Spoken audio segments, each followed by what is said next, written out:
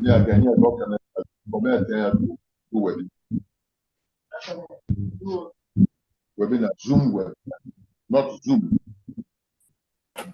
You go there, mail. Go there, mail.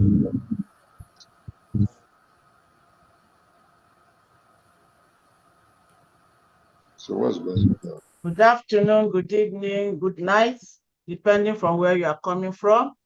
This meeting, this first summit of Umunya Professional Association on first Umunya Summit of tomorrow, shaping us today for tomorrow, is now started. Thank you.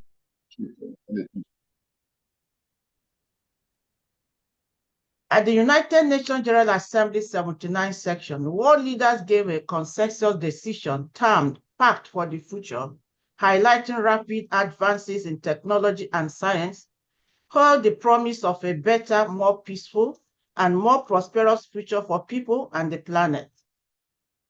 They noted that in our interconnected and fast-changing world, keeping pace with emerging risks and opportunities, grappling with multiple conflicts and escalating geographical tensions, risking and opportunities, rising inequality and mistrust, stalled progress in the Sustainable Development Goals, and the climate emergency coming, the world to crossroads.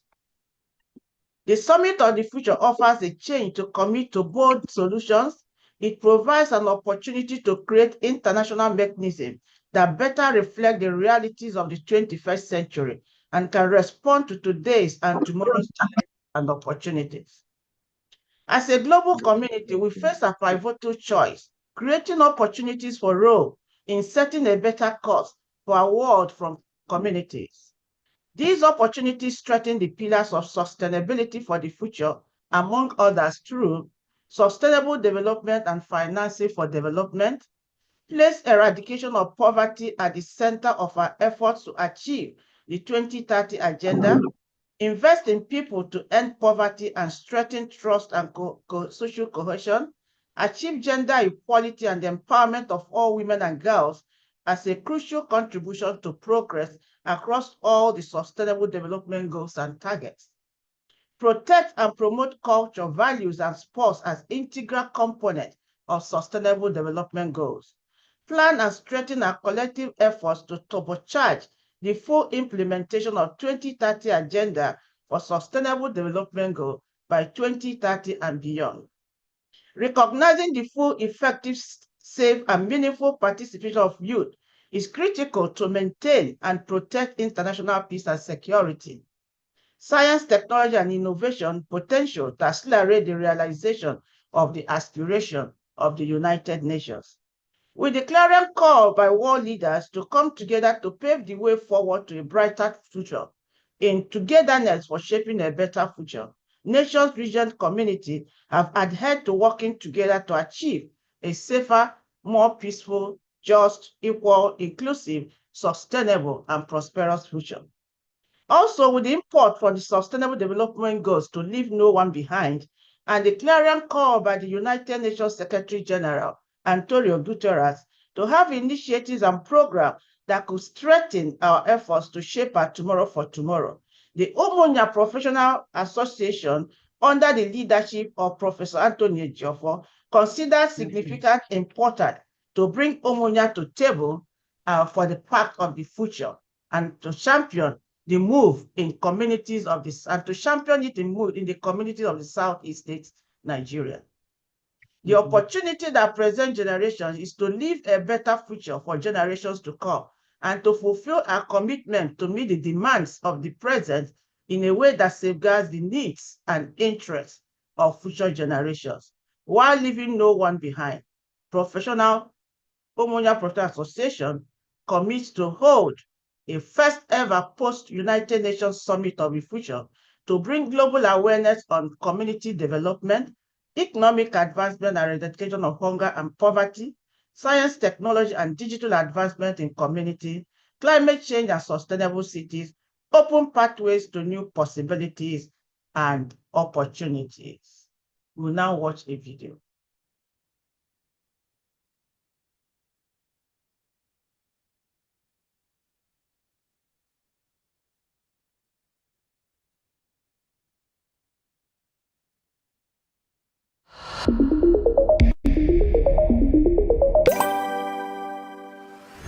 The Summit of the Future is designed for the leaders of the world to take a look at the whole global architecture, at how we do international cooperation, and to make it better. The most important ingredient is trust. The summit is going to adopt 3 agreements: a pact for the future, a global digital compact, and a declaration on future generations. The Pact for the Future has 5 chapters on sustainable development, peace and security, youth and future generations, science and technology, and transforming global governance. You look at the UN and you think governments are the key players, and that's true, they're the ones sitting around the table, but they do so on behalf of their people. Civil society actors, young people have been involved throughout and will be at the summit. Private sector will be here in recognition of the massive role they have in shaping people's lives and opportunities today. This summit is for and by everyone, and everyone should see themselves reflected in it. The summit is not just 4 days in September. Most of the seeds that we plant at this summit will take some time to grow and flourish, and all of us have to be involved in holding governments responsible for living up to their commitments on the international stage. It's going to take all of us to make this summit a success.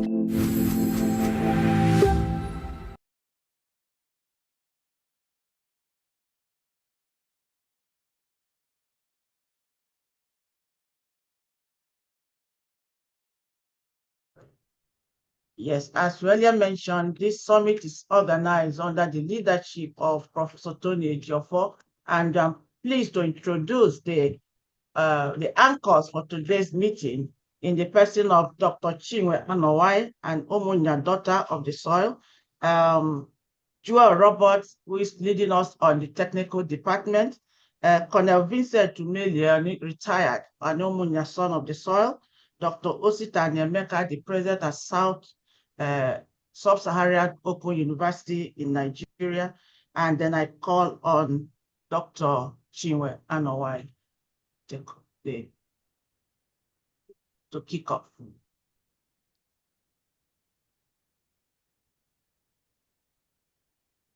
Dr. Chinwe Anowai. Dr. Chinwe, are you there? Okay. Dr. Osita. She was here now. Yes. Okay, while we wait for Dr. Chinwe to come, I want to welcome you. My name is Osita Nyemeka. I work with Professor Juni Menakaya on this program. We have the fortunate inheritance of being the first ever, after August 79, to stage the Summit for the Future. Umunya has taken the glory. And I want to say that it didn't quite come at ease because all hands were on deck. So for us this evening, we're going to take it quickly because we are almost 20 minutes beyond time. We need to be able to look at the opening remarks, take Umunya Professional Association welcome speech by the chairperson, and we'll take it one step after the other. First 5 minutes will be for Professor Ada Juni Menakaya to do her introduction, which she has so very well done. The next 5 to 10 minutes will be the welcome speech and reflection on the summit by Professor Tony Ejiofor Ghana, Chairman, Umunya Professionals Association. Mr. Chairman.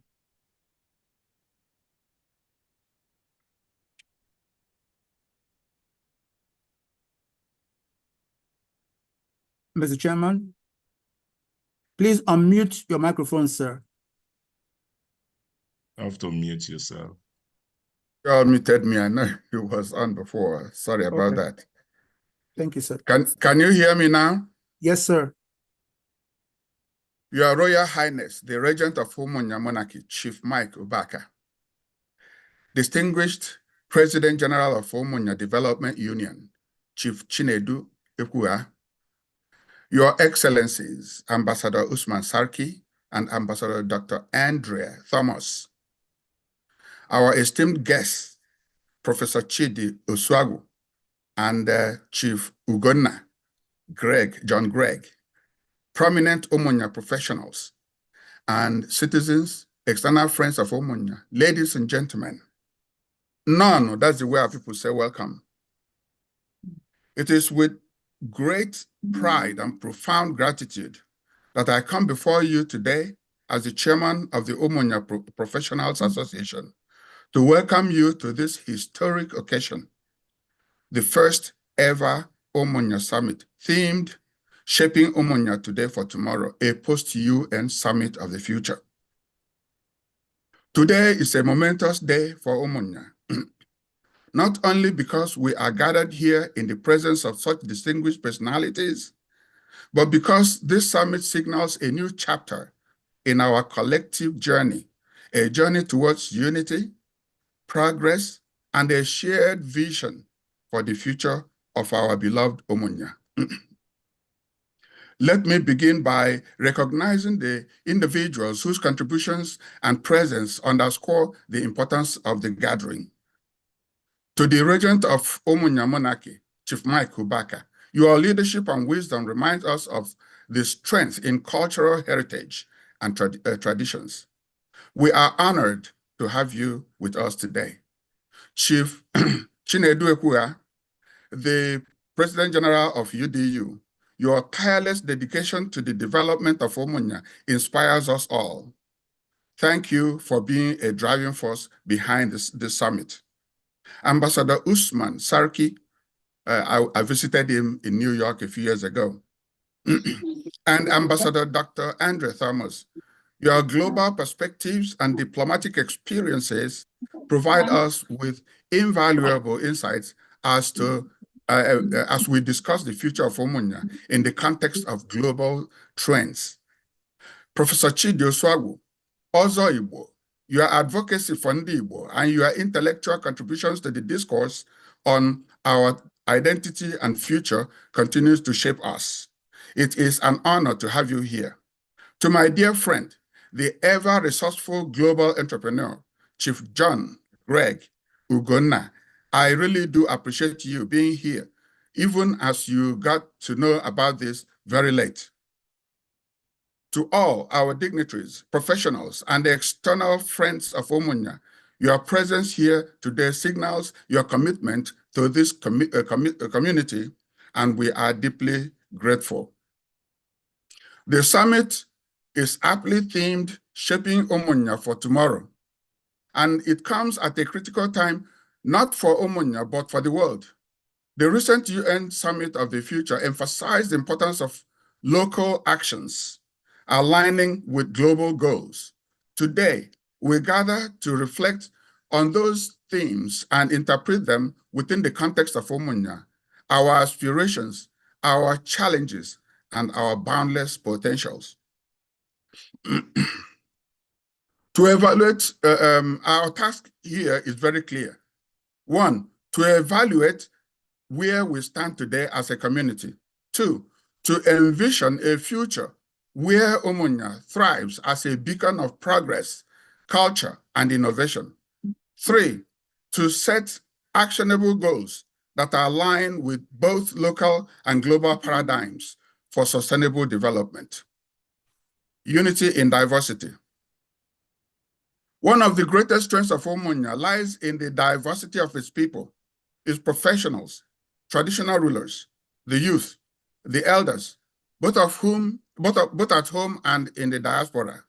Today, we bring these diverse forces together to deliberate on issues that matter most to our community, which include how do we conquer our youth?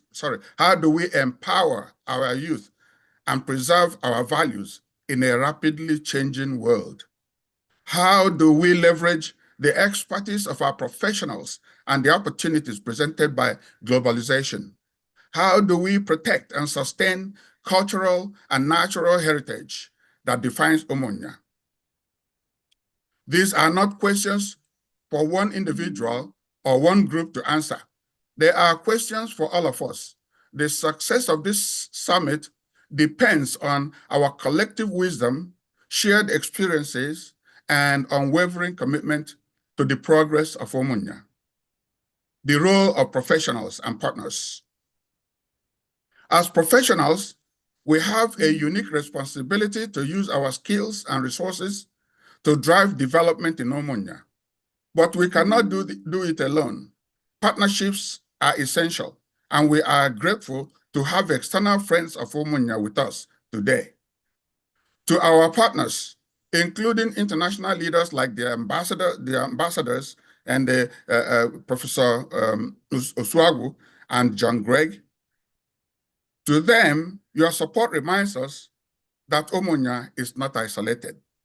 Our challenges and aspirations are connected to the wider world. With your insights and collaborations, we can position Umunya as a community that thrives locally while engaging globally. Call to action. As we begin this moment of the summit, I urge every participant to approach our discussions with open minds and a shared sense of purpose. Let us remember that the work we do today is not for us, but for the generations to come. Let us embrace our roots while reaching for the stars. Let us leverage our strengths while addressing our weaknesses. Let us shape Umunya that future generations will be proud of. To conclude this welcome address, ladies and gentlemen, this summit is more than an event. It is a movement to shape Umunya today for tomorrow. I invite you, all of you, to join in this collective effort with energy, passion, and hope. Thank you for your presence, your commitment, and your love for Umunya. Today, we will ensure that this summit marks the beginning of a brighter, more prosperous future for our community. Special thanks to Professor Adeze and his team, and her team. They have worked tirelessly. The team I mentioned is the Global Outreach Committee of the UPA. So I thank them for their brilliance and in putting this program together and in approaching every task with professionalism and experience. Once again, welcome to the first Umunya Summit. Daalunu.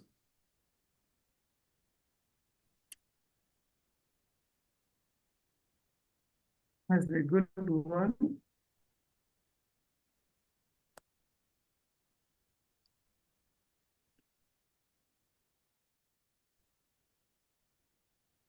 I'm not hearing. Somebody control the audio. Dr. Oster, you're muted. Mm-hmm. Oh, sorry. Thank you so much, Professor Teenager, for that brilliant welcome address. We thank you very much for your willingness to do this with us, because you've been working with us all the way too. Let me now call on the Ezude, Chief Michael Obaka, Ezude for the Umunya region, for the statement of declaration of the summit. Your Royal Highness. Thank you, sir. Thank you very much, honored participants, distinguished guests, and the inspiring people of Umunya. It is with deep respect and profound gratitude that I am before you today at the Umunya Summit of Tomorrow, shaping us today for tomorrow. This summit is significant, both its timing and its purpose.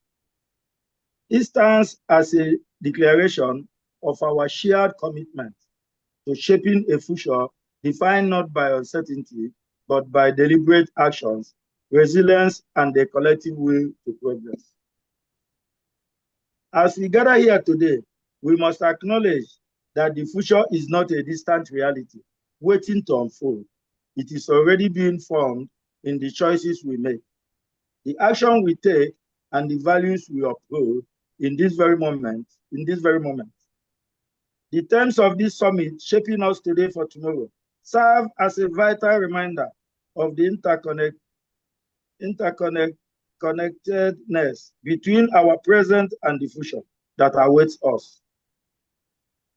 It calls on us to recognize the urgent need to bridge the gap between the aspiration and the actionable strategy, between the dreams of what could be and the reality we are creating. What does it mean to shape ourselves today for tomorrow? It means that we must start by investing in knowledge, in integrity, and in partnership that transcend sectors and boundaries.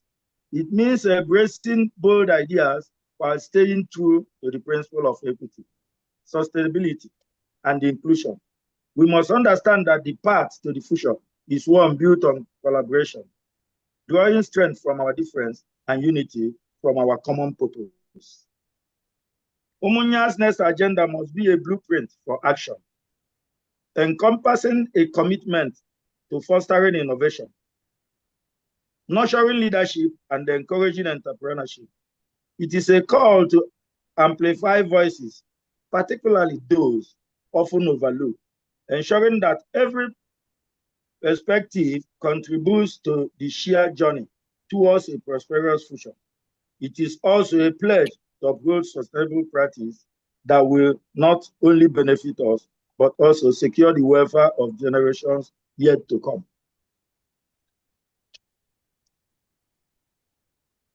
Today, we are writing a story that will be told for years to come. It will be the story of a community that dared to think boldly, to act decisively, and to look ahead with courage and optimism. Our action here will resonate beyond those words, carrying with them the potential to transform not just our immediate surroundings, but the broader fabric of society. Umunya stands committed to harnessing the benefit of existing new and emerging technologies. It is not enough to adopt innovation. We must leverage it in ways that mitigate associated risk through governance that is not only effective, but also inclusive and equitable. In Umunya, this means creating a framework that embraces technological advancement while safeguarding the interests and well-being of all community members. We must be vigilant in ensuring that no one is left behind as we embrace the digital age. To bridge the gap between Umunya today and the global community, you must scale up collaboration, fostering partnership that breaks down barriers and invite cooperative growth. Strengthening cooperation among our neighboring communities is equally essential. Safe and regular migration can no longer be viewed in isolation. It is intertwined with our prosperity and mutual development. By fostering trust and partnership across borders, we can sustain business opportunities that not only fuel economic growth, but also contribute to inclusive and sustainable development. We must acknowledge and champion the positive impact of these opportunities, recognizing that every collaboration brings us one step closer to shared progress. Lastly, our mission includes bringing global awareness to issues that strike at the heart of community development, economic advancement, and the eradication of hunger and poverty remain urgent goals. We cannot thrive as a community while some among us struggle to meet basic needs. Science, technology, and digital progress must be leveraged not only for the privileged, but for every resident of Umunya. Yeah, they are good. By connecting these critical dots, community development, economic growth, technological advancement, climate resilience, we pave the way for a future where Umunya can stand tall, empowered and ready to thrive on the world stage. Let this commitment to be the driving force behind our action, shaping Umunya today for a better tomorrow. I urge every participant to engage deeply, to ask difficult questions, and to be fearless in the pursuit of solutions that drives real progress. Let us be united by the belief that the future belongs not just to those who anticipated, but to those who actively create it. This summit is a promise to ourselves and to the generation that follows that we will not be passive observers of history, but architects of a brighter tomorrow. And so, with the great pride and hope, I declare the Umunya Summit of Tomorrow officially open. Let this be the dawn of renewed energy, actionable insights, and testing collaboration that shape us today for a future we can all be proud of. Umunya will be great again. Long live Umunya, long live Anambra State, long live the Federal Republic of Nigeria. Thank you so much, Your Royal Highness, Chief Michael Obaka, the Umunya regent. Next, I will call on Chief Chinedu Gilbert Ekua Nwachinemelo, the President General of Umunya Development Union, to please tell us, Umunya today, how far?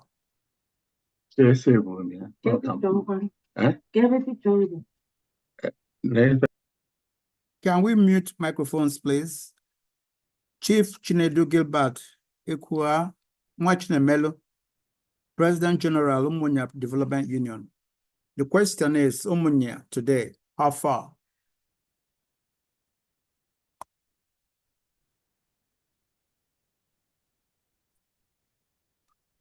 Hello?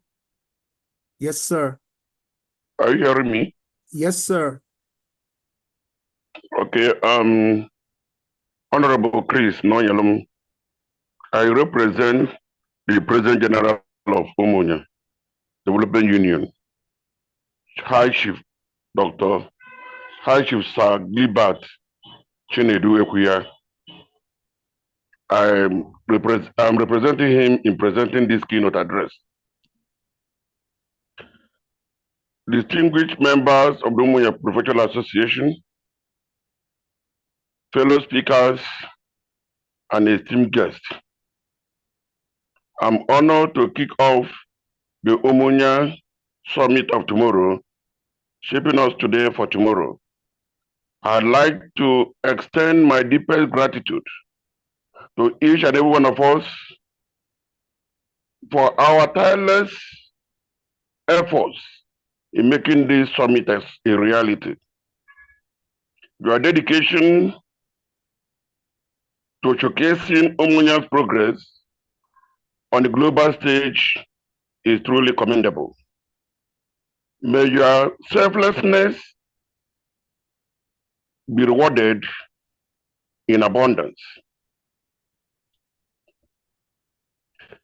To the organizing committee, please accept my sincerest appreciation for your unwavering commitment to this noble cause.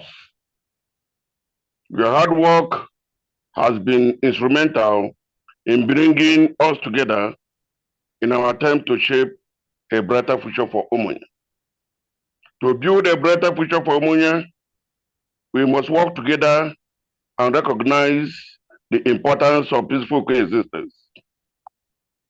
This means embarking on harmonious relationship. In our daily lives, it means rejecting negativity and promoting understanding and respect for one another. We must endeavor to achieve peaceful coexistence among ourselves, and it requires embracing our differences, recognizing that our unique perspectives and backgrounds are strengths and not weaknesses. We must engage with others, hear their views, and try to understand everyone's standpoint. We must endeavor to reject physical and verbal aggression, opting for respectful communication instead. We must show compassion and solidarity among ourselves, showing empathy and support for others, acknowledging our shared humanity. By adopting these principles, we can create a harmonious community where progress and understanding thrives. Our community requires serious security apparatus in order to safeguard lives and properties. Ever since I assumed office, I've worked tirelessly to ensure that we achieve this aim and objective. But my idea or approach to governance is inclusiveness, where each and every one of us will play roles that will lead to harmonious relationship in Umunya. In doing this, we need to install advanced security dictating cameras with alarm systems, enhancing surveillance capabilities,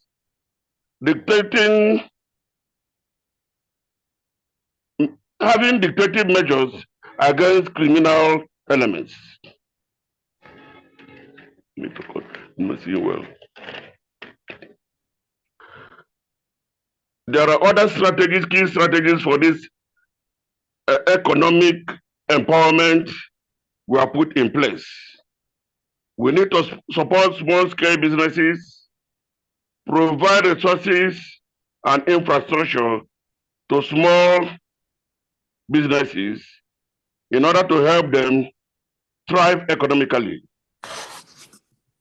We need entrepreneurship skills.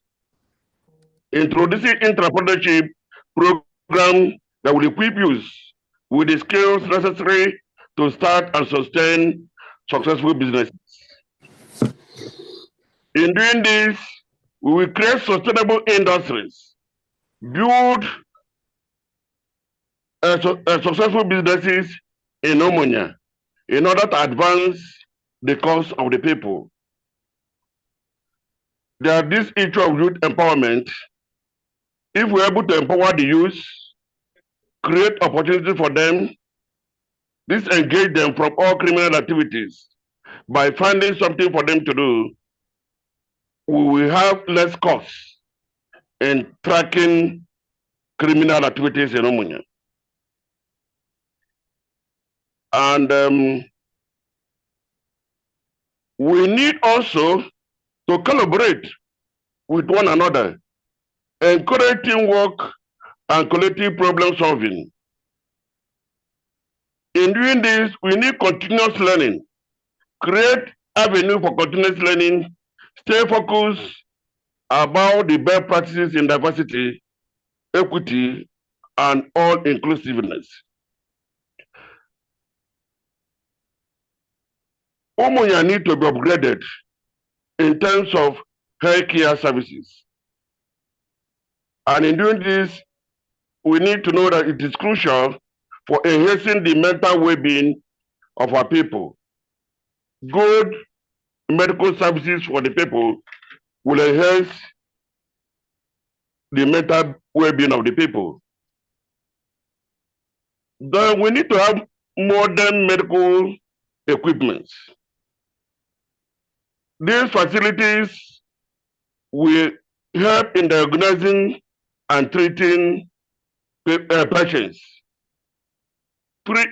In doing this, we need to provide free medical care, accessible healthcare services for all, regardless of economic status. We need also to create health insurance schemes, financial protection for individuals and families, health education. We need to raise awareness about healthy lifestyles and the dangers of drug abuse. These enhancements will significantly benefit the community, especially vulnerable populations, By investing in healthcare infrastructure, Umunya can, one, reduce mortality and morbidity rates, improve healthcare outcomes, enhance quality of life, foster economic growth. Let's work together in creating a healthier, more prosperous Umunya. And in doing this, we need to invest in education. Investment in education will foster creativity, critical thinking, and problem-solving skills. To achieve this, we must prioritize vocational training and adult education programs, recognizing the importance of lifelong learning. This holistic approach will empower individuals to address future challenges and drive progress. Key strategies for effective education and skill acquisition. One, vocational training.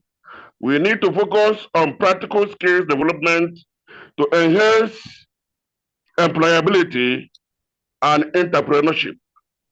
We equally need to have sound education programs, provide opportunities for continuous learning and professional growth. Technological innovations.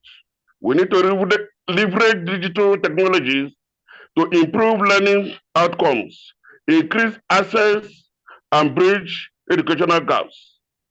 Then finally, we need to fashion out collaborative leadership style that will foster dialogue, mutual respect, and collective problem solving among union leaders, stakeholders, and other stakeholders and authorities. Building a better tomorrow. To create a brighter future for Umunya, we must work together, ensuring that our efforts are guided by a shared vision and commitment to excellence. By doing this, we will shape a community that values knowledge, innovation, and progress. Thank you for your attention. Sir Chief Chinedu Ekuya, President General, Umunya Development Union. Thank you so much, sir. Thank you abundantly for your able representation of Wachinemelo, the High Chief. Now we have gone through our opening session. We've gotten the opening remarks. We have taken the welcome speech. We have done the declaration of the summit. And now we want to go into the special presentations. Unfortunately, our first speaker, His Excellency Ambassador Osman Seriki, is in Geneva and is having difficulty in connecting. So we'll keep trying.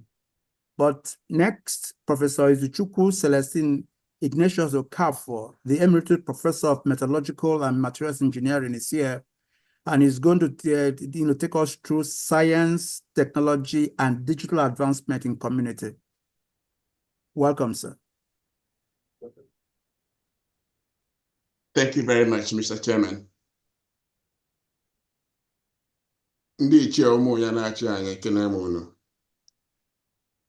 Then I'll go down to our visitors,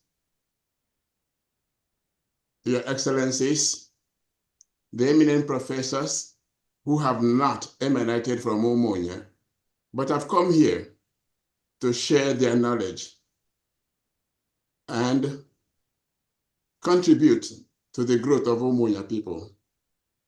We are awesomely grateful. I remember Alhaji in Nigeria. He always said, you do not share poverty. If you were poor intellectually, you would not be here. So we appreciate what you bring to us. We don't take it for granted, even though some of you may be doing your work, but I awesomely am grateful of what you're all doing. I want to talk about technology in Umunya. Our eminent leaders have talked about entrepreneurship. Our chairman, Professor Tony Ejafo, has talked about the future generation. We are not here for us. We are here for tomorrow, for our children, for our children's children. Because we are losing time, thank you, Ambassador Osita and Emeka. I will cut down some of these speeches and go down to the meat and bones so we can get ahead and gain some time, because of our brothers in Nigeria might be in Umunya might be getting very dark. So my introduction will be summarized by the words of Adam Smith in his Wealth of Nations, Book 4. And I quote, "The natural effort of every individual is to better his condition. It's so powerful a principle that it alone, without assistance, is capable of carrying a people and a society to wealth and prosperity. It also leads to surmounting very serious obstructions, which the folly of human laws too often encumbers its operations. Though the effect of these obstructions is always more or less either to encroach upon its freedom or to diminish its security. That in totality is what our technology committee is looking at. And this eminent thought was expressed about 17 or 1800 years ago, in the 18th century. But it carries through to today, and thanks to the work you all do. This has led us to believe, like Simon Pact, that you cannot teach a people everything they need to know.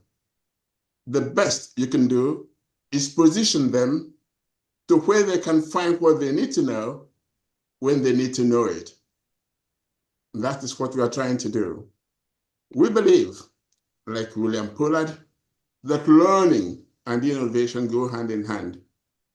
That the arrogance of success is to think that what we did yesterday will be sufficient for tomorrow. We don't think so. We also believe, like Nikola Tesla, that one's salvation can only be brought about through his own efforts. This mindset led our people to a vision. Our broad vision is to narrow the digital gap between our people and the developed world by providing a steady supply of electricity to the community using solar panels, providing Wi-Fi access to the community using Starlink, providing training, workstations, workshops for high-skilled hands-on processes that do not require a college degree, but just common intelligence. And I know that our people are so very well equipped with that. These include TIG welding, MIG welding, underwater welding. The latter even pays up to $300,000 a year in the United States without your going to college. We have skilled people who can teach this and hand this over to our people. To cut it short and go to time, let's go back to what is the technological, right there. Yeah, right here, stop there. Let's take out the use of internet in the whole world. You can see, I don't know if you can see it, but Nigeria, the whole country, my beautiful country, has only 35.5% of internet use, most of them by telephone. Compare that to the nation, South Africa, with whom we compete to be the giant of Africa. They are at 70%. How about our brother, Egypt? 79%. Now with 35.5% in Nigeria, just imagine what Umunya has. If you go to the next slide,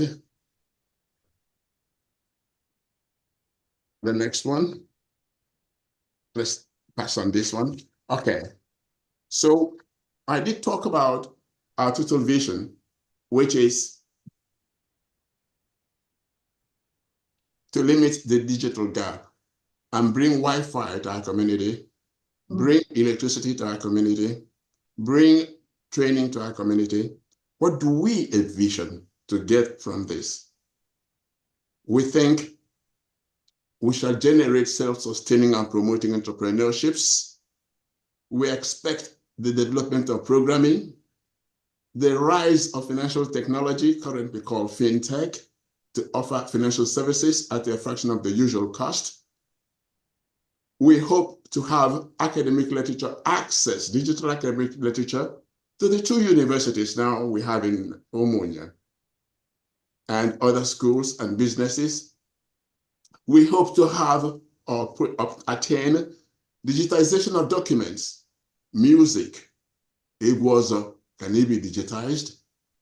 Development of videos from local events, local producers of erstwhile materials that our sons and daughters grew up with and hunger for, but cannot get outside Umunya, will now have opportunities to reach a wider market. It is known that many registered online sellers in eBay are from rural communities. Many people shall be motivated to learn, study, and obtain basic Microsoft certification. That certification opens the door for many people and good at paying jobs. Other job opportunities we think will happen are app developers, ethical hackers, augmented reality filter creators, even drone specialists. In fact, we didn't know about drone specialists. The next slide, please. We didn't know about drone specialists until recently. Now we know young fellows in Ukraine are doing a heck of a job with digital awareness, developing these drones. In fact, the World Economic Forum predicts that 65% of children currently enrolled in primary schools would eventually be working in jobs that currently do not exist. But to make all this happen, we need sources of power. We know that available sources of power in the world include electrical mains, solar power, wind power. Next slide, please. Propane, natural gas can be used. Small hydro dams, steam turbines. Next slide, please, if you're following this. Next slide. We have chosen solar power because we understand it. Solar power systems have 4 key components: solar panels, an inverter, a lithium battery bank, and a charge controller. On average, 1 megawatt of solar capacity can generate electricity for 173 homes. That's average. 1 solar megawatt power can, however, generate electricity for 250 homes in sunny Umunya. Umunya is located at latitudes 6.233 and longitude 6.833. So it's very sunny. But down the road, we dream to have these solar panels.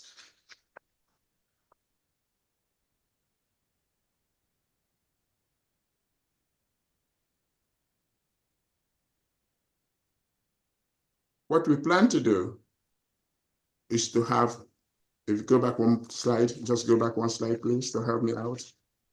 Just go back 1 slide. Another, go back again. Go back again. Maybe I didn't talk about, okay. Well, anyway, yeah, that's here, the strategies. I want to spend a minute on this. What we want to do will be stepwise. This means projects shall be taken piecemeal and completed to avoid uncompleted projects. Uncompleted projects, forgive me, my fellow Nigerians, is rampant back home. The technology group under UPA, with the eminent leadership of Professors Ejiofor and Ada Juni, we do not intend to have uncompleted projects. Rather, we'll do them one step at a time. Because uncompleted projects demoralize the people. If we claim to be educated and have skills, we should do all we can to ensure that we do the right thing.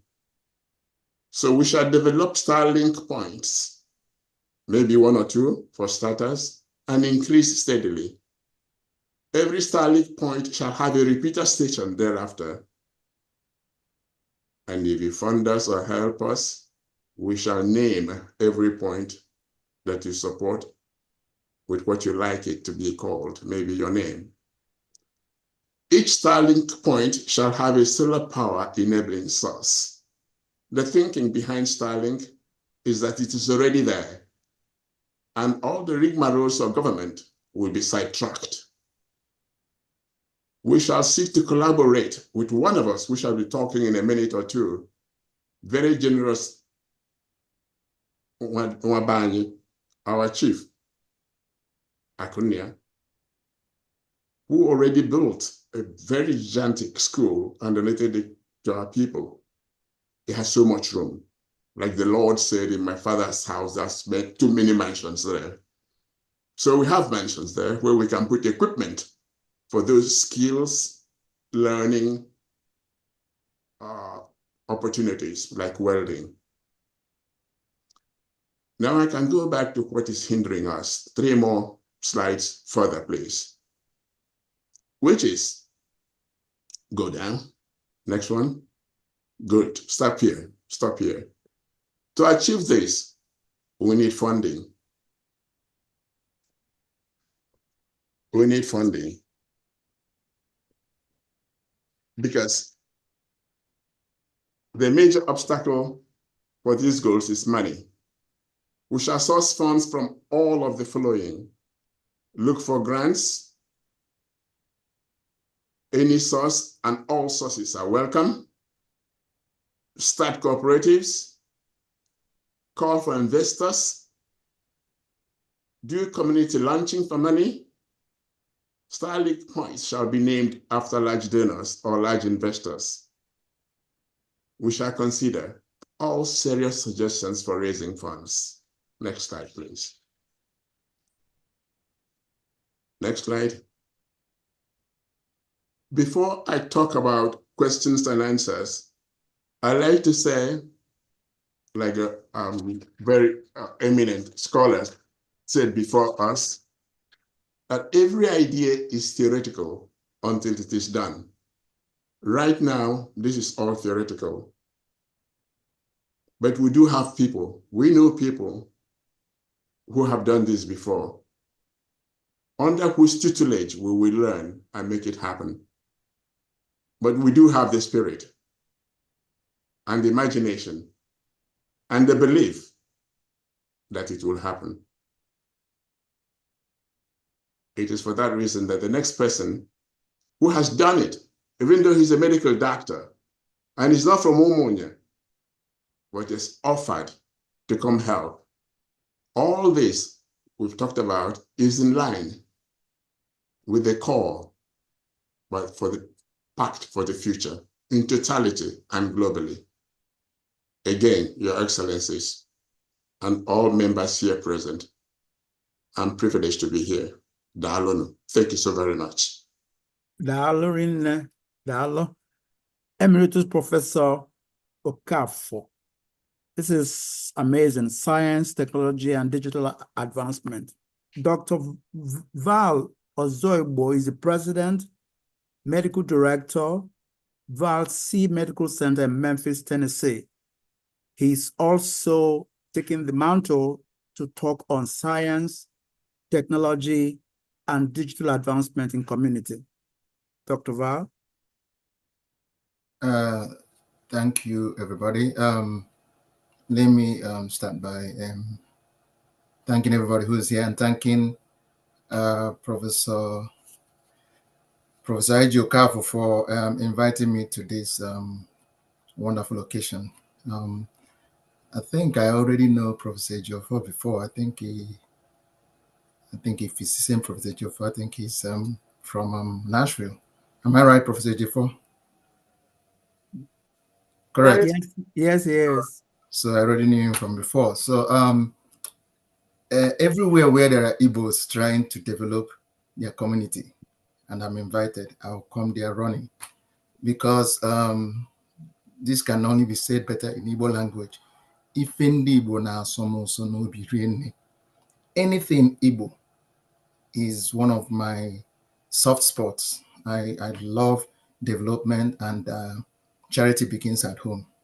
But I also want to recognize all the traditional rulers here, all the ambassadors, all the guests like me, all the great professionals of Umunya. I didn't know Umunya had this many professionals, and it's impressive. Just Umunya. So you can imagine if we extrapolate to the larger Igbo community. Anyway, I'm here because apart from being the medical director of Valsi Medical Center, which I'll be here in Memphis in the same clinic for 20 years next year, I also happen to be the current president of CIC Old Boys, CIC Enugu Old Boys Association. I'm also happen to be the chairman of a startup that is called IMD, I small letter, M and D capital letters, which stands for Igbo Medical Doctors. Now, the reason why I'm here is because Professor Okafor had wanted me to showcase what we have done in CIC, which is, I'm sure some of you may have seen it, in the drone pictures, which I can say that I took the drone pictures myself, so I probably would mention that along the line. But the most important thing there is the Starlink. I have personally used Starlink in my home in Enugu since 2022. Starlink was approved in Nigeria in 2018, and I quickly paid for it here in America to be used in Nigeria. Well, fortunately, very late or 2021 and early 2022, it came on stream, and I quickly adopted it and put it in my house. In middle of 2023, Starlink was installed in CIC, making CIC Enugu probably the only school in, if not Nigeria, but at least Eastern Nigeria, to have CIC installed, to have Starlink installed.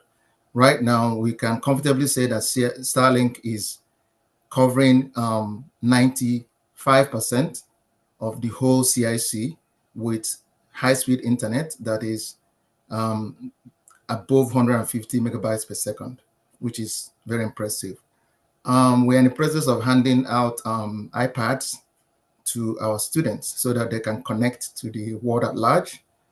As you all know, AI is taking over. It's not coming, it's here. The world is going AI. I also started STEM in CIC. We've had some science lectures that we've given. And the reason why I'm mentioning all these things is just so that you guys can know that it has already been done. It's already existing in our space. So transfer of technology is very easy. So everything that I'm saying as regards to CIC can easily be replicated in Umunya.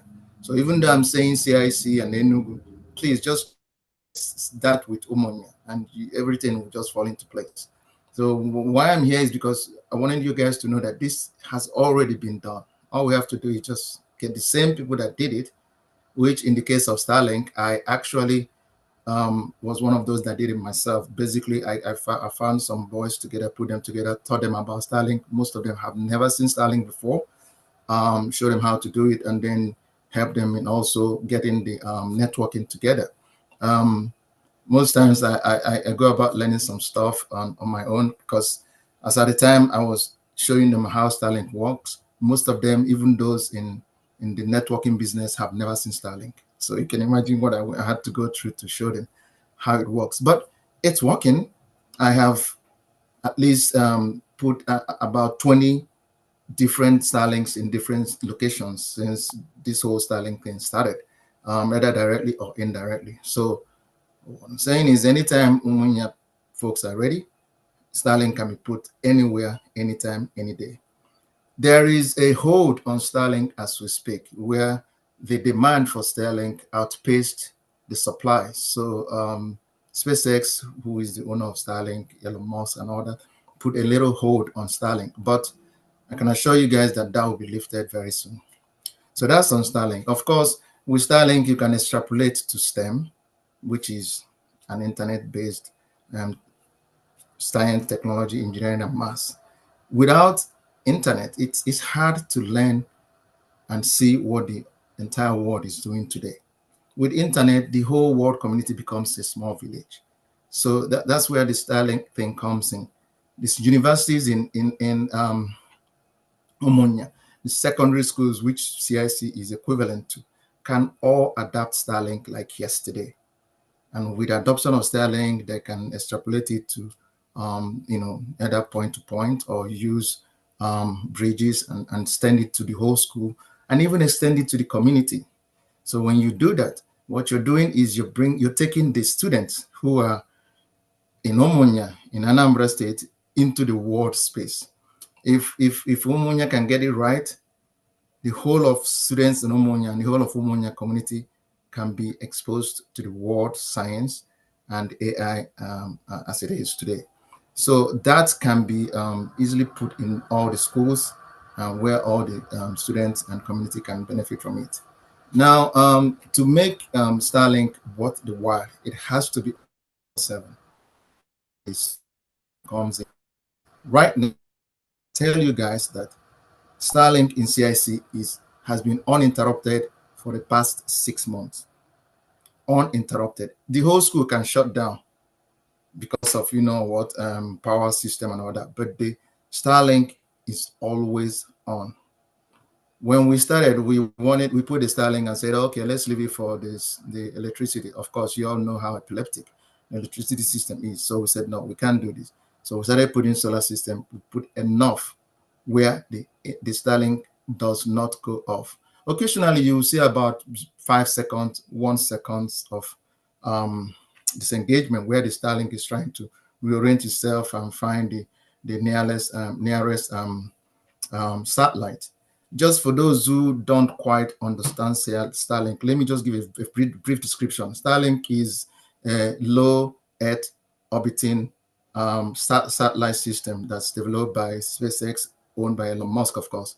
So what it does is it has so many satellites that are so close to Earth. I think it's about 150,000 feet, where there are so many of them circulating, and at every point in time, there's one around you where the little dish can connect to and pick up the internet from.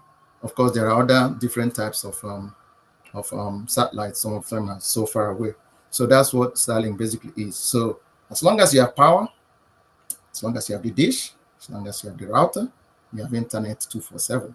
So that's where the solar system comes in, backup comes in. But solar system is not restricted to Starlink. You can use solar system to provide energy, and just like Prof said, to the entire community, which of course will need some sort of harnessing where the solar farms come into play. I can suffix to say today that my house in Enugu is 100% off-grid, 100%. So when there is a collapse of the whole entire grid of Nigeria, which you guys must have heard a few times, it doesn't affect me because I'm off-grid. So in that manner, so many places can be off-grid. All we have to do is find all the schools in Umunya, fill all the roofs with solar. High-powered solars are in existence now. The ones I use are 625 watts. There are ones that are coming on stream, and they are actually 800 watts. By the time you guys are probably ready to do this, those ones will be up and running. There are also inverters. Inverters are the thing that converts DC energy from the solar into AC, which we use at our homes and our commercial places. Those ones are also getting very, very advanced. There's some that are up to 15 to 20 kVA as we speak. You can actually also parallel them to give you as much wattage as the newer ones are called hybrid because they're also inverters and they're also inverters and they're controllers, what we call MPPT. So they are controllers. So what they modulate the power that comes in so that they don't produce excess energy that will go on and burn stuff. So those hybrid ones also do both inverting and modulation, which we call controllers. So those are called hybrids. Now, there are some that are actually off-grid inverters. Those ones are also there, like the one I use. I'm not on grid, so everything comes from solar. So apart from these two that I've described, where in like Prof. Okafor said, you merge the controllers and the inverters together of the hybrid. You now also have the storage. The storage, as we speak, is the greatest problem that non-conventional power has. Unlike the one that comes from the grid, it keeps coming night and day. But solar, once the sun is down, solar is off. So you have to keep the energy running. Most homes need to have those storages to run as efficiently as they should. In my home, as it is, I have 15 kWh, kilowatt hour. But I have seen those in as high as 25 that runs homes. Now, the bigger storages, the modern storages are lithium-based. It's called lithium ferrous phosphate. So this is a combination of something that can, charge, discharge, charge, discharge. The number of cycles is how many times it goes all the way charged and all the way down. Most good ones go from 6,000 to even 8,000 cycles before they die. So you can use them for up to 15 years or more. So which is very, very advanced. Now, the newer ones, the bigger ones for communities like Umunya and even commercial places, they are called ESS, which is a short for energy storage systems. These ESS come as high as 50 kWh up to all the way to 1 megawatt, which is 1,000 kWh. So if people come together, like a town like Umunya, grab one of these, get some solar panels in 800, put them on a space. Put them on a space, on a wide open space. I have seen people put them on mountain sides. I've actually seen people put them on rivers and lakes and places where people wouldn't already want to use the land. And when you do that, you pull all the energy and store them in this massive ESS, which will be the size of a small container, just kept somewhere. And this can store as much as 1 megawatt. So during the day, the solar farms, they are called, will store the energy, will send a lot of energy directly to where they are needed, and then we will be storing them. So at night, when the sun is down, the energy now comes from the ESSs and go to the homes until daylight again, and the whole cycle continues. So this is on the solar systems that are available at the moment. Some of these things that are already being used, and the ones that I've never actually personally used are the ESS systems, which are the big systems that are above 50 kWh, like I said. Now on things like drones, I've been flying drones. I've been a drone pilot for 5 years. I've been trying to teach CIC students how to fly drone. I actually have bought one recently to take it to the school so I can teach the kids how to fly drones. I'm one of those that strongly believe that human beings are of the same intellect all over the world, regardless of where they are. You just have to teach them wherever they are, and they will adapt exactly the same thing that anybody anywhere else has. So based on that belief, I think we can actually teach anybody anywhere, even in the villages, how to do things, and they would manifest appropriately. The last thing that I have to talk about is on the medical, being a medical doctor. There is a new system that we're bringing together. It's a startup, a very, very new startup. It hasn't even been up to 6 months. It's called IMD. IMD is an acronym for Igbo Medical Doctors. The I is a small letter, and then the MD, the capital letters, which means medical doctors. So Igbo Medical Doctors, what it is we found out that the problem that we have in Igbo land is a medical system. When I say system, I mean this is how things need to be done. That's what a system is.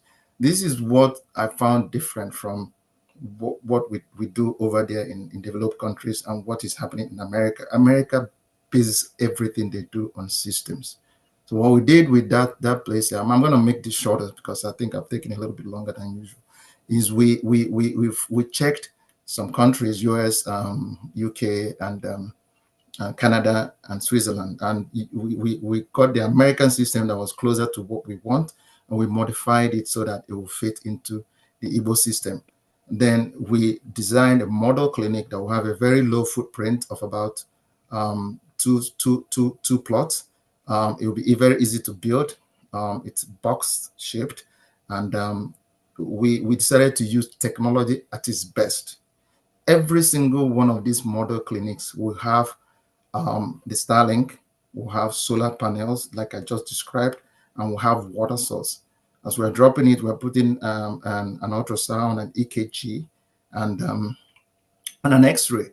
Each of them will be modeled like my clinic or other clinics in America, where the doctor comes, the patient comes in, stays in a waiting room, they go through a triage, and then they go into the rooms, and then the doctor goes around the rooms. Unlike in Nigeria, where the patient goes through triage and comes to a consultant room. Most of us that grew up in Nigeria would understand exactly what I just said.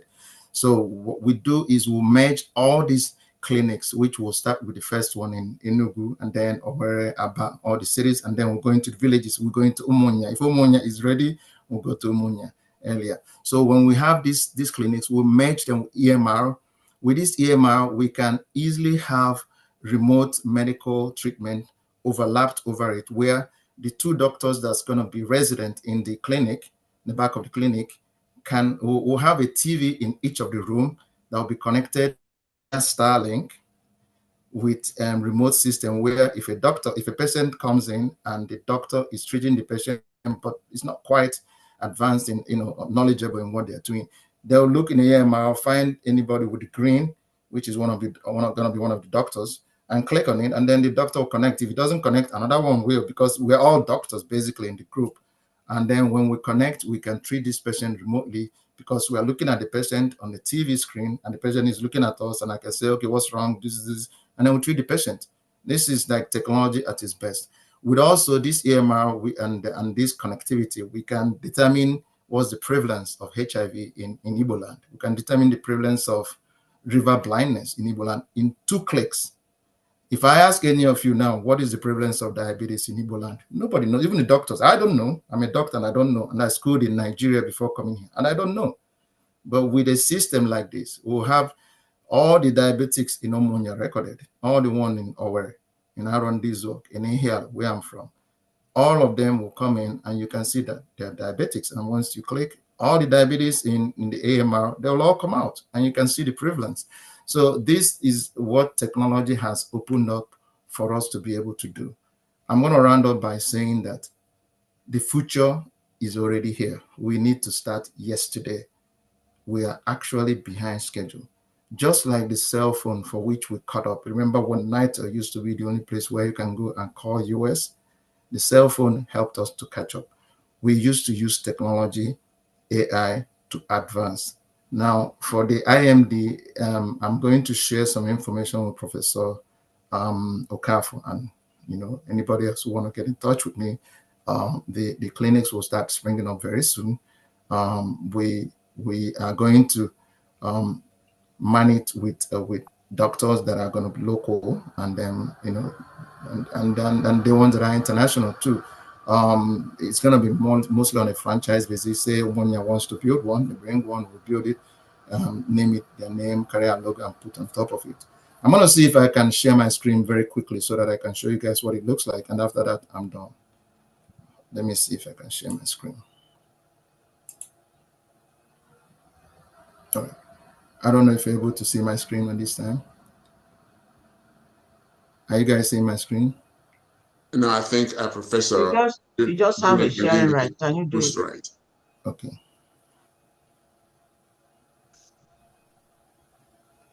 I just gave you sharing right. Oh, you just did. Okay. Yeah. Okay. All right. Okay. Entire screen. Okay. Okay. Share. Okay. So are you seeing it now? Yes. Okay. So I'm gonna widen the screen so that you guys can see it. So do you see the logo? This is the logo, and then this is the this is the standalone logo. With this logo, we intend to be like a quasi standard medical organization where if we find a hospital, because there are so many other clinics and hospitals that are probably as good, we can use this standalone logo and put it on that hospital. What that signifies is that if any of us who's from the Western world goes to Nigeria, goes to Umunya and sees this clinic, it might be named Professor Tonio Geofor Medical Center, and then we put a logo on it. I'm just giving an example. What it means is that if you see this clinic and see this logo, go in there and you'll get the same treatment you would have gotten in USA or in Switzerland. So this is the standalone logo. This is the full logo. This is how the medical center will look. Anywhere, it will be exactly built to taste exactly the way you're looking at it. These are the side views. The way we design it is box shaped. It's a bungalow. It's easy to build. So we want it to be and it has a footprint, like I said, of just two plots. So it's something that we think is very doable. And this is the healthcare system that I just talked about not too long ago. This whole thing will be a non-profit organization, so we're not going into it to make money. We don't. It's not about money. It's about leaving something that 100 years, 500 years from now, somebody can look back and say, this was the right thing to do. So I'm going to get off sharing. So thank you very much, all of you, for listening. Thank you. Thank you. Thank you very much, Dr. Val. Thank you. Thank you abundantly. This is magic. Umunya has taken the lead now. Umunya with 2 universities. You're talking Starlink. You're talking solar. You're talking IMD. I mean, and the teaching hospital. Yeah, teaching hospital, exactly. So please, this is just the beginning. Summit for the Future, the Pact for the Future. This is where it is. Thank you so much, Dr. Val. We are very pleased that you came, and we are happy that you spent your time. And I was tempted twice, to ask you to speed up, but I listened and I said, no, my people, my Umunya people will want to hear what you have to say, because this is the future. Thanks again, sir. Thank you.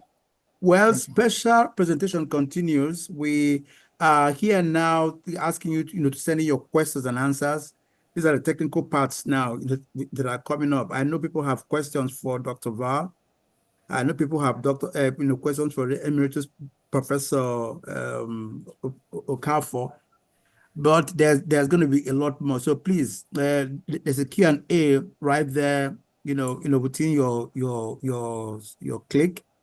Just click and send your questions, and the answers will be provided. Next on special guest presentation is education, economic advancement, and eradication of hunger and poverty in the community in Umunya. This is Chief John O. Agulue Akunea, President, Chief Executive, CSS Healthcare. Chief John, my friend.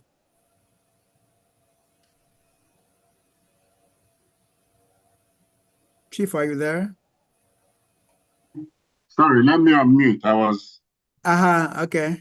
Thank you so much. Bless you, sir. I want to thank everybody who is present here. our regent, Chief Ubaka, our PG, Chief Ekua. I want to thank our presenters so far. You have taken on, in fact, we are feeling as if we are in another level and somewhere else, you know. Yes, we still need some time to assimilate all of the information that we have received so far. I thank everyone. I thank the planning committee that have made this to happen. It is bigger than I actually thought. I'm not going to, I'll keep this presentation brief. I'm not going to concern myself with global solutions of the United Nations mandate. Instead, I want to limit my thought, our immediate needs. I want to bring it down a little bit and be sure that my message, you know, goes across, you know, to the people at Umunya and ourselves, of course. So I want to limit myself to discuss the pathway, our development here and now. I have a lot of questions for us, the Umunya Professional Association. So most of the things that you take away will consist of questions. How do we, as Umunya Professional Association, commit to helping our young citizens to achieve and sustain a brighter future? How do we make a meaningful input towards their success, no matter how small? How do we become stakeholders in the achievements of our young ones, as well as our community? I believe that sustainable progress starts from the ground up. It is the perspective, actually, I will bring to the table here. Education and poverty are two of the most significant challenges we face today. Both issues are deeply interconnected. Poverty can hinder access to education, while lack of education perpetuates poverty. Addressing these challenges require a multi-sided approach that involves improving educational opportunities, supporting economic development, and fostering community engagement. I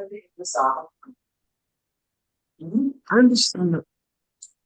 The people who went to school in Umunya, and we keep remembering this, the people who went to school in Umunya before our own time did not have functioning schools beyond kindergarten, for the simple reason that none was built in their area. As a result, they had to travel long distances, in some cases up to 16 kilometers on foot, one way, to get to the nearest town where there was a school that would accept them into the next grade level. And I'm sure all of us here have had these stories, you know, of how they suffered in the past. Of course, not everybody had the stamina to travel such long distances, but the few who persevered, trekked, and prioritized education eventually finished and found success in their careers, as we all know. Today, we have 2 universities in Umunya and a modern secondary school, which just opened its doors last August. These students will not need to imagine what a university looks like because they already know this before they finish secondary school in Umunya. They need only to look around the corner to see the next objective, a short walk from where they started. That alone motivates them to dream of better future for themselves. This time, they come from clean, well-ventilated classrooms where they had access to library, computers, and soon there will be Wi-Fi. They had access to the technology, that we can afford now. Now, in the past, whereas in the past, actually, before the classroom was under a mango tree and had no walls. At best, some makeshift structures. Students studies have shown that the early learning significantly impacts child's education.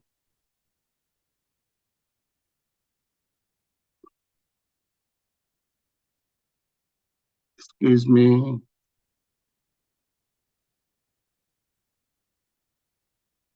I'm sorry.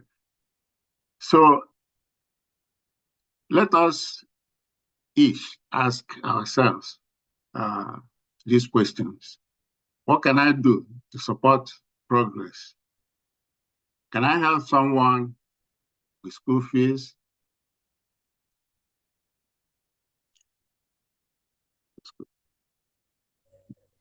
Let me move forward, fast forward. So when I left Nigeria many years ago and came to the United States, the industrialized world, I began to see the impact we can make on one another by supporting educational progress, even at the basic level. It became clear to me that we have the ability to enhance the destiny of our young ones, transform their world, guide their contributions to future generations. Addressing poverty directly is also essential for breaking the cycle of disadvantage.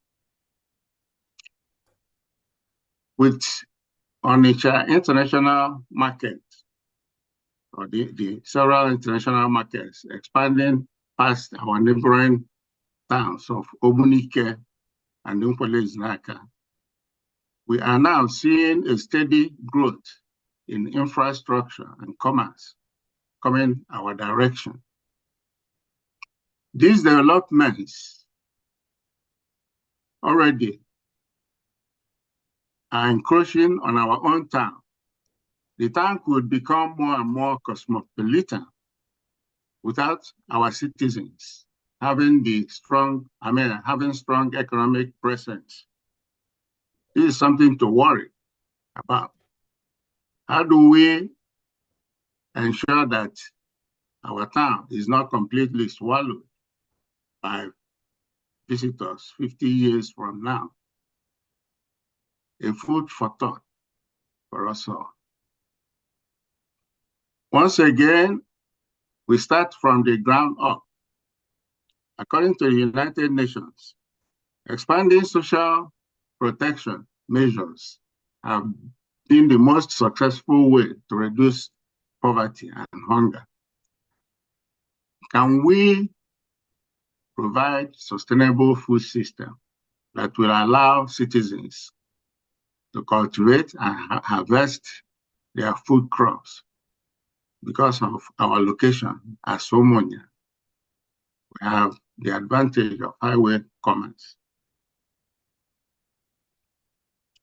Our citizens grow tomatoes, grow ugu, onugu, corn, in their backyards.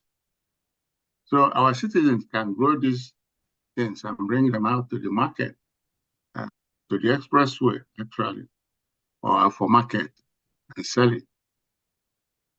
Then use the proceeds to enhance their livelihoods. Also, we can inspire our and support other citizens to bring their small businesses near home. Thus, local economies and jobs, will be enhanced. Strong community partnerships between local businesses, schools, and government agencies are critical to creating a more sustainable and equitable economy. For example, one of our own Umunya indigenes based in Lagos shared with me some time ago that when he thought of expanding his operations and the supply channel of his roofing products, he decided, because he wanted to serve the southeast region of Nigeria. So he decided to move it to Anambra State. He specifically chose Umunya in order to bring development to his town, thereby creating employment for our citizens and boosting the local economy. This will make an outright impact on the livelihoods of our people. We must not stop encouraging our brothers and sisters to bring their successes home, to touch other people's lives.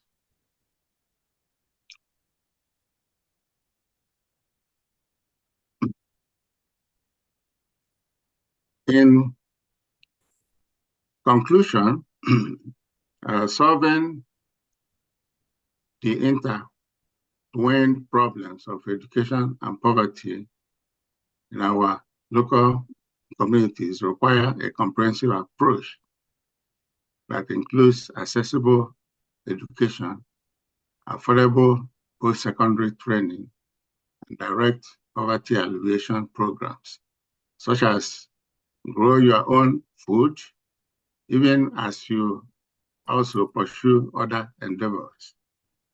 In this respect, I personally grow a farm every year. Plant yams. And I did this because I noticed that many of the people who complain of hunger, in our community are not even ready to take the simple inconvenience of planting food, growing food, at least to have immediate remedy when they are out of cash. So what I did, I said I went and reactivated my father's urban bank. And each year I plant yams. And when I come back, I use people to do that. I'm in the US giving directions, and I know when they buy the yams, I will inspect them, they plant. I follow up with, keeping the weeds and nurturing it to grow. And I realized that I could harvest a truck full of yams. Then I go out to the village, go to houses. I go to the teachers, I go to Catholic church, CMS, I give the priests and people, giving them that this is from my farm. And you can do the same. You can plant something and harvest it. And don't stay until you have real money, to go and buy. You can make money. You can make some food. You can grow some food and stay on it until you have access to other means. So I've done this, and I saw that it motivated some people to really, go and start farming. So that's a way we can also start from the ground up. By addressing both the educational and the economic needs of individuals, we can help children stay on track academically, break the cycle of poverty, and empower our Umunya citizens to build better futures for generations to come. Together, we can write our story and give our people the opportunities to dream, strive, and achieve. I'm sorry if I made it so short, but there's more to say. But I felt that I don't have too much time really to say what is on my mind. But I hope you're taking something away from this. And the key word is from the ground up. So from our community, is move forward. Thank you.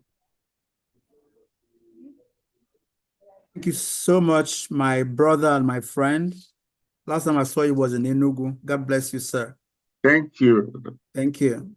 Let's go because we don't have enough time anymore. I'm beginning to, share some concerns with Professor Juni.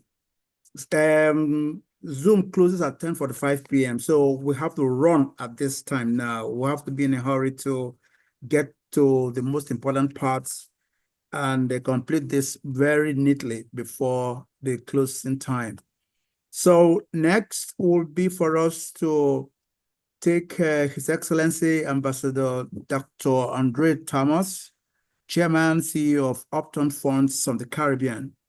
Your Excellency, are you here? Dr. Thomas? Yes, I am. Can you hear me? Brilliant, brilliant. Yes, sir. Please take the floor. Okay, thank you so much. Thank you so much. Thank you, sir. I count it an honor and privilege to speak to you. And thank you, Ambassador Ada, for this opportunity. And my greetings to all the distinguished ambassadors and leaders that are represented in this forum. The words I have for you are very short, but very poignant and very significant. I teach leadership globally, and I focus my teaching on the 12 types of leaders that shape the destiny of nations. One of the mysteries of leadership is that leadership is future creation. God is the original leader, and the system of leadership is seeing a greater future trapped in today.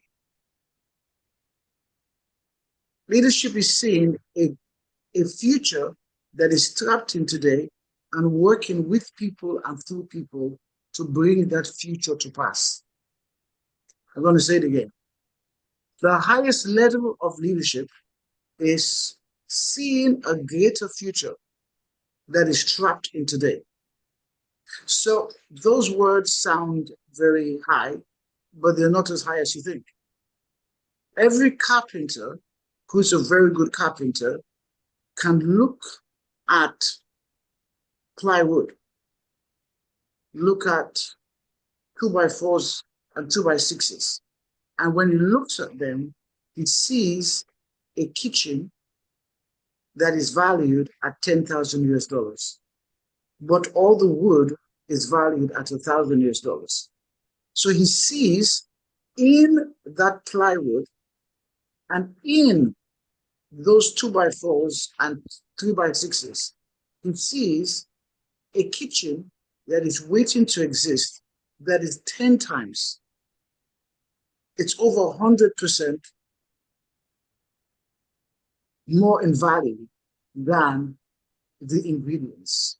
So the highest level of leadership sees a greater future that is trapped in today and is able to work with people and through people to bring it to pass. The same principle is with cooking. With cooking, what do you have? You bring the ingredients. So you bring the ingredients, You have your chicken, you have your rice, you have your beans, you have your pot, you have your fire. Now we know, so these are the ingredients, but we know something. The presence of the ingredients does not mean the food is going to taste good. I want you to understand me. The presence of the ingredients does not mean the food will taste good. So you can have all the ingredients that are required, but the chef is a bad chef. Now, the same thing occurs for leadership. We all, leaders, we all have the ingredients of people. So in the city where you are, you have the ingredients of people. Poor leaders always grumble about the ingredients because they blame the outcome of their poor tasting features that they've created, which become our present, because they're bad leadership group. Okay, so leaders, we all have these ingredients. So in your city, in your town, you have the ingredients of the potential of the people. You have the ingredients of the hunger of people to succeed. You have the ingredients of opportunities in this 21st century economy.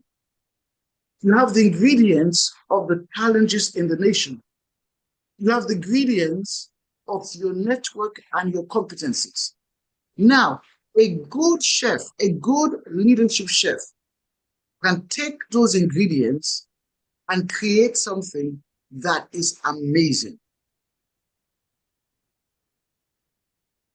A bad chef is going to complain about the government, complain about the people, complain about the mentality of the people, complain about the culture, complain about the youth, complain about the adults, complain about the thieves, complain about every type of thing. But a good chef, because I'm not a good chef, but I know some good chefs. They will come in, look at what's there, and say, just give me time in this kitchen. And they will create something awesome. Now, so leaders take human material and create something greater with it. So leadership is creating with people and through people. That's what it is. It's very different from management. Management is the organizing of human resources, material resources, and financial resources to meet predetermined goals. So with management, it already has to be created and you optimize it. So management is the optimization of resources, be it human resources, physical resources, or human resources. But leadership is creating with people. And our generation lacks creators who can create something greater than what they met. They can take, because that's why we have cooks. You want somebody to go in the kitchen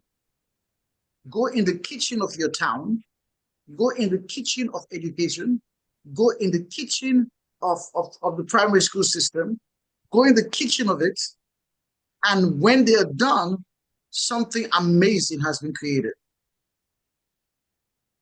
Because they know the steps to take, they know when to apply the ingredients, and they know how to create. Now, in my teachings and focus, I wrote a book called The 12 Types of Leaders That Shape the Destiny of Nations. And when you look at nations, the destiny of nations are shaped by 12 different types of leaders. You have political leaders, educational leaders, philosophical leaders, spiritual leaders, media leaders, law enforcement leaders, military leaders. So you actually have 12 of them that shape the future of nations. In fact, I tell people, you are living in a leader's world. Leaders create by design or by default. So you and I are living in the world that the leaders of yesterday and today have created. We're living in that world.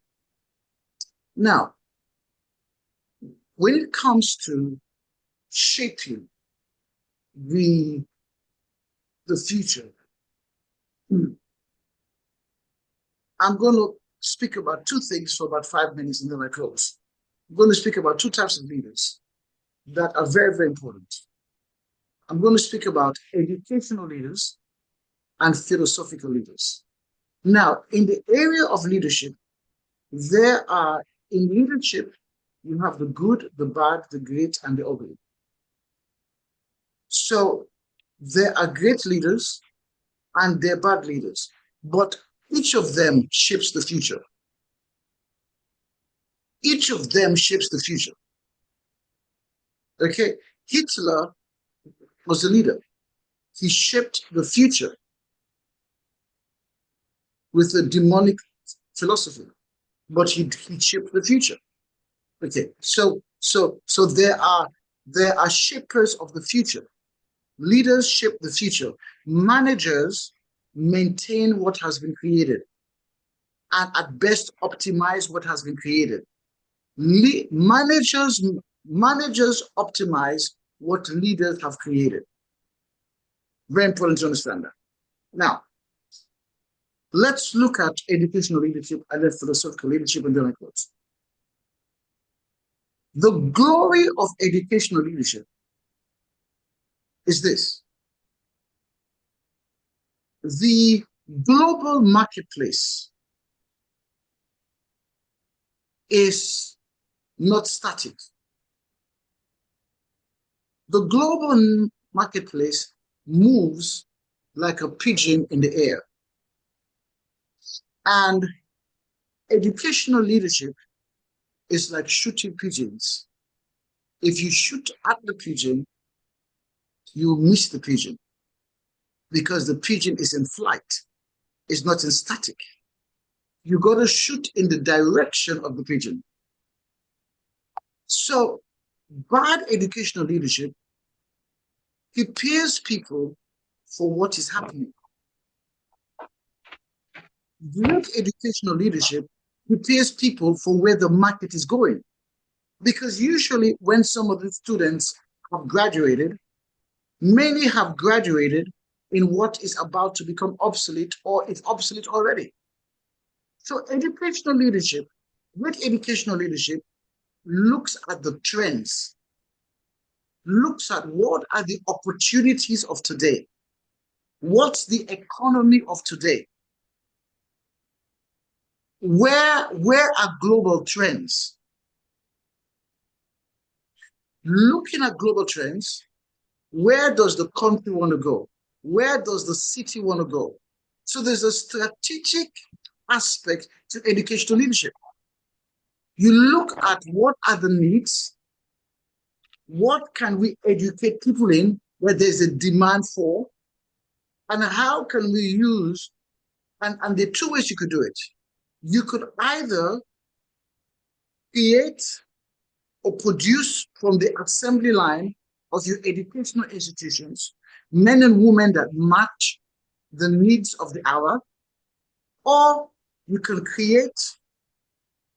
produce from the assembly line of the education system men and women who feel a void globally, and you bring that business to your town.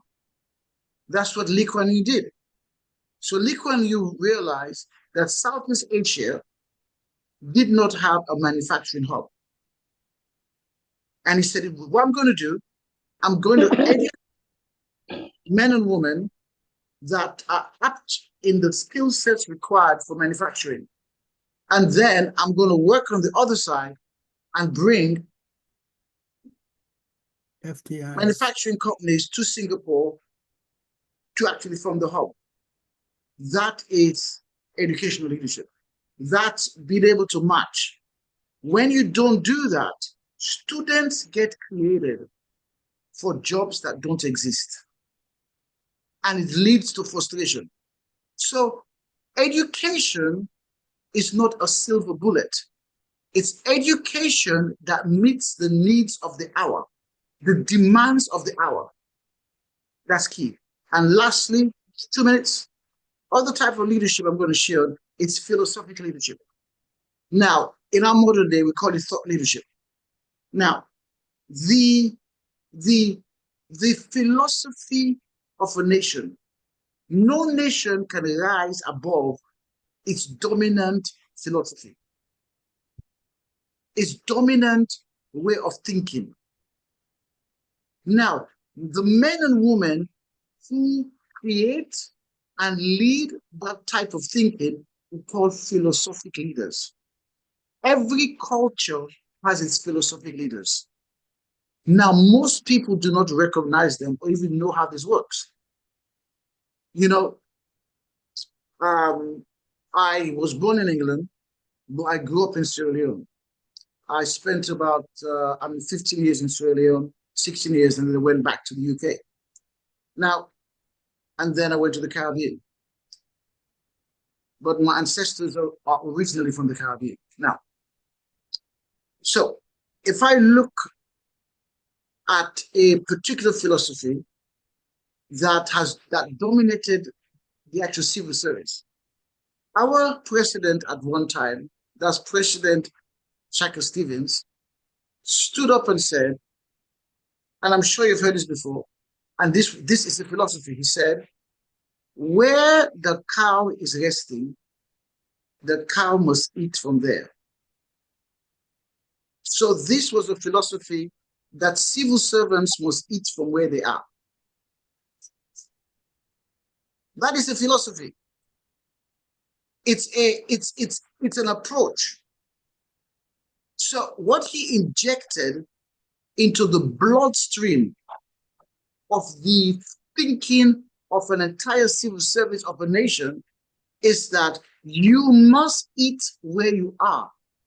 That means you must, if you work in a civil service department, you must also turn that department into your business. Okay? That is a way of thinking. And it was created. A man had an ideology, a man had a philosophy, and he shared it, and it got a grip on people. Now, the world does not have many philosophical leaders. We cannot bring about change in our societies if we don't, when it comes to the release of human potential, if we don't understand these two areas. There's educational leadership and there's philosophical leadership. And there are philosophies that can be enemies of your education. There are mindsets that can be enemies of your education. But mindsets can be changed by those who are gifted to be philosophical leaders, who understand the realm of philosophy. So Nigeria has a dominant philosophy. The dominant philosophy that run on the mindsets of Nigerians' hard drives. Africa has their dominant philosophies in different places. You cannot change a country without understanding its dominant philosophies. And if you want to change the outcomes, you need to provide alternate philosophies. So as I close, remember this. If you want to change your town by releasing human potential, you've got to educate people for what is in demand, or you only produce frustrated, educated people. Number two, you must understand the philosophy that governs the economics, the morality of that society, and whether it requires change, because the womb of a nation's thinking would either abort its potential or deliver its potential. The whole of a town's dominant thinking will either abort that town's potential or deliver its potential. As I close, I say consider these two things and you do well. Thank you, Ambassador. Thank you. Thank you so much, Your Excellency. This is brilliant, from the kitchen to growth of town. Thank you. We are actually moving towards the panelist session. But next, before we do that, we'll call on Ozo Igbo. The Pact for Future of Umunya and Igbo Renaissance, next agenda intervention. This is Professor Chidi Oswago, acclaimed and renowned Igbo thinker. Professor?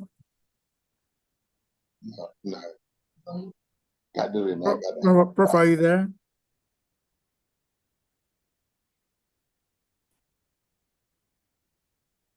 Are people hearing me? Yes, Prof, you are there. Well, I can't even see you. Professor Juni, how do we see you? Do you see me now? Yes, yes, I can see you now. Please, can I ask you for a press of your time, sir? Because, Prof, a press of your time, because how much time do I have? Take 5 minutes, sir. Professor. Well, greetings, Umunya, and welcome. Oh, too many people are talking. Present. Too many people are talking. Need to. So what? Then Please, host, can you mute everyone? Is that now that my time has been dissolved in the discussion, I think maybe I should just go and read the summary and conclusion of my paper, which I've submitted. People can read about it. But actually, I find that it is important. I'm a campaigner for Igbo Renaissance, for African Renaissance, which means going back to our worldview, our thought ways, and ways of doing things. And having heard about what Umunya professionals are trying to do, and I drew the attention to roughly what Professor Dr. Thomas was just talking about, that the ancient Igbo had created models of the ideal citizen for development and the ignoble citizen for wealth acquisition, and institutionalized these facts through two iconic masquerades, Ijele and Akwezuozo. And I want Umunya people, as they plan to modernize, to go back and take note of what the ancestors said. And I try to find the background of Umunya people to base my discussion. And I found out that Umunya has Ikenga, has Ezi, and has Ihite, and I knew it was unusual. And I tried to find out how that happened. That had to be something unusual along the line. And I actually found out there is something traumatic that happened that led to that. And I have attached an appendix for people who are not aware of the fact that Igbo structures, African social structures, are consistent from the village level to nearly the whole Africa, and are based on complementary, binary, fractal entities. And at the clan level, you have the Kenga or Ezi and the Hite. But in the case of Umunya, because of history, they reorganized at a point. so that they now have Ikenga. They also have Ite sharing the jobs of Ikenga and Ite. So there's an appendix that you get to know about that and appreciate Umunya much better, because Igbo societies are highly organized and designed for functionality. Some people think that the societies are just that way, but they are not. So, in summary, I said to be Igbo is to believe in Ikebo or Ebo, Igbambo, Tawetimta, which are vicissitudes of tribulations of life, and when they arrive, the duty is to Bo or Iboya, block it off, ward it off, dam it off, whenever they arrive. And this is what defines the Igbo. The Igbo-ness is an ideology. It's not based on sanguinary, ancient, primordial father or mother. The Igbo herself is a spirit, it's a goddess. And interestingly, we learn this from the records kept by Igbo in the diaspora. And to be Igbo is to be oriented towards problem preemption, not just problem solving, but solving problems before they arrive. And you find the explanations in the discussion. So freedom and life-enhancing activities is what the Igbo strive for, by preempting problem before they arrive. So the convocation of the gathering today by Umunya professionals solely to model the future, the future well-being of Umunya, is an active assertion of classical Igbo identity. Umunya, Unuwaka. But I pointed out for any development anywhere, there are three key elements: skills plus character plus tools equal to development. Skills plus character plus tools equal to development. This is the simple formula one today recommends to Umunya and her people in their search for development and modernization. Unskilled people, no matter their natural resources, are slaves to poverty and to quote-unquote experts, like Africa now. Skilled people without tools are useless and represent a classical definition of undevelopment, as we find ourselves mostly in Africa today. Seek tools wherever you may and ship them home, just like what Dr. Ozibo was talking about, finding interlink and other kinds of things, tools. Our people should orientate themselves. Wherever you find a tool lying out, package it, send it home. Because tools, skills, character make for development. And skilled people with tools but no character usually manufacture chaos with Akwezozo as elite. Akwezozo, younger people now call that masquerade Ajasko or Papalolo. The masquerade that is, obese and, it is overdressed and so on. You can say it has too many dresses wearing one at the same time, and it still appears ignoble. So it's a masquerade that our people made in ancient times to remind people that wealth by itself cannot ennoble the ignoble. And Umunya should take note of that and aim to produce citizenship citizenry, leadership particularly, who are ijele for the neighbors to admire, emulate. And in summary, life expectancy is the Igbo measure of life on the Ndobisi scale.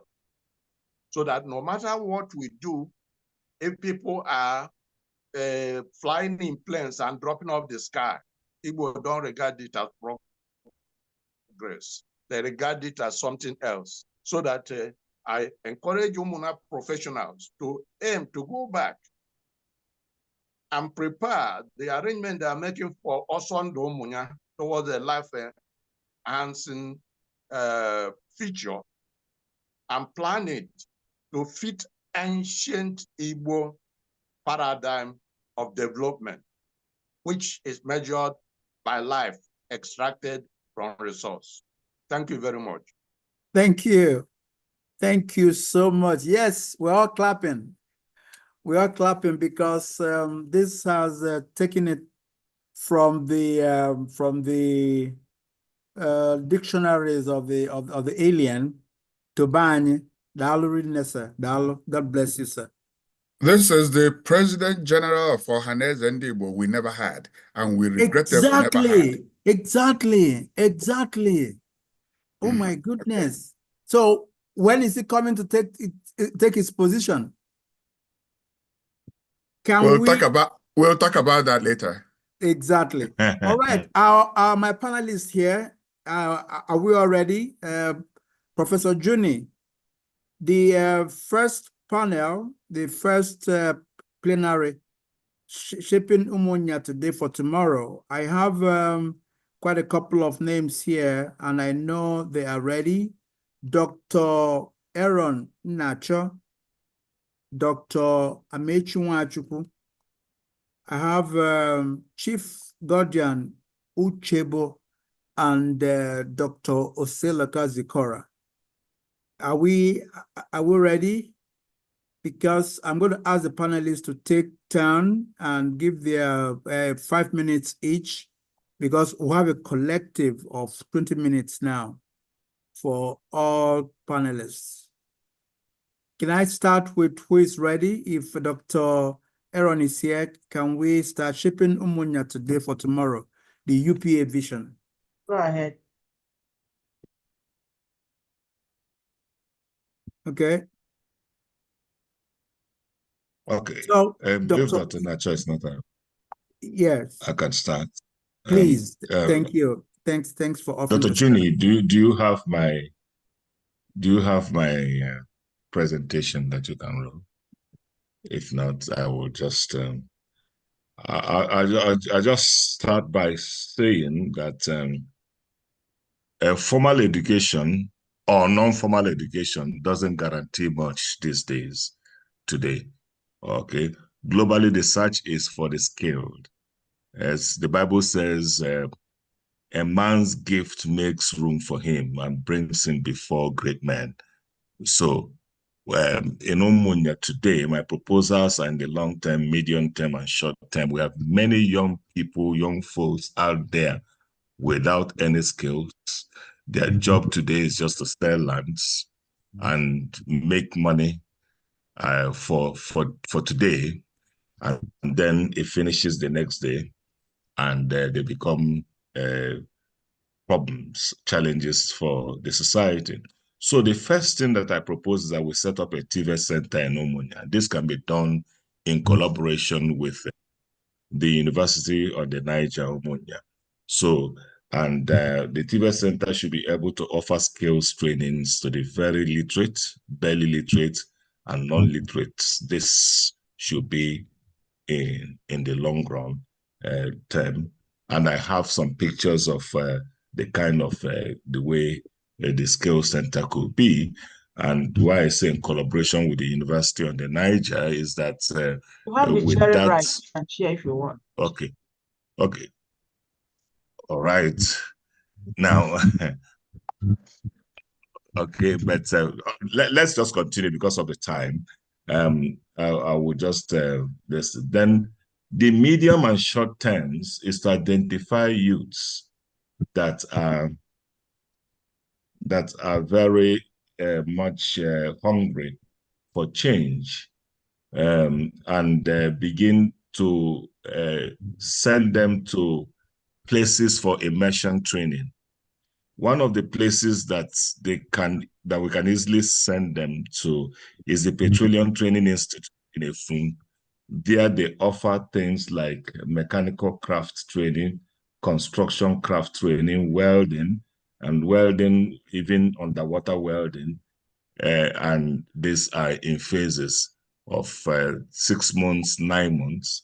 The Petroleum Training Institute in Efun, Warri, and what Professor IG has mentioned, that some of the welders that we have in oil industry in Nigeria, the much they earn is so very much it's mind-boggling, and yet there are youths who are just there wasting away. So we have able-bodied young men who are willing and disciplined enough. Professor talked about integrity, people who are disciplined enough, who has a disciplined mind and character to go learn and stay there. Okay, the issue of the Starlinks, we can use that as a point to just create a number of youths who are very skilled in coding. That's catch them young in secondary schools who are there that are interested in coding IT, and use that to train them, because they are the people who can train them can be anywhere in the world and train them. All they need to do is that internet access and their laptops, and will be able to learn this coding. And again, the other issue is the agricultural boot camp that a Nigerian is spearheading, the Reverend Father Nzamuje, so the guy is in Songhai Farms, and currently he's using the MasterCard Foundation to do a 3-month integrated agricultural boot camp in Nigeria. And there are places that they are doing that, including Imo State. So they have set up a miniature Songhai farm there, and they are training people there. And if we have enough time, or at another destination, I can show you some of the videos of what is happening there. So these are practical things that we can start doing to begin to train up young people in Umunya. Thank you very much. Thank you. This is excellent. This is just Dr. Zikora. God bless you. Thanks for this. I remember that Professor Juni has promised that there's going to be volumes, coming out of this summit. So we're going to have books that will have complete versions of your content. Thank you. Thanks again, Doctor. I think the second panel is ready, Professor Juni. Because yeah, go Chinwe. I can't see Dr. here. Yeah. Where Dr. Iloka? Okay, Dr. Nacho is here. Fantastic. Yeah. Yes. Where are you? Where are you? I can't see you. You can't see me. I'm still looking for you too, sir. Okay, fine. Yeah. Please, if you are there, let's hear from you immediately. Okay, this is very good. Yeah, Dr. Nacho is the UPA Committee on Membership. I need to spot you out. I can't see you. You see me? Are you on your video app? Can you click on your video? I can't see you. No, what is happening is that Dr. Nacho has not enabled his video. He needs to enable it. Enable your video. I can't even see his name on the link. Where is his name? He's right here. He's not sure, but the video is off.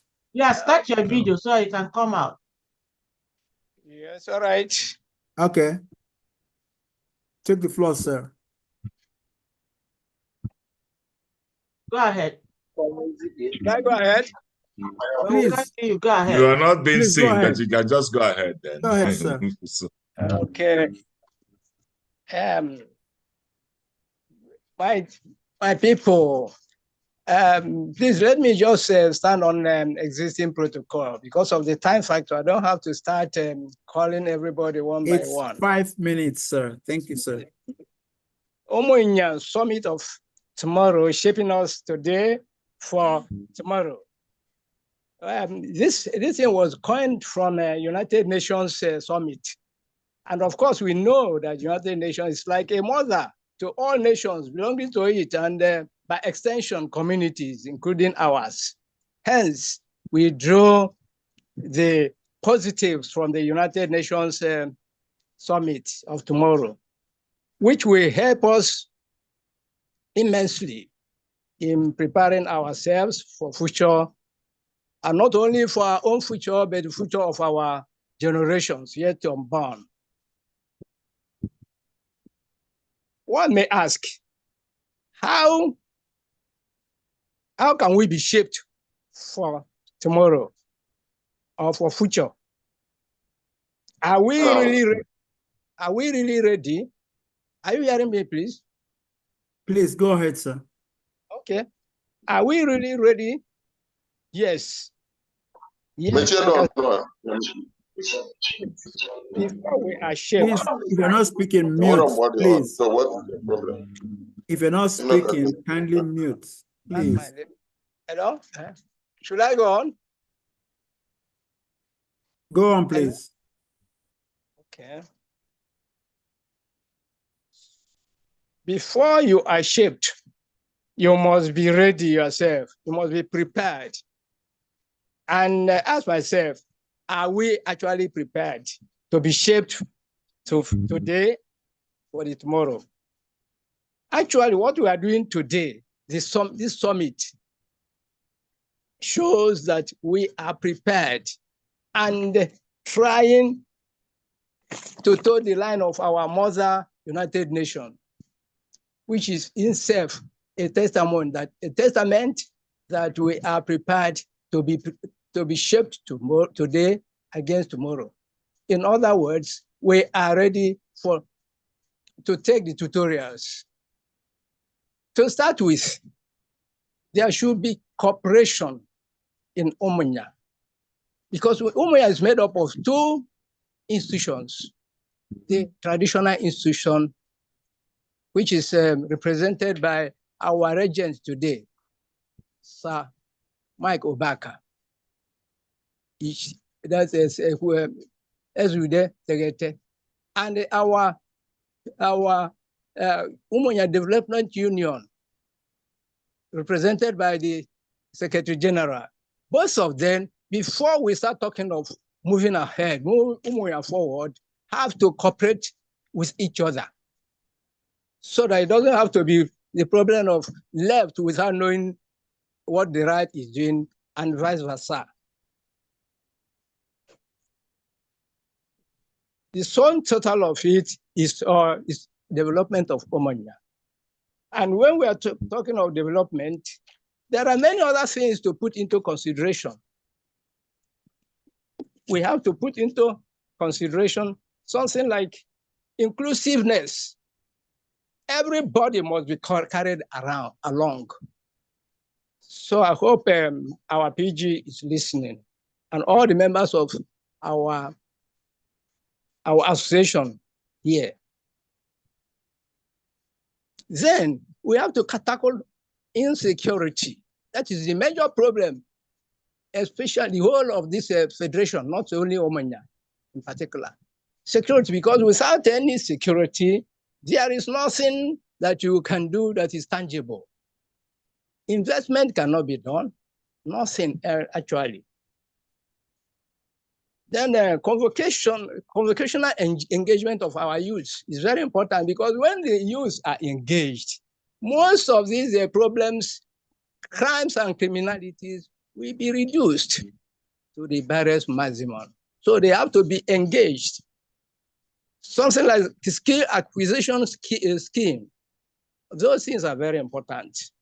Encouragement of small and medium scale entrepreneurs, all those things are very important. Like our brother Chief Oswago suggested, there are three things involved in development, which is SCT, as I may call it, skill, character, and the tool. These tools must be provided. In fact, all those things are included in the skill acquisition that I mentioned before. These people must be provided with all those things they will use to work. And of course, we must not do without mentioning technology. And that is why we are here today. Without technology, okay, now when we started all these things, we started with practice, because do this or do that. I believe that with time, everything will be mastered. And of course, technology today has actually made many things very easy. Do you know that technology in medicine, for instance, there is what is called robotic surgeries now. It's not like before when you have to break and do this, tear, cut this. Most of these surgeries are now done by robots. They are robotic agric. Some of these agric engagements now are done by robots. And with time, many other things, then you'll find out that even all these things will be brought back home, because most of the people here now are our people, and they are in different places. With time, they will start to bring most of these ideas home, and our people will start to develop.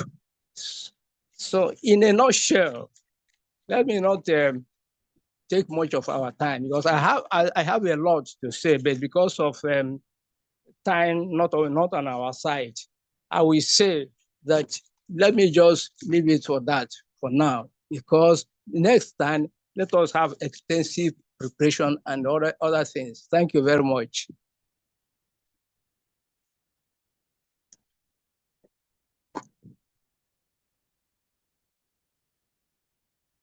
Ambassador Osida, unmute yourself. We can't hear you. Ambassador Osida, unmute yourself. We can't hear you. Thank you very much. Thanks a lot. Sorry about that. So much noise in the background while you were speaking. Thank you, Dr. Aaron. Remember that we're going to have a package of the contents of this summit in a book form. So it's going to be there for posterity. Professor Juni, do we have the second panelist group here now? Yes, Dr. Chinwe. Dr. Chinwe is here. I'll leave it in your hands, in your able hands, Dr. Chinwe. We have been looking for you. Can I be in? I've been around. Okay. No. Go ahead. No, so I'm to present something on. Can you see it? Yeah, we can see you. Good. Sharing. So something on strengthening Umunya. That is one of the shaping Umunya for tomorrow. I have this issue of how do we start and where do we go from here? So I have an idea of a model that we can adopt, which also aligns with sustainable development goals. At the topmost is holistic development of Umunya people. That is the vision of everything we are saying here. Right from the first speaker to the last one person that spoke. They spoke so intelligently, but it has to be put in a schema that will enable everyone at a glance to know where we are going. So you have holistic development of Umunya people, and that means social inclusion, which one of our speakers mentioned, that everybody must be, all the projects has to be integrated in a whole. And these are the development goals, 1 to 16 that cut across that. They can be seen as a whole within a context of 1 or 2, 3 projects, because everything has to be integrated and there must be synergy. Then the second column is economic growth. Then the third one is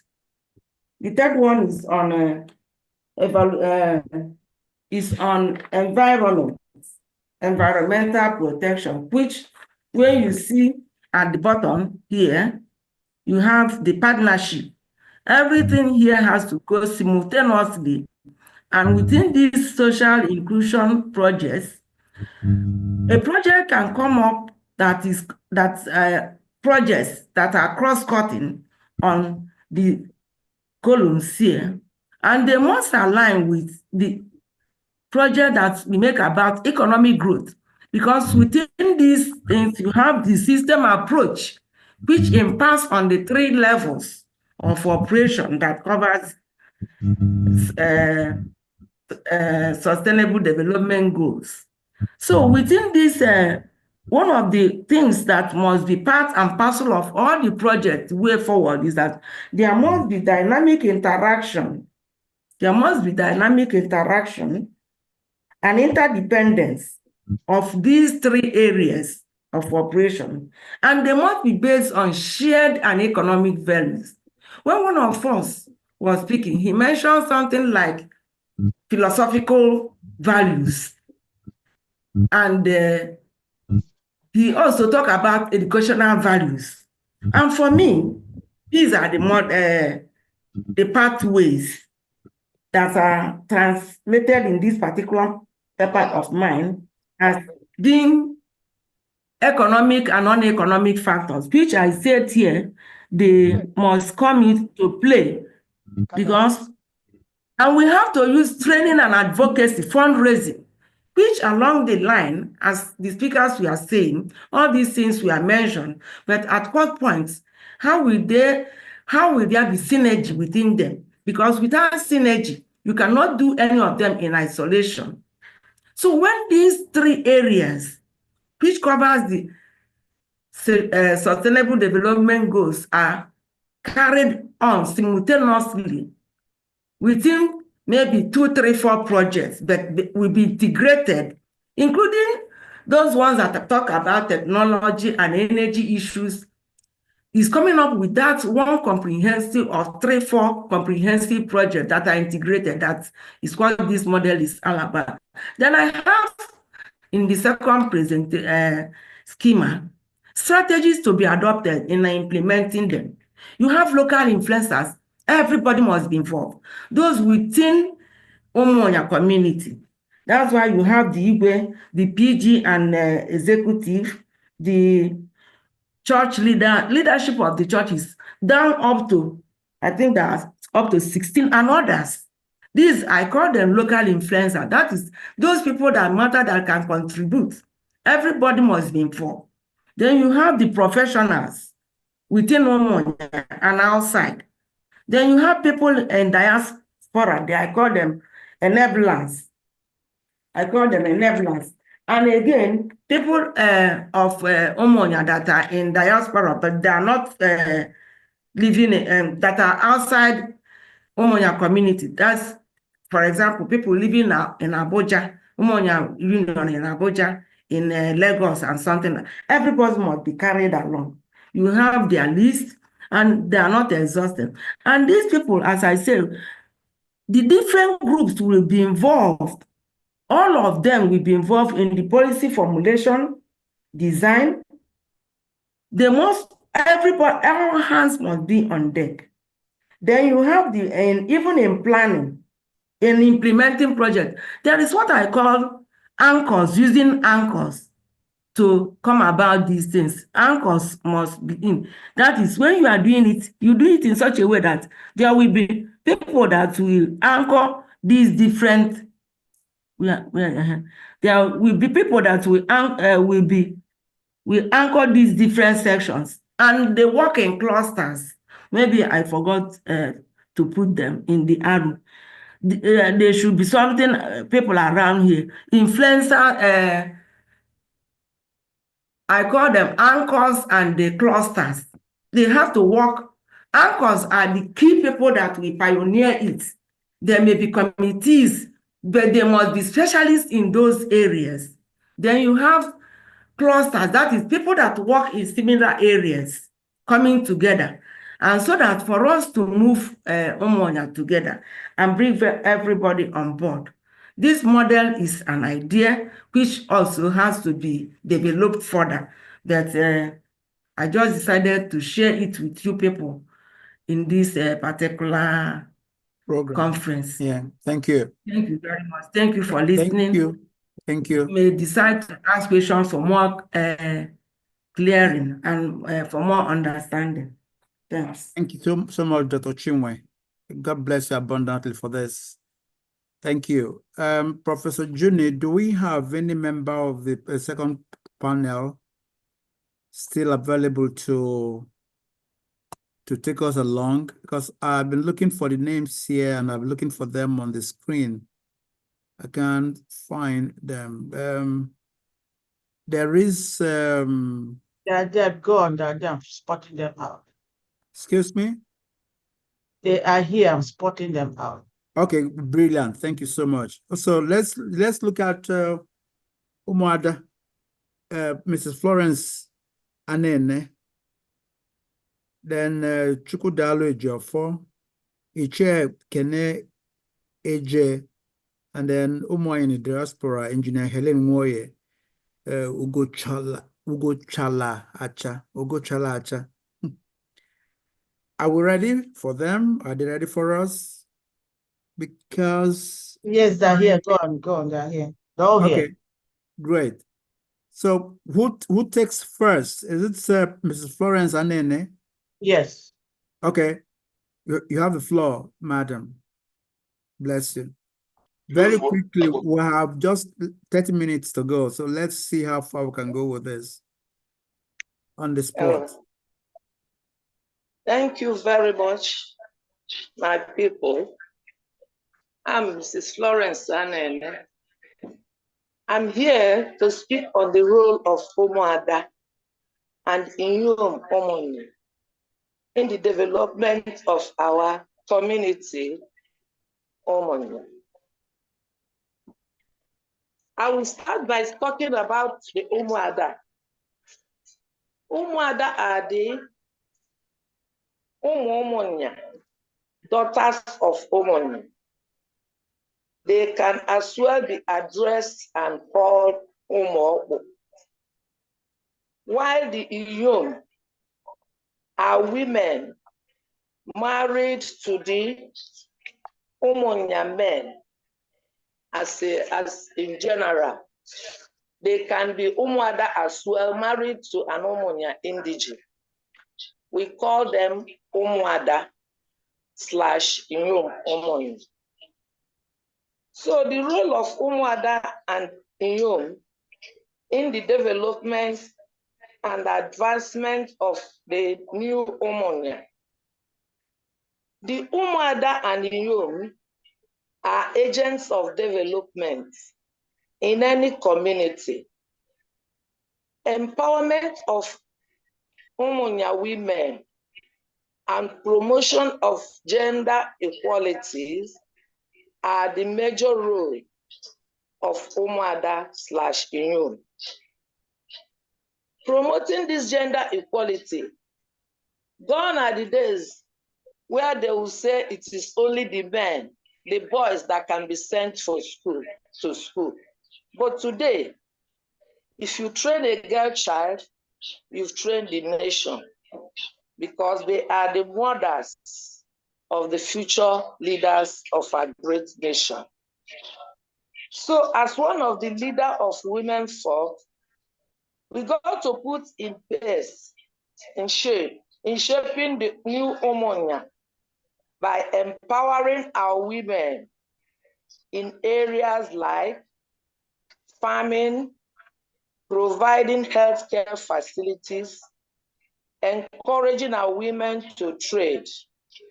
This will lead to increase in our cash flow. When you train a woman or when you equip a woman in Umunya, you can see they can align with our men in the development of our dear community, which will lead to economic growth and reduction.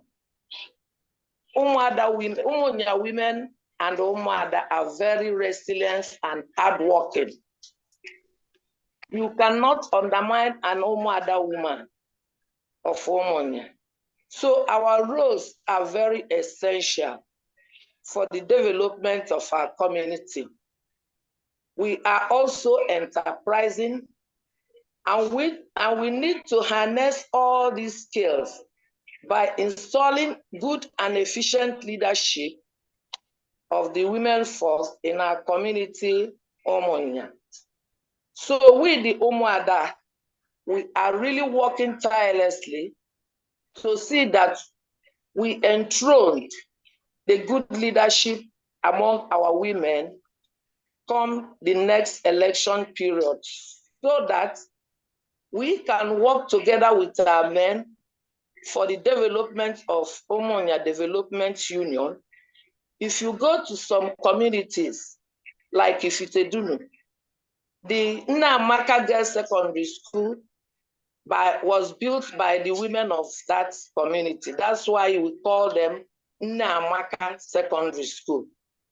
So we need these facilities in our community, like borehole water development and other infrastructure, or building school blocks. And even in finance, we can raise funds to assist the men. So we cannot undermine the worth of a good Umuada. So there are many ways the Umuada Inyom can help for the new Umunya. When there is peace, when we want peace in any community, you need to call in the Umuada. As you know, who say we can help in restoration of peace among our main folks. When there is love and peace, there will be prosperity and progress.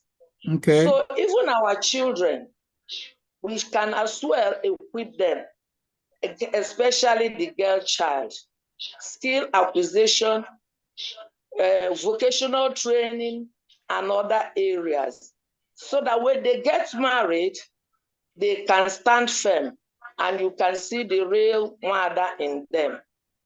So with this, I thank you so much for giving me the opportunity to speak on behalf of Umuada/Inyom. Thanks for listening. Thank you so much, Mrs. Anene. That's Umuada and the women. Now for the Umunya youth, Chukwu Dalo Ejiofo. Very quickly, please. We're really run out of time. Absolutely. By Good evening. 10:45, we're going. Right, please. Go Absolutely. Good evening. Distinguished guests, elders, fellow youths, and esteemed delegates. The theme of this summit, tomorrow shaping us for today for tomorrow, I believe it serves as a powerful reminder of the interconnectedness of our actions, our decisions, and our visions as we chart a course for the future. As a young person, my perspective is rooted in both the challenges we face today and the immense potential that lies within us to shape a better tomorrow. Umunya is not just a geographical space. It's a community defined by its values, its people, and its vision for the future. And today, we, the youth, are called to be custodians of that vision. So let me begin just by addressing some of the pressing challenges that confront us as young people here and beyond. First, unemployment and underemployment. Many of us face limited opportunities to secure meaningful work despite our education and our skills. Second, erosion of values. The pressure of modernity has at times weakened our commitment to timeless values that defined us as Ndi Igbo and as Umunya people. Number three, migration and brain drain. Many of our brightest minds seek opportunities abroad, and that leaves our community depleted of its greatest resource, our people. And then fourth, climate and environmental concerns. So like much of the world, our town is not immune to the effects of climate change as well as environmental degradation. So while there are challenges, there's also immense opportunities. I believe the first would be leveraging our technology. And the digital age offers unprecedented tools for innovation, communication, and entrepreneurship. I believe that we must embrace these tools to create local solutions to global challenges. Second, we should reclaim our values. By returning to our roots, our values of not leaving anybody behind, hard work, and community, in those, our identity can then become the foundation of our progress. Third, investing in education and skills. As youth, we must advocate for education systems that are going to be relevant and that are going to equip us with the skills needed to thrive in the 21st century. And then fourth, building green and sustainable communities. So we have the potential to lead as an example of sustainable development in Nigeria, and that's going to be happening if it's powered by the creativity and the resilience of its youth. So the vision I have for our community is one where economic empowerment becomes a reality through youth-led businesses and industries. Cultural renaissance revitalizes our language, our custom, and our festivals. Innovation hubs foster creativity and solutions that are going to address local and global issues. And then collaboration with the diaspora is going to strengthen the link between us at home and abroad. And that's going to harness the wealth of knowledge and resources available. So honestly, I believe that this vision is not a distant dream.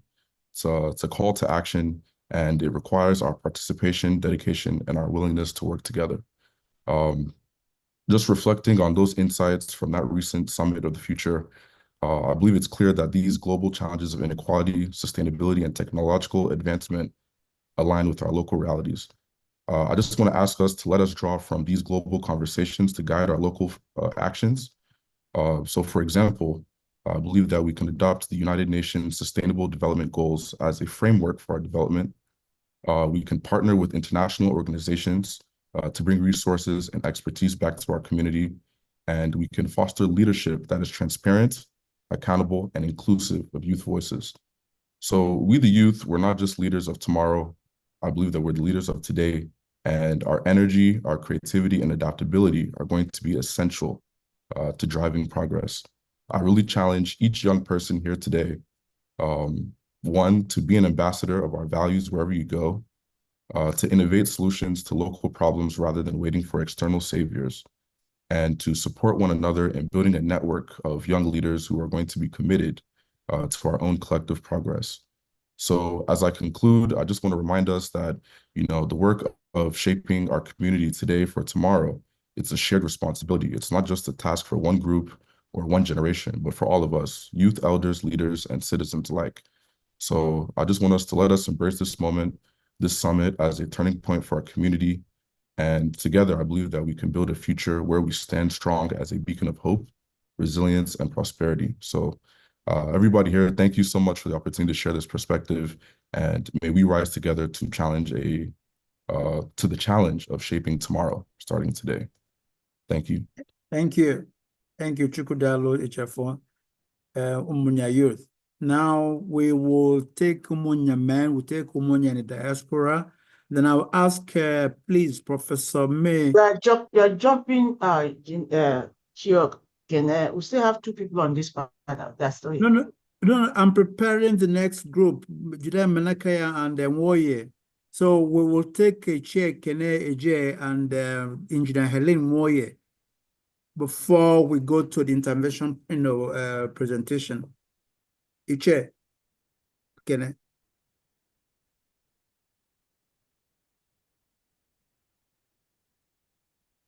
You are muted. Unmute. Iche, unmute. You are muted. Unmute.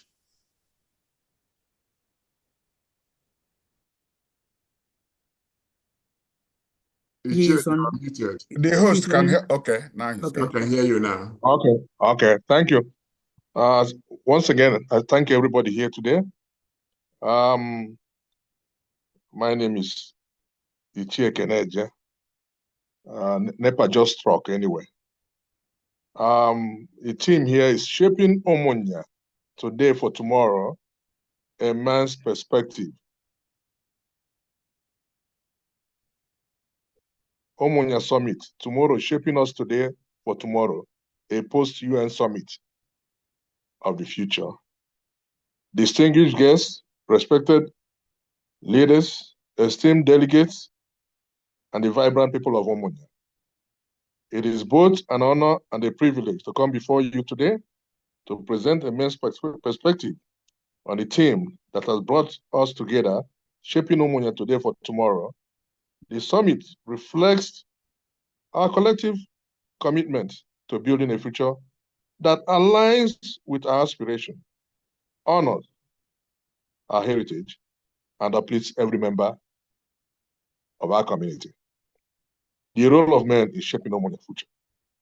As men, we are traditionally seen as protectors, provides and leads. While these roles remain relevant, the evolving dynamics of our society require us to redefine and expand our contribution to meet the demands of the changing world. Our responsibilities now extend beyond our families to encompass the broader Umunya community and even global society. To shape Umunya today for tomorrow, we as men must embrace a multifaceted role. One, guardians of our heritage. It is our duty to preserve Umunya's cultural and moral values. We must teach the next generation about the importance of Onyaga Nangwaneya, brotherhood, and equal Naibe, family and communal ties. By promoting respect for tradition while encouraging openness to innovation, we can create a community rooted in identity, yet ready for progress. Champions of economic empowerment. Men in Umunya must lead in creating opportunities that drive economic growth. By supporting small businesses, investing in agriculture, and exploring modern industries, such as technology and green energy, which a lot of people have mentioned this evening. I appreciate that. We can position Umunya as a hub of economic activity. Mentoring young entrepreneurs and collaborating with professionals within and outside our community is very crucial. Advocates, number 3, advocates for inclusive leadership. Leadership is no longer about dominance, but about collaboration. We must encourage women and youth to participate in decision-making processes. By fostering inclusivity, we must strengthen Umunya's governance structures and ensure that every voice is heard. Number 4, pillars of education and mentorship. The men of Umunya must be at the forefront of advocating for quality education for our children. We must mentor the youth, sharing our experience and guiding them towards fulfilling their potential. Education is the foundation of a sustainable future, and investing in it is an investment for tomorrow. Protectors of peace and security. Without peace, there will be no progress in Umunya.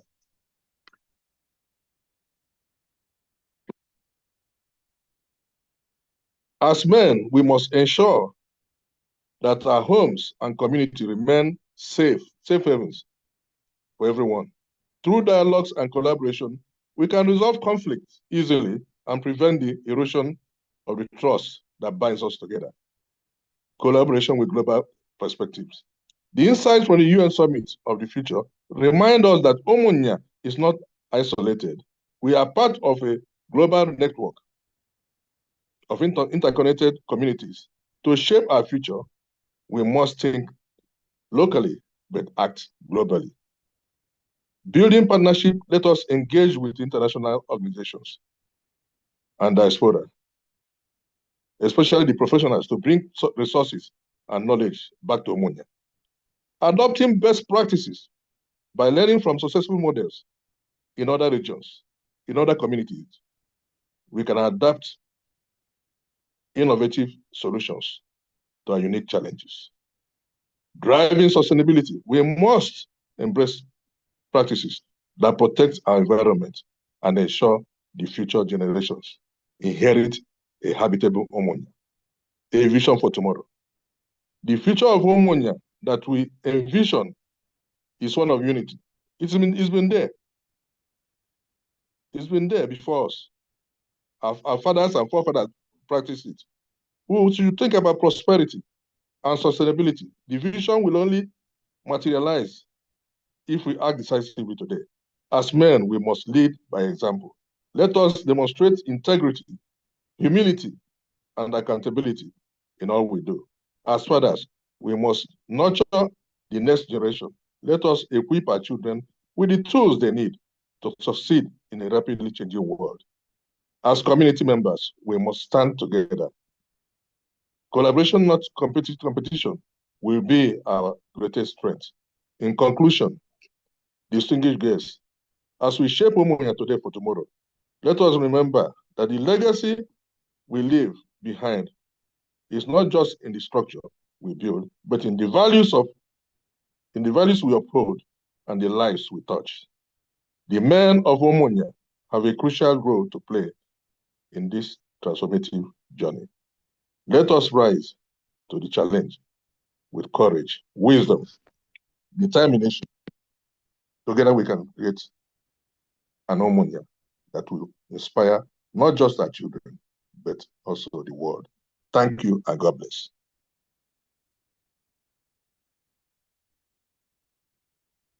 Thank you, Professor Igis. Good to see you again, sir. Thank you, everybody. You're muted. Good to see you, Eze Dalu. Thank you. Shaping Umunya today for tomorrow. We have to take the next perspective from the diaspora, Engineer Helen Moye. Ugutalacha. Good evening, everyone. Good morning, good afternoon, from wherever part of the world you reside. I greet you all. My name is Engineer Helen Moye. I'm from Umwebu in Umunya, in Oyo local government area of Anambra State. And I'm here today to talk about diaspora. What can the diaspora bring to support the people of Umunya? I stand on all existing protocols. And if I must say, it's like everything I want to say, everyone has touched on it already. So I'm just going to pick on one point so that I don't waste anybody's time, as we have spent time here, so that I'll give every other person the opportunity that still haven't spoken to say something, one or two things. I'll talk about apprenticeship, how to help our youths, and what with the diasporans, how we can come in to collaborate and work with the home branch. Well, in terms of apprenticeship, I always use myself as an example. Being an engineer, I did not study engineering in school. I went for apprenticeship, and that's how I got into engineering, mechanical engineering, and it's really helped me today, in as much as I do engineering, and at the same time, I work for Ministry of Justice in the UK at the same time. Well, how do we help our people? Because anytime I go to Umunya, Umunya is a place I love so much. I love my people. I love to be part of Umunya. Back in 2005, 6, 7, Umunya Welfare Union in the UK, we were supporting students back home, paying their school fees and all that. And but what I've noticed is that everybody, let me just use the word, now is part of our people. Nobody wants to really go to school anymore. Nobody wants to work hard. But we in the diaspora, what do we do is to see how to help these people. If you can organize workshops to educate them, speak to them about what to do. Like, for instance, I have a friend who is in the interior decorating, who can give a service free of charge, because I've seen him do it, and he can do it. He's in Umunya at present, working for me. And these are the things I've spoken to him about that we can do to help our youth. Because when he got to Umunya the first time, he called some of the youth to come and help him work. And he was quite disappointed that our people, the way they call money and all that, he was really, really disappointed. So when this program came up, I was quite happy that, you know what, at least I have people to speak with who can help put things in order. So if we can collaborate with this young man to bring in our youth, organize workshops, to see where we can help them in terms of interior deco, is ready to give his service free of charge. to help these boys and girls, because he has organized one in Onitsha, which I followed them over Zoom. And in fact, I was amazed to see the turnout of both boys, girls, even women also were interested in this thing, learning how to do 3D word designs and POP and all that. In fact, it was marvelous. So our people can gain from this young man also, who is ready to give free service if they can give him the opportunity to teach them these things. And also, we can collaborate with someone like Innocent Motors. I don't really know him personally, but I met him sometime in August in Nnewi. And in fact, I thought about it that we can help our people. So I don't know who knows him personally, that we can also tap into things like this. Also, if you can help train our boys, because at the end of the day, the issue of kidnapping, security in Anambra State now is scaring a lot of people. But seriously, we cannot run away from where we are coming from. So everyone, the diasporans, the home branch, honestly, I'm ready. I volunteer myself. We can work together.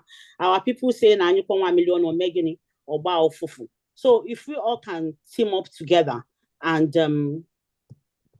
come out and help these people. And like one of my sisters said here, I think is Madam Florence, or no, she's not Madam Florence. I think is Dr. Chinwe. She talked about fundraising. So if you can organize a day to do something, if it's okay, we can do fundraising as well to see how far that can equally go. Me, I don't believe in giving people money. I rather give you teach you how to fish. I don't believe in giving you fish, because if I give you fish today, tomorrow you definitely come back for more fish.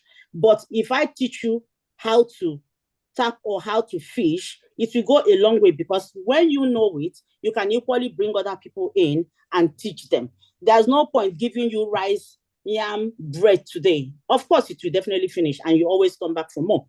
But if we teach them how to fish, there's a whole lot of things they can learn how to do. There is farming, there is tailoring, there is hairdressing, there is interior decorating, there is plastering, there's a whole lot of things out there.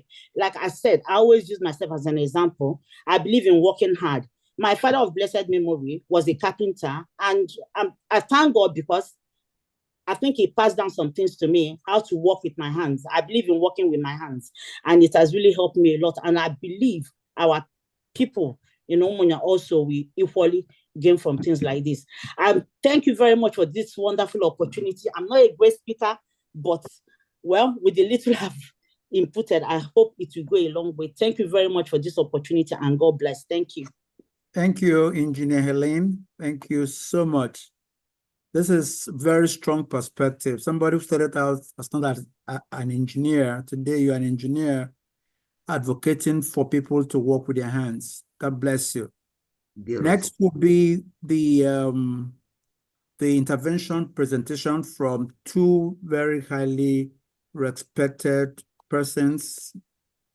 One is Professor May Nwoye of the Faculty of Management Sciences in Nile University. She's the Dean. And Dr. Jide Menakaya is the President of Nigeria Medical Association in the UK. I will start with Professor Nwoye. Prof. Okay. Okay, I greet everybody. And let me start by saying that when I listen to everyone that has spoken, I even began to wonder, why we should talk more, because they have touched visually everything. But I will quickly just, make a couple of points, because my assignment is to look at the way forward, the strategies to cope with the situation. So the UN summit was talking about the youth and the future generation and how to transform the global governance. So the main problem, as it were now for Nigeria and for Umunya in particular, is let me look at the challenges for the future. You see, the high rate of unemployment in Nigeria, and by extension, Umunya too, which of course has become characteristic of Nigerian economy, has generated some spin-offs, which encompasses many, many undesirable consequences, not just for economic development, but for also coexistence of people. So poverty is top on this agenda, and many people have spoken about poverty. I mean, there are people in Umunya, as we speak, who are living below the acceptable level of human decency. So we are looking at severe food insecurity, which has also added to the problem of violent crimes. So you have other tensions, and this has disastrous consequences for the future of Nigeria and for Nigeria of the future, and by implication for the youth and the future generation of Umunya people. So this is the environment where the small town of Umunya is situated. So the big question is, how do we equip the future leaders to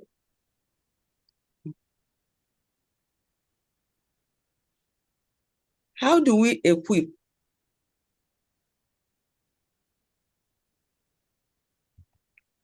sorry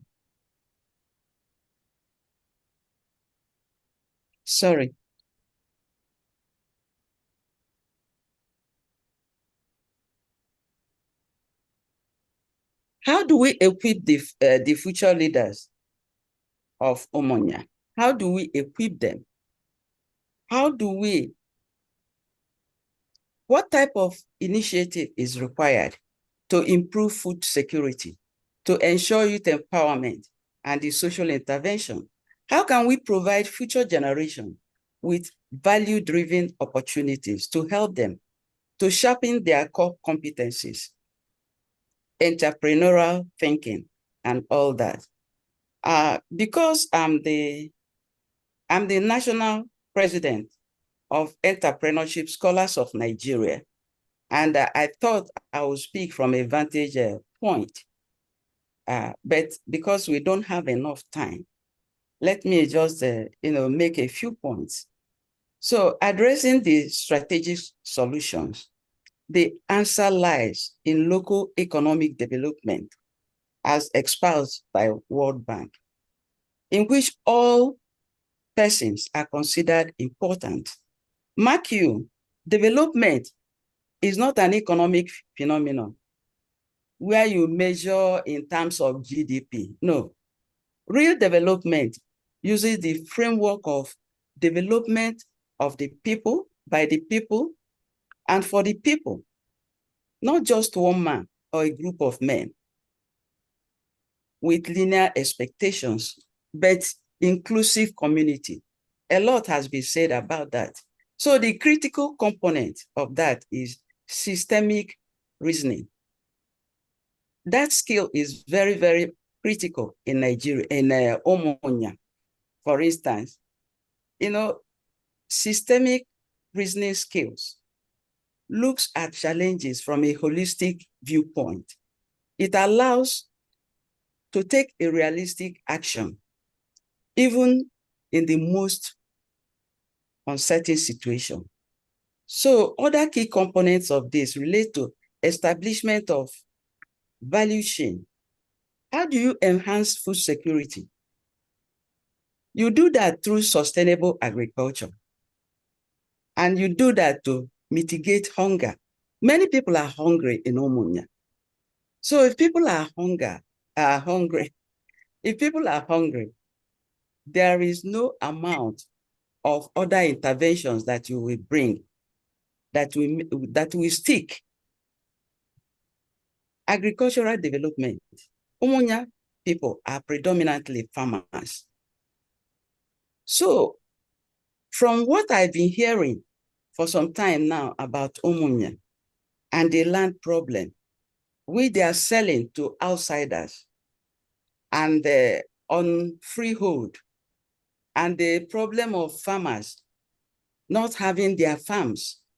And we have to look at all these basic problems that are devastating the poor people in Umunya. You have to look for model of farming, farm techniques, where they could start from before moving to the global level. You look at the issue of youth empowerment through skill development. In fact, the advent of the fourth industrial revolution and the emergence of digital economy, like has been presented by Professor Emeritus I.G. Okafu and his counterpart. That is providing opportunity for businesses and industries in many more ways than ever before in the history of mankind. So Umunya youths, like their counterparts in other parts of the country, they should be guided in leveraging the opportunities in various sectors and connected to where the youths are driving success in many areas, different sectors, whether healthcare, banking, financial services, telecommunications, and so on. So social intervention projects will reduce inequality. Organizing workshops to let them in, to connect them, to let them know, to become part of global conversation. You need to organize workshops to educate them. Then there is issue of funding, which has been taken care of by Dr. Chinwe. He said a lot about funding. But more importantly, investors and philanthropists often join efforts in transforming local communities. Umunya can benefit from that effort towards sustainable future and making a lasting impact on the lives of the citizens. Then education. Somebody mentioned that some people are not educated, but they are doing well in skills. Education is very, very fundamental. It's a key pillar in the ecosystem, not just for being small businesses or business owners, but those in business can even aspire to become creative or social entrepreneurs, because you have two types of entrepreneurship. One is necessity entrepreneurship, that is self-driven, where people take care of themselves. If everybody in Umunya can take care of himself or herself, a lot has been accomplished. The second one is opportunity entrepreneurship, which is scalable. When you start small, you can scale it over.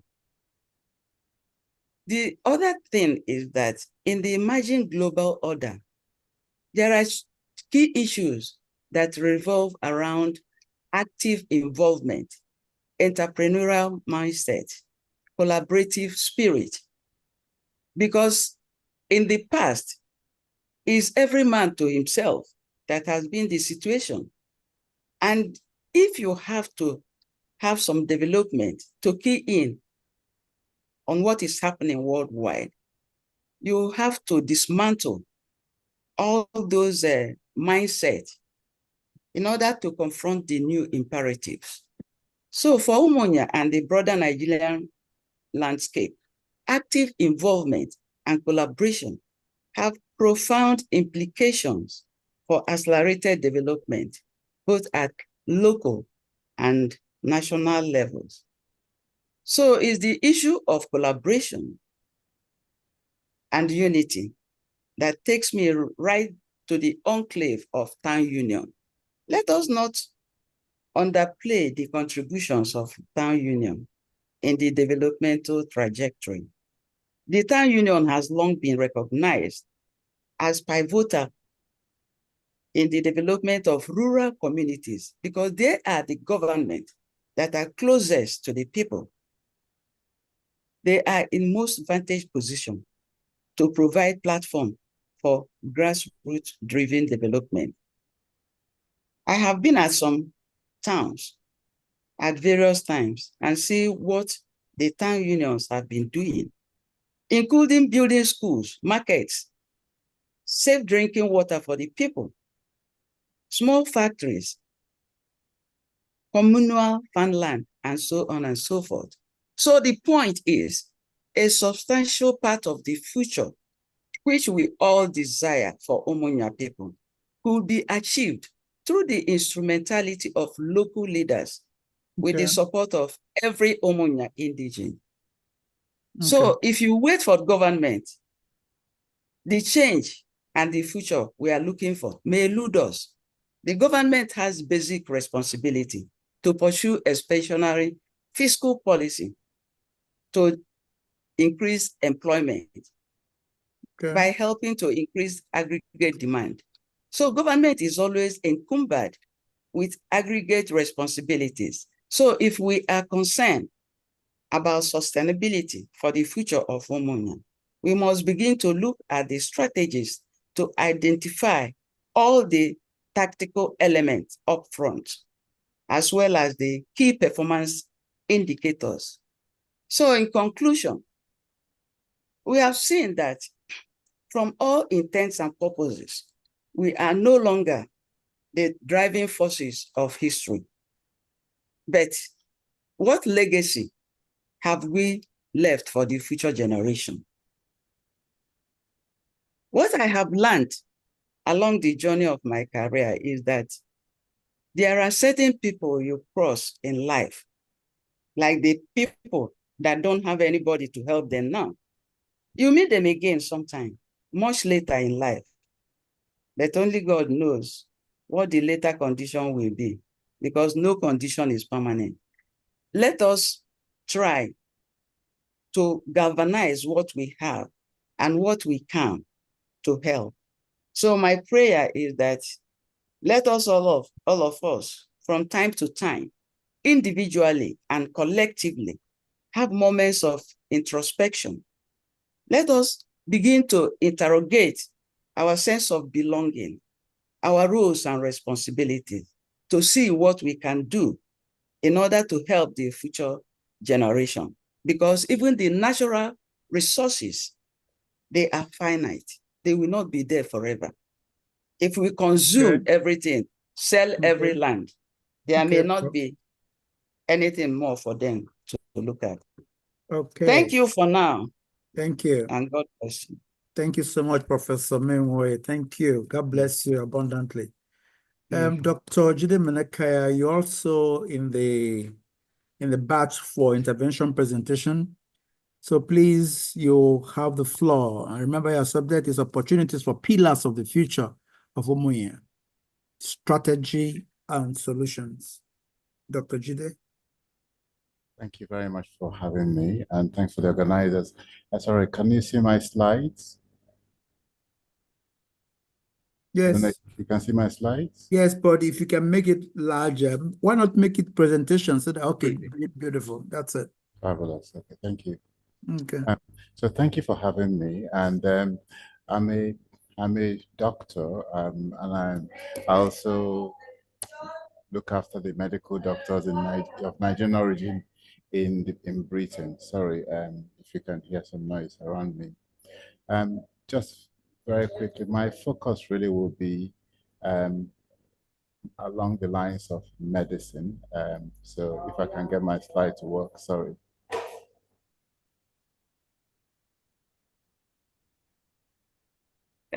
Okay, cool. Can you see the slides? So, so the three things I wanted to, what I wanted to say in this Can you time speak loud a little bit? Just raise your voice because some people are not. Is that any better? Yes. Yes. Okay, good. Is that better?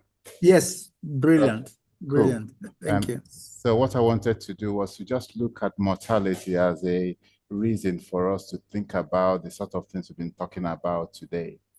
and also want to address some framework for sustainable future development. This is about the future. And I hope we can give some examples for what might do for a better future. So when you think around Nigeria, really, you think about the 200 million people we have and how we are distributed. And what you can see here is that we've got a pyramid set up. A lot of people are very young and very few people are very old.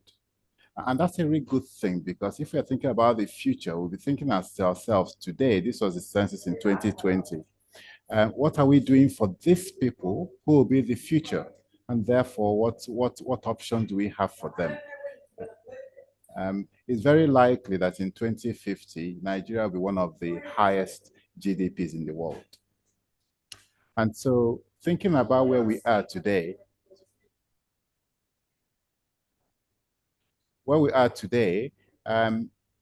maternal mortality, we've got the highest in the world, 1,000 mothers. So our mothers are dying. Some mothers die today whilst giving childbirth or around the time of birth. And that's not acceptable. In the UK, where I work, we've got 4 babies die per 1,000. In Nigeria, it's 56 babies. So 700 babies died today in Nigeria from things that are preventable. And the same with infant mortality, so children less than 1 year. So as a pediatrician, that really drives me in thinking, if we're not looking after these patients today and these children today, where will we be in the future? If we're not looking after our mothers who are bringing this forward, who are bringing these children forward and looking after them in childbirth, what's the future going to be like? So we need to think about this in terms of the next steps. So the pillars I wanted to bring about is, I wanted to just very touch on policy, practice, infrastructure, training, and education. And I'll put training and education together. So on this picture, you see our governor and our I'm sorry, I hope you can all hear me okay. Yes, please go ahead. Sorry, there's some noise in the background. Yes. So our governor and the chairman of our local government, as you can see there, I believe, and they initiate policy, as you can imagine. I think certainly for somebody who is in the diaspora, I think we can influence and sponsor policy in the way that it makes a difference for today and for the future. So we can contribute to how maternity care is set up. We can support immunization programs. We can look at health policy and education. We can support that. We can guide that. We've got friends in high places. And for those of us who are here at the moment, we'll be thinking, okay, what is their care for cancer, for example, and non-complicated like hypertension and diabetes, that sort of thing. So we can do outreaches and we can set up policies that can help us to minimize the impact of this in our communities and also bring about a better outcome for those of us who are living at the moment. A lot of children die because of non-communicable and infectious diseases. What of practice for future? So we talked about policy and practice. So certainly from a doctor's point of view, one of the issues that we really want to think about is how do we look after our patients safely, and what is the culture of the professional groups working alongside patients to make sure that they are safe. And we could argue that we deliver safe care, but that's something that can always change. And therefore, for those of us who are in the diaspora, we can always work alongside our colleagues in Nigeria to look at how we can improve the totality of care patients have, looking at patient safety as a real read. And so many of us will be part of outreach groups, outreach medical missions, and perhaps even exchanging teaching and doctors. So people coming from Nigeria to the UK or America and the other way around. So for us in the UK, we are doing 2 main programs. So what we call the skills transfer and retention program with the STAR program, where we'll be working with teaching hospitals in Nigeria and look at, so for example, we know we want to work with the EN and the NEW to look at what we can do to improve maternal outcomes and maternal care. And these are hospitals that are near us. And of course, we've got the teaching hospital outpost in Umunya as well. And there's a Diamante project, which is a diaspora medical and training and education project, which is looking more holistically at healthcare involving diaspora and doctors and nurses. We're very fortunate now that Umunya is next door to the airport, but it's not just the airport, it's about what other infrastructure we can build. I've heard various speakers talk about it, this infrastructure. So that means Umunya is directly accessible to the whole world now. And it's about how we can leverage that. We've got industries, we've got schools, we've got universities. And the key thing for me really is, how do we help source funds, whether it's charitable funds or investment funds? And how do we do urban landscape design? How can Umunya particularly be a new town in Anambra State? Because that's what will attract investors and attract people and make ourselves better. Because we are close, but not so close to the airports. We are close to Oka, but not so close to Oka. We are close to Onitsha, not so people can want to go out there, you know, go to have some rest after the hustle and bustle of the major towns.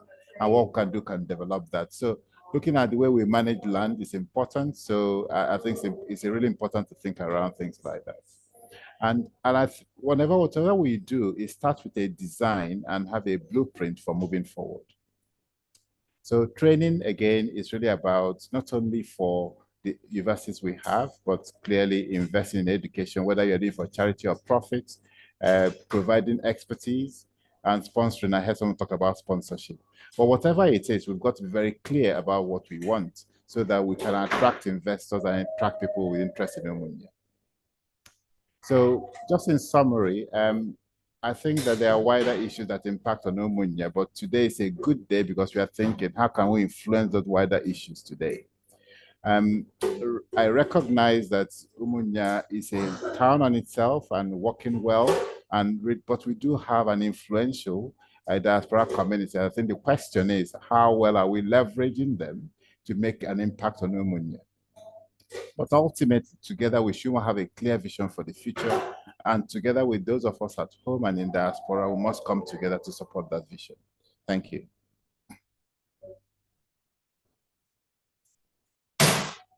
So you're mute. Thank you so very much, Dr. Jide Menakaya. This is brilliant and quite to the point, brisk and to the point. Thank you. We are gathering these materials because our compendium of reader, it's in the making. So next, we'll go to the next batch, the think tank actions for the Pact for the future of Umunya. It's still intervention presentation. I have Chief Sam Udozo, I have Dr. Ifeoma Osebo, and then Badje Barrister Onyechi Egwono. Please, if you're here, I wouldn't want to keep anybody waiting. If we have you show by sign so that we can give you the floor. Please.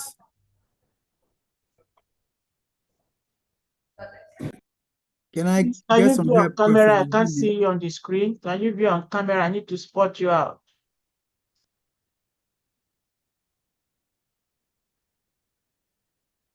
I hope they join with the panelists login. Otherwise, they're all here, but they're not on. Okay, Dr. good. Ifeoma Osebo is here. Okay. Barrister Egwono, please, can you guys come in? Please start your video and come in, or else we'll skip your section.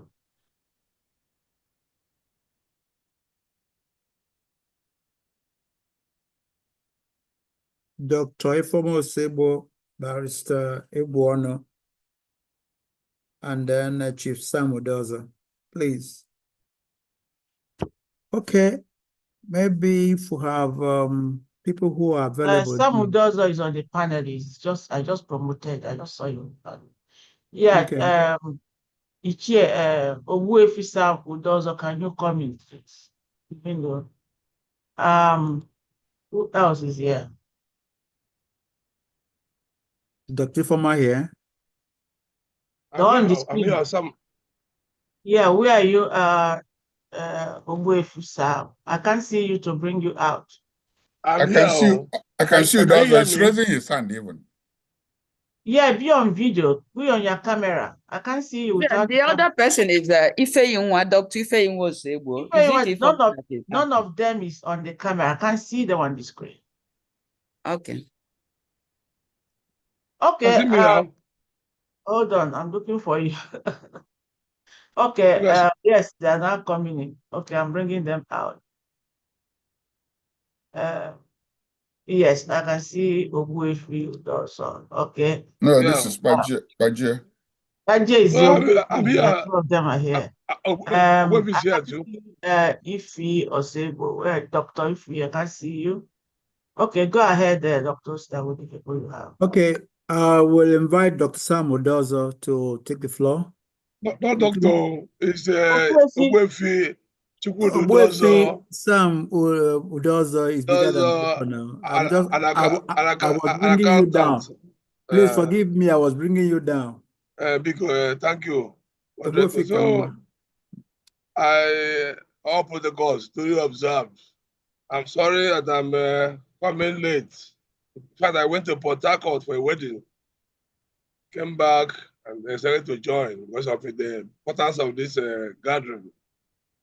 I've had the various speakers on the issue. Umunya have a serious challenge over especially the youth. We have a lot of youth.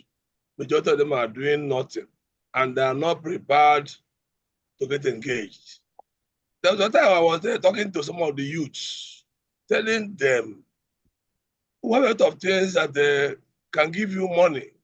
That much I do, like all this bricklayer, electrician, fridge making, all these jobs. In my town now, Umunya, those people who do these jobs are outsiders. People will be busy taking all manner of cigarettes, all manner of drinks, lottery, all everywhere in Umunya. But non-indigenous, like from Abakaleke, even the nearby Okuso, they're all at Umunya making good money. People will be busy wasting their time. They cannot come together. So we need a lot to do on this, our youth. So that's our greatest problem. Although it has security challenges, so that one is global. But inward, maybe not even workshop. We need workshop, yes, but we need finance too. We need finance because so they can group them and get them trained. I believe they are all skilled. Farming is no more a serious business, but there are other things they can get them empowered, and they will push Umunya forward. That's what I have about that. Thank you. Thank you. Thank you, the chair, Sam Udozo. Thank you so very much. This is beautiful. This is beautiful. You're not referring to Ogbuefi. You'll soon kill that cow for him. Ogbuefi Chief Sam Udozo. Okay. Vice Chairman Umunya. Yes. Yes. I remember you so well. And FCA. Yeah, FCA. Yes. I'm an accountant. The accountant, yes. God bless you, sir. Next is Baje Barrister Onyechi Igbono. Next is Dr. Ifeoma Osegbo. Is she here? Yes. Yes, I'm here. Is she? Okay. Oh, okay. Yes. Hi, Doc. Are you there? Please take the floor. Yes. Good evening, everybody. Good evening, Doc. Good evening, everybody. Are you hearing me? Good evening, Dr. Kekime. Yeah. Please, I'm very happy about this summit today. And listening to you all through, you have touched on almost everything concerning our town and how we can move forward.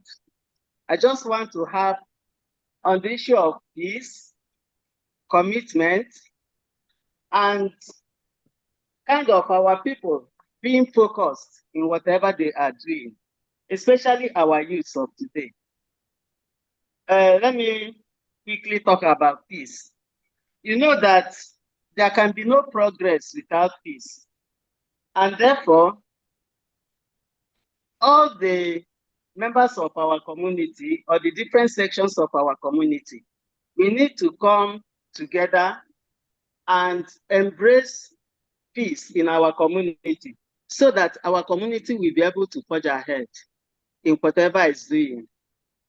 Then think about commitment in our work. Our youth of today, many of them are not committed to whatever they are doing. They want the easy way out, the shortcut. But life is not like that in all seriousness and sincerity. So, to me, I believe that we need to also see how we can help our youth, educate them to be more committed in any task or any skill they are faced with, so that if they are learning any skill or in apprenticeship, they need to be very well committed to it and learn it very well. Be experts in whatever they are doing so that they can easily excel and people will look for them anywhere they are. And then also, just like I said, finally, I also want to harp on the issue of determination in our work. Our people also need to show that characteristic in them. In the olden days, when most of our people are farmers, many of them, like people will say, are DGs. They have very large expanse of lands which they cultivate, and they make a lot of proceeds from these farms. But today, you see that people do not show much zeal in whatever they are doing. And that is why, just like the last speaker spoke, if you come to Umunya today, the foreigners have taken over most of our business enterprises, and they are all doing well. Why our youth will go there and be talking and trying to service whatever they are doing, and then also indulge in drinking and trying to fight one another. So if you look at all these things, if you are around Umunya, you will know that our youth, we need some kind of reorientation that can help us forge ahead in our society.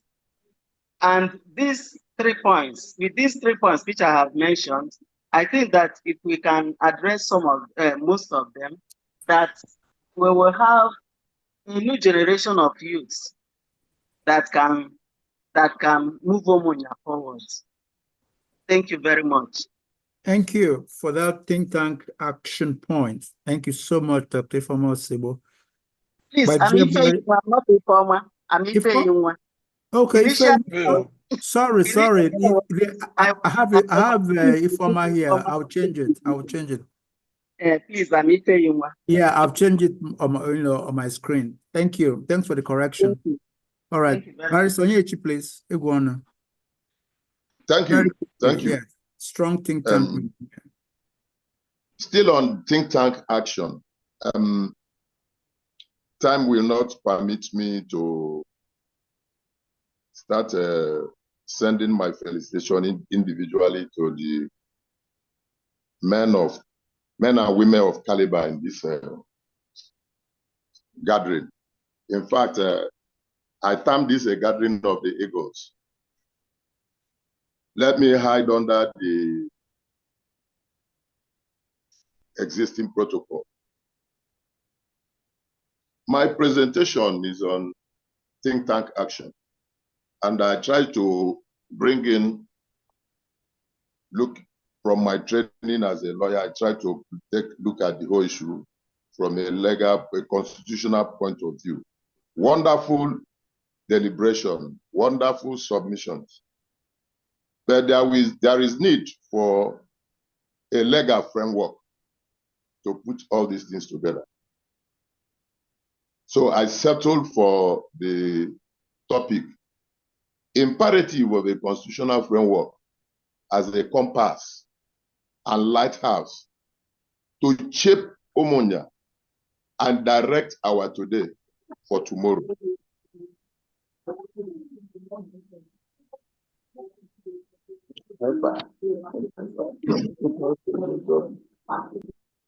Well, now I'm talking of constitutionality, legal framework, I'm talking of democracy. To that extent, the United States of America, where most of you reside, is the leading light of democracy. They have their over 200 years of democratic credentials as evidence. They just completed their presidential election on the 4th of November, 2024. There was no election petition. I'm anchoring my speech, my presentation, on the profound statement of Vice President Kamala Harris in conceding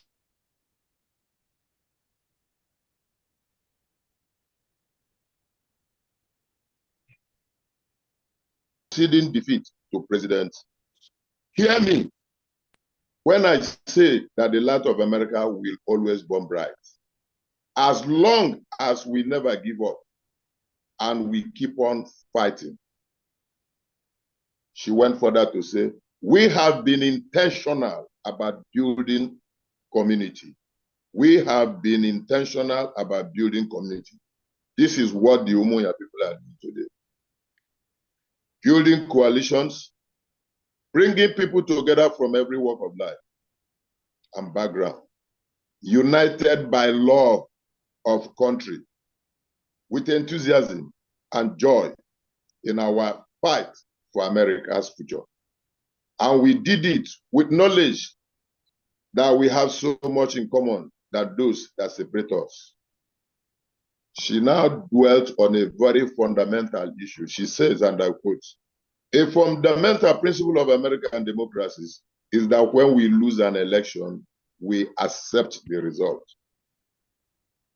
That principle, as much as any other, distinguishes democracy from monarchy or tyranny. And anyone who seeks public trust must honor it. Another profound statement is this, and I quote, at the same time, in our nation, we owe loyalty not to a president or to a party, but to the Constitution of the United States. This speech had kept me, it really agitated me, and it provoked a lot of self-examination in me, prompting me to take a look at the constitutional evolution of Nigeria, which moved from colonial era down to independence, down to military interregnum.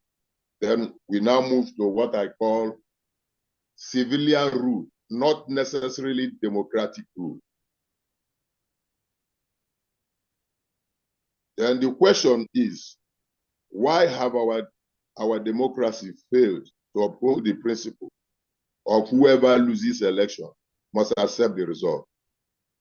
Why have our politicians transferred the duty of declaring election result from INEC that has this statutory power to the courts of law with its inherent abuse? This agitation is endless. The problems are intractable and the solutions are elusive. I now try to look at the. I'm sorry. I'm speeding down because of time. I try to take a look at these challenges. Nigeria as a constitutional democracy is faced with multifaceted challenges, including whether we have federalism or unitary form of government. We cannot say. We claim to be a Federal Republic of Nigeria, but the Inspector General of Police of Nigeria resides in Abuja, and the state governor cannot give instruction to a commissioner of police without the commissioner of police getting his clearance from his IG. So we run a unitary government and not a federal government, as the situation is now. There are insecurity, ethnic and religious tensions. These challenges reflect the complex history, cultural diversity, and inherent struggle for political stability and cohesion, and it affects economic good governance in our nation. Then I looked at the way forward to address the above challenges of Nigeria. The Umunya community, as an integral part and component of the larger Nigerian society, needs to strengthen its democratic institution and ensure the rule of law via a constitutional framework. In attaining the goals and objectives of this summit and shaping it today for tomorrow, the Umunya community, as a matter of imperative, need to prepare its own constitution under a framework that prioritizes human capital development, education, human rights, democracy, transparency, accountability.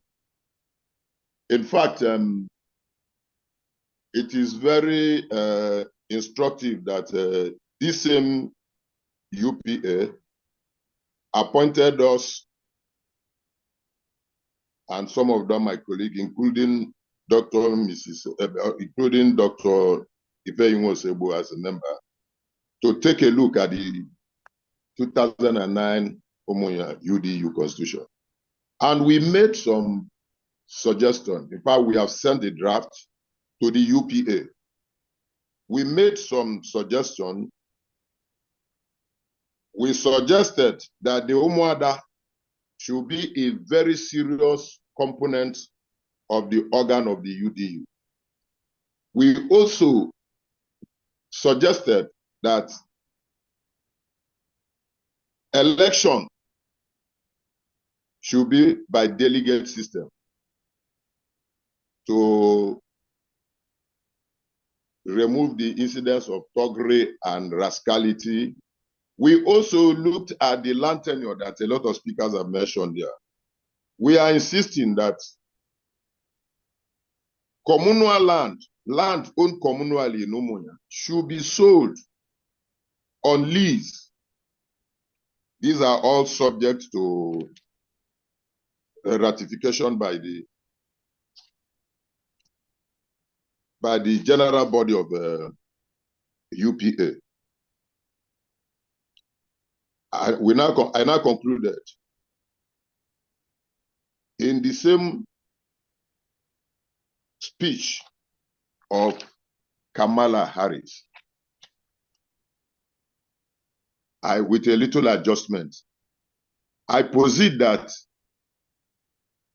we as the Umunya people,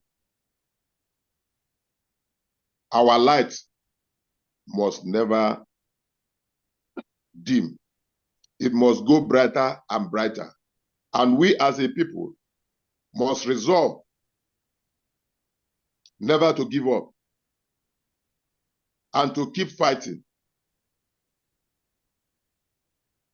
All the good speeches that has been delivered in this summit points to one thing, is a clear demonstration of our intention to build a new Umunya based on coalition, based on bringing people together from every walk of life and background, united by love for our Umunya community, with enthusiasm and joy in our fight for Umunya's future. Okay. A joy for Umunya's future. And we are going to do this with knowledge that we have so much in common than those that separate us. I pray we establish an Umunya community. Are you hearing me? Yes, we can hear you, and we are very grateful, very thankful to you. Thank you. Thank you. Thank you. Long live the Umunya community. Thank you. Long live. Obuefi, Dr. Ifoma, can you please come on camera? And Barisa, please stay on camera so that we can take a good shot now. If, yes. Because next we will go to the final batch where we'll begin to power close. Yes, please stay very well on camera so that, yeah, we'll give you the next 30 seconds to adjust your red cap, because the red cap must sit right. Otherwise, okay. Yes, that will sit right. Yes. All right, let's do this. Let's get to the final part now, where we will take the call for action. Yes, Ichieje, please come on camera. Chief Chinedu, your fan is on, so thank God you have light there. Bajie, your image is not on your seat. Yes. I know, so thank Please, you. Gentlemen, ladies, let's get these photos done, because this is history that we're writing. In the next 50 years, the photographs we are taking today will adorn the pages of history. Umunya. Umuefi is not with his red cap. And you are not your headed cap.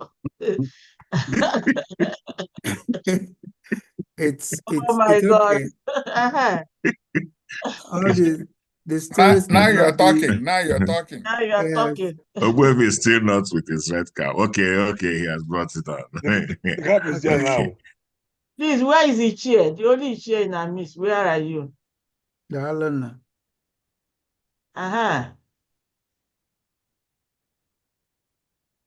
Can I?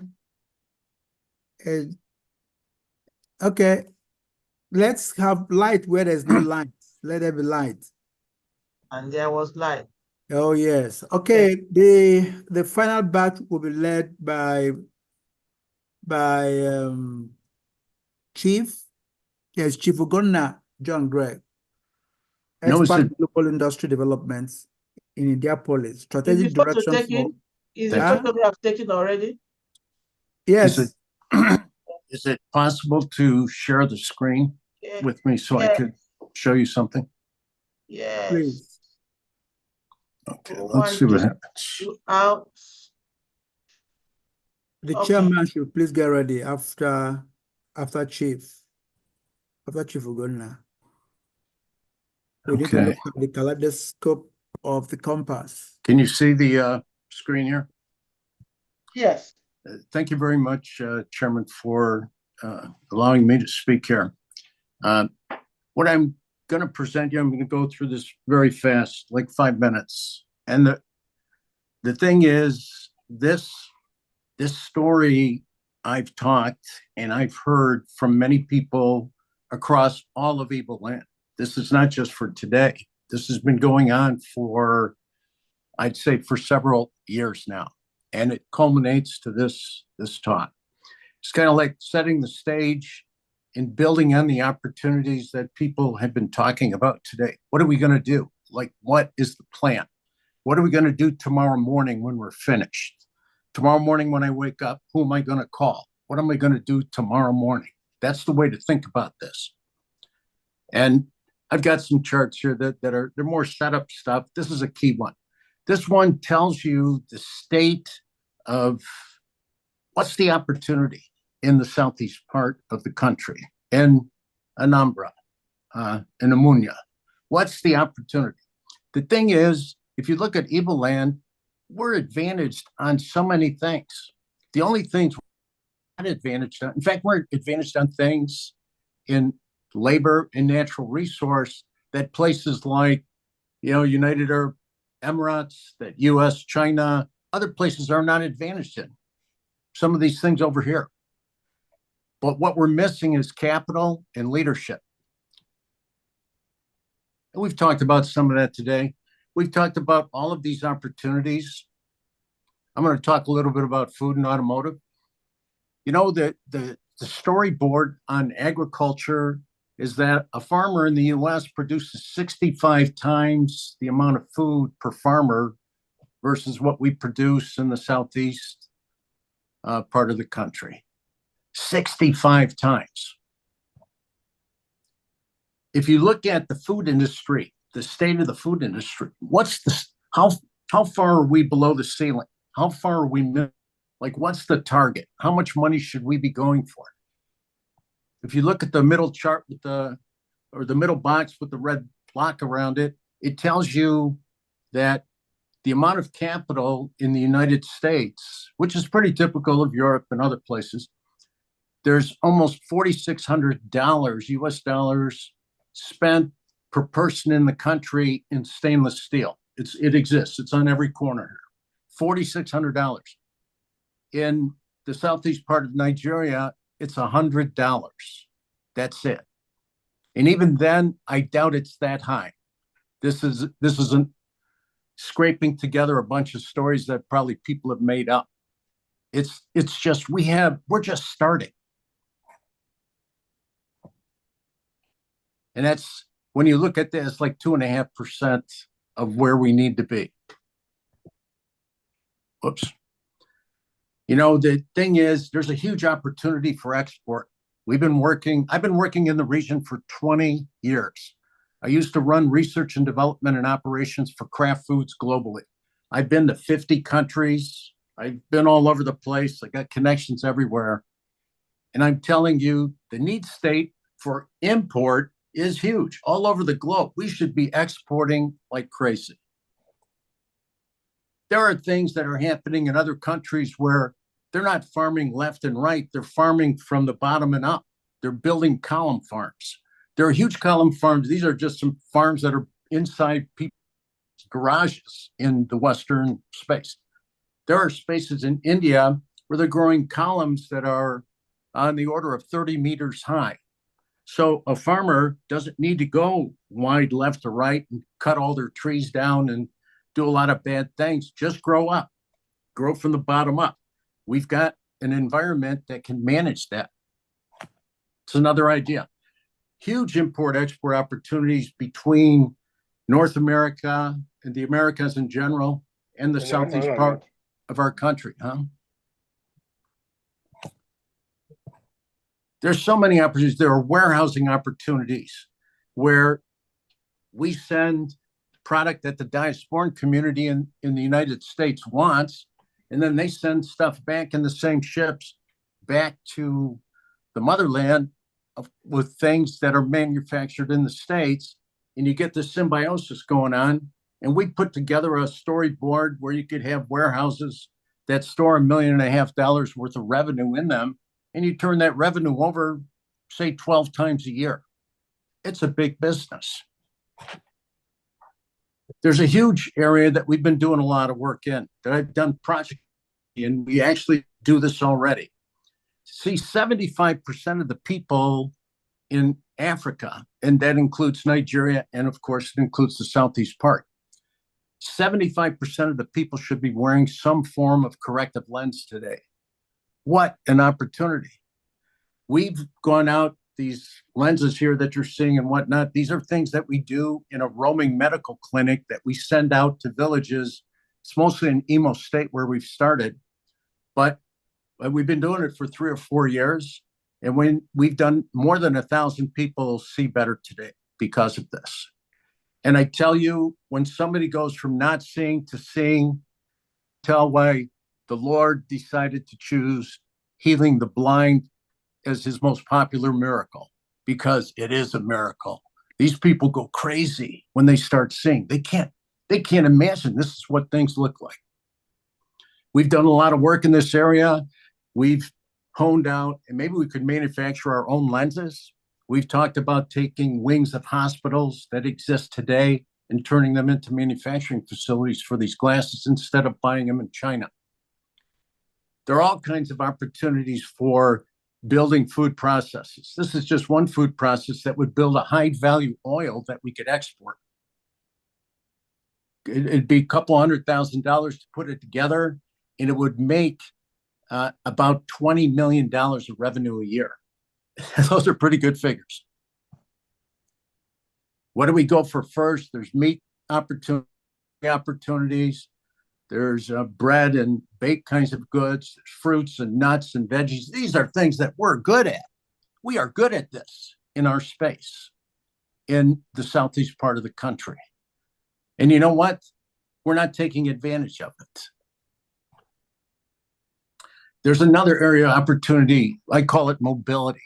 You know, crudely stated, it's cars, but it's not cars. These are special kinds of vehicles. See, what happened in the United States, these two curves, the green one on the left and the blue one on the right, the green one on the left is the number of vehicles registered in the United States by year.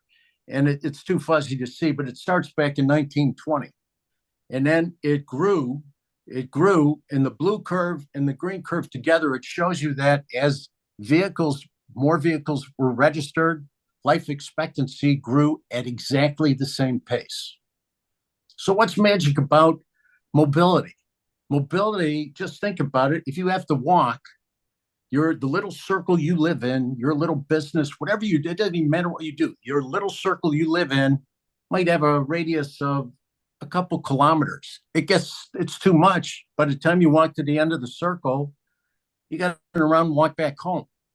All you need is mobility, a little bit of mobility, and it goes up by a factor of 50. The difference between the United States in 1920 and today in 2020, 100 years difference, is mobility. See, what happens when you have mobility, this chart happens.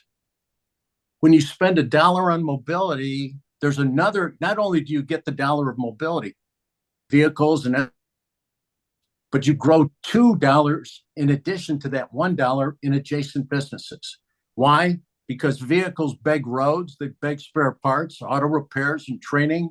And by the way, you need roads, and you need good chemistry to put onto the roads. You need energy. You need better education to design the vehicles, to design the roads, to design the chemicals, and the thing just explodes. We haven't had, I heard industrial revolution during the presentations.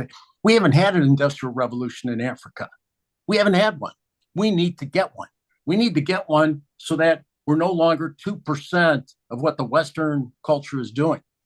Mobility will drive it. Mobility is such a magnet for industry growth. That's why the Industrial Revolution in the United States really happened when vehicles were invented. Just coming back to this chart. Now, how do we do it?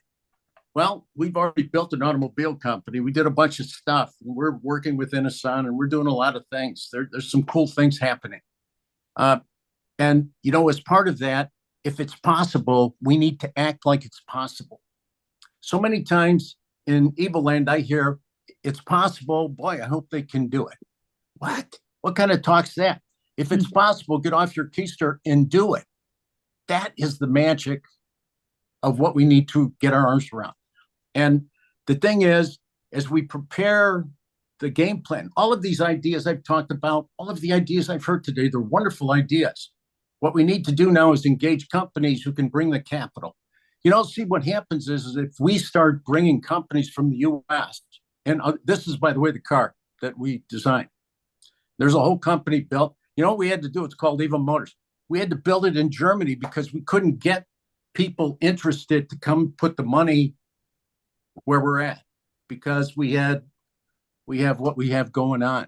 And the barista was just sharing some of that, and he was trying to be eloquent about how he was doing it. But if you get really bold about it, it's ugly.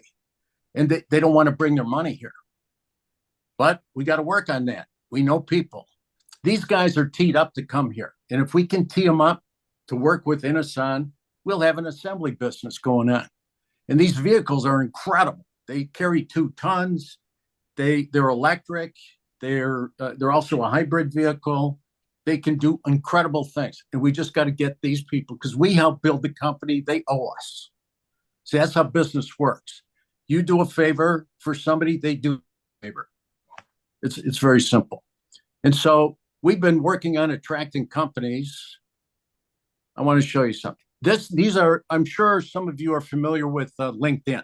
LinkedIn is a wonderful community of business people. Everybody if you don't have a LinkedIn account, get one. And like this particular fellow, Andrew, what I said is, hey, you know what? There are a lot of food companies that I'm really tied into the food companies. I was at the top of the house at Kraft Foods, which was a $50 billion company 20 years ago. And so I met a lot of people. I mean, I pick up the phone and people answer my calls. And because I made it to the high space of that company. And one of my favorite lines is, who I know, you know. That's what we've got to have. That's the mentality. Not what I know you got to pay for, or what I know you better, you got to do a whole lot before I tell you anything.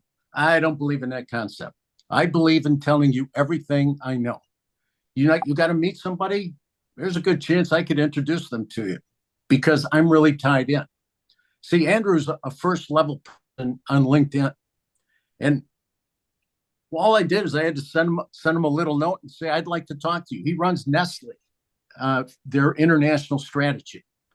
I said, I'd like to talk to you. I tell you, within 3 hours, he got back and he says, I'd love to talk. But you know what? Before I talk to him, I want to make sure that we're ready. Okay? And these are the companies. I can do the same thing with these companies. Ghana, they're doing a diaspora show. We ought to be doing diaspora shows with our ideas all over, all the big centers in the United States, inviting all the businesses, getting a hold of all these people. Come on in, get on a plane. They've got budgets. Come on a plane. And by the way, if we get companies to come to us and work in like our industrial parks that we're trying to get off the ground, they'll bring their own capital. These companies are flush with capital. They don't need to borrow. They actually don't need to borrow anything. They usually do it to stay in debt so nobody buys their company from them. They're too deep in debt so nobody wants to buy them. This is an industrial park. Look at the companies. I mean, that Ford, it's hard to see them. There's 90 companies in this one industrial park in Mexico. We're going to do what they're doing. And we've been working with many states, including Anambra, on getting an industrial park off the ground. Their industrial parks now have moved their GDP from zero in Mexico it was zero 20 years ago. The GDP in the country now is almost $2 trillion US dollars. Here, I know this guy. This guy, he runs Toyota manufacturing. And he used to run it. His first senior job is he ran it down in South Africa. I says, David, what are you doing? Why don't you come to Evoland and start up a Toyota factory? And you know what? We got to talking. But before I pushed it, you can only pull the chain once, and then it's gone. So I want to make sure that when we pull the chain to have a big meeting with him and his Toyota people, we've got the right people on our side sitting around the table. We've got the right infrastructure in place. We've got a governor who wants to play ball with us. That's what we need to do. This list I sent it's too small here. Well, you can see some of it. This list is in the WhatsApp feed that the prof was running for us, setting up the meeting, which she, by the way, did a great job setting up this meeting. And this is a list that we've done all the work. We've been doing this work, and I say I got a whole pile of people. Professor Osuagu, Professor Ejiofor, they're all part of this. And many, many other people who we have on ground now, somewhere in Evoland, running the program. I talked about ACARs, the name A for Africa. So ACAR, iPhone, ACAR. So in fact, they like that kind of a terminology, and that's the brand, ACAR. Medicar, it's taking an ACAR and sticking a medical clinic on the back of it. And that's the one we've been doing for the last 3 years in Imo State. Palm oil. We've got engineering work all done for building palm oil factories. You know, the eyewear business, it's just huge. It's a huge opportunity. You go forth and front. Just read through this list. This is just the boilerplate. It's just like the names and tidbits. We've been doing it for 20 years. The way I think, when I was running Kraft Foods, I had 2,000 projects going on at one time. 2,000. I've only got 10 here. I'm going to kill these. That's the way I think about it. We're going to make this happen. And you know what? The people I work with, education is actually really high in the southeast part of the country, relatively speaking to other places throughout the sub-Saharan. We're a good ticket. People just need to discover who we are. That's why we need to get on the road and do the Ghana thing in the US. Start going around. India did this about 30 or 40 years ago in the United States. They visited each of the big states, went to the big cities, invited all the big companies, and invited all those companies to come and set up in their town. And they gave them tax breaks and, you know, standard stuff that you do to make yourself easy to do business with. So this is the game plan. I stopped with this. The other guy has a better idea. Let's steal what they're doing in Mexico. Let's steal the way they do it in the US. Let's steal the way they do it up in Europe. We all know we're living, all of us on this call, and most of us anyway, are living in this stuff. I made a career of it. And then once we see what their ideas are, and you know what? They're not science fiction. It's actually straightforward to do this. You just got to do it. Let's modify it to our strengths. Listen, we're fast adapters. We are pretty well educated. We're hard workers. We've got a long history of success. Everybody's afraid of the Igbo. The Igbo can make it happen. That the whole of Africa says, don't let the Igbo in, they'll take over. You know what? They're right. We'll pursue the industrial parks. We got to make ourselves easier to do business with. We can't make it difficult. Today, it's difficult. We're going to do things like, let's line up any company that wants to come and operate in our space. What we do is we're going to link them up with a one-stop shop. They'll go to one person. That person will be a representative to their company. And any questions they got, we'll help them. We ought to set up a human resource shop in each town so that when a company's coming in from the outside, they don't know how to go get people. They don't know anything about how we do things in Igbo land. But we know what? You just go to your one person. That one person's going to help you. They're going to connect you with the human resource team. They'll help you find the people. They'll connect to the universities. They'll get the people who want to have the jobs. And you know what? Everybody wants to have the jobs. And then we'll attract the foreign capital. When a company's got to bring $50 million in to build a plant, they've got it. I'm telling you, they've got it. A $50 billion company has got 50 million is like, I wouldn't say it's chicken feed, but it's not it's way under their, their ceiling. They can make it happen. Let them bring the capital. And then they can link with some of the banks, the local bank business. The bank business is going to love this. They'll have all kinds of bills. We can even make rules about it. So who I know, you know. That's my closing line. And I think we can really make this happen. That's what I got. Thank you. Who I know, you know. Chief Ugonna John Gregg, thank you so much. This is brilliant because it puts everything together in a very practical form. Thank you for this kindness. And thank you for staying with us. This is Umunya, the future of the Southeast. I love a number state. I've been there many, many times. I've been on the ground 365 days through the oil the past 20 years. And I spent a lot of time on a number. Yes. Yeah, Anambra is our state. It's number one state in the country. Very impressive. Okay, let's look at the kaleidoscope. Thank you. Well, we ran out of guys. We scared them all away, but I'm sorry. Okay. All right, thank you. Thank you. Thank you so very much. Thank you, sir.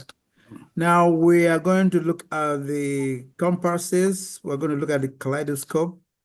And I will call the chairman to return, the man who started it all. After that, the Secretary General will come and talk about the tenets, and then Professor Juni will give her appreciation. She's been here on this table doing this for the last 3 months.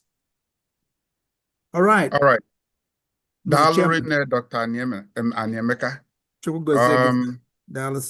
Before I go forward, because Chief John Greg Ugonna, you all be wondering, this white man putting on red cap and answering Ugonna. Because of his ties, you heard him speak about it. The man is a homeboy. Let me put it that way. He's a friend, and you can be sure that the next time he comes to Igbo land, he will be in Umunya. That will be his headquarters. I'm challenging him to that. And when he said that if he picks up his phone and calls people, listen, I tell you, my brothers and sisters, this is literally speaking. It happens. This is the same man who broke doors for us when we go to the Congress in Washington, D.C., or State Department or so on. He makes it happen. Once he picks his phone, that's it. And you all will also remember when there was issue of 2/3 of states plus federal capital territory.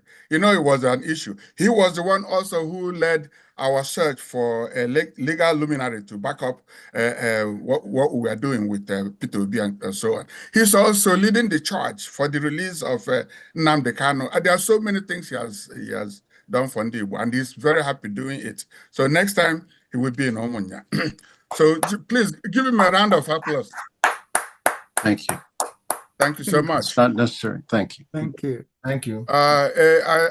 When I started, I didn't mention the people who were working the engine room. I talked about Professor Adeze Menaka, and I used the blanket statement when I said his team. I want to specifically thank Dr. Osita Anyemeka and Dr. Val Ozoibo for coming, because I did it for these people. And then Engineer Fidelis Namani. These are people who, they have no business being here, if you ask me. But because of their love and their commitment for our people, they are here and they are giving their all. Thank you all very much. So as we conclude this inaugural Umunya Summit, it is fitting to reflect on the breadth of discussions and the depth of insights shared during this historic gathering. The summit themed Shaping Today for Tomorrow, a post-UN summit of the future, has laid the groundwork for a transformative agenda. It has brought together professionals, traditional leaders, youth, and global partners to deliberate on the challenges, opportunities, and responsibilities that define our present and shape our future. There are key highlights. What I'm doing is bringing it all together. The word kaleidoscope has been used here. You see, when you have things in all directions, you want stabilization. You need a compass to get to where you want to be, okay? So let me look at the key highlights of these proceedings, which will help us in the proceedings that will be published after this summit. I'll look at first the setting, the vision for Umunya's tomorrow. The summit discussions repeatedly emphasize the importance of a unified, inclusive vision for Umunya. This vision centers on a sustainable and thriving community where tradition meets innovation and where local actions align with global standards. The key outcomes here for this segment: a reaffirmation of Umunya's cultural values as a cornerstone for development, a commitment to creating a community that champions youth empowerment, economic growth, and educational excellence. And for this, the last outcome for this segment, recognition of Umunya's potential to become a model for other Igbo communities here and beyond. So having said that, I go to the second one, the role of professionals. We call ourselves professionals. The Umunya Professionals Association came on stream just last year. And we have a whole lot of things in front of us we are aspiring to do. So the Umunya Professionals Association was charged during this deliberation with a pivotal role in driving the community's progress. The summit underscored that professionals must leverage their expertise, their networks, and resources to address local challenges while positioning Umunya on a global stage. The outcome from this segment, spearheading innovation hubs and entrepreneurial initiatives, bridging the gap between traditional knowledge and modern solutions, advocating for strategic policies that prioritize education, healthcare, and sustainable development. The third one, youth leadership and inclusion. A recurring theme was the critical need to empower the next generation. Youth were recognized as not only the future, but also active contributors to today's solution. The key takeaways here: establishment of mentorship programs to guide young leaders, creation of platforms that amplify youth voices. Just 1 second, please.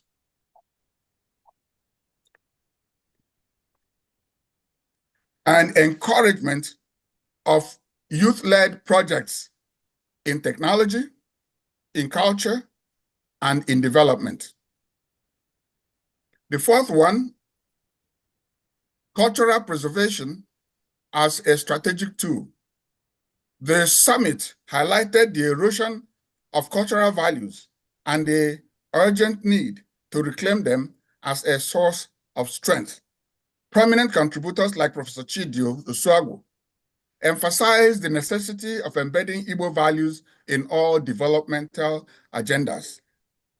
Takeaways from here: integrating Igbo language and history into educational curricula, hosting cultural festivals to showcase Umunya's heritage and attract tourism, documenting oral traditions, and preserving historical artifacts. The fifth segment, there are a total of 5 of them that I categorized: global partnerships and diaspora engagement. The presence of dignitaries like the 2 ambassadors who one of them spoke, Dr. Andre Thomas. It emphasized their presence, emphasized the importance of connecting Umunya's development with global trends. Diaspora professionals and the external partners were identified as critical allies in mobilizing resources, expertise, and influence. We will fall on the expertise and experience of Chief John Greg Ugonna to actualize a lot of our entrepreneurial pursuits. Takeaways from this segment: establishment of an Umunya diaspora network to facilitate global collaboration, partnering with international organizations to support local activities, encouraging remittances and investments in community-driven projects. So what are the strategic direction we have come up with? Umunya's next agenda.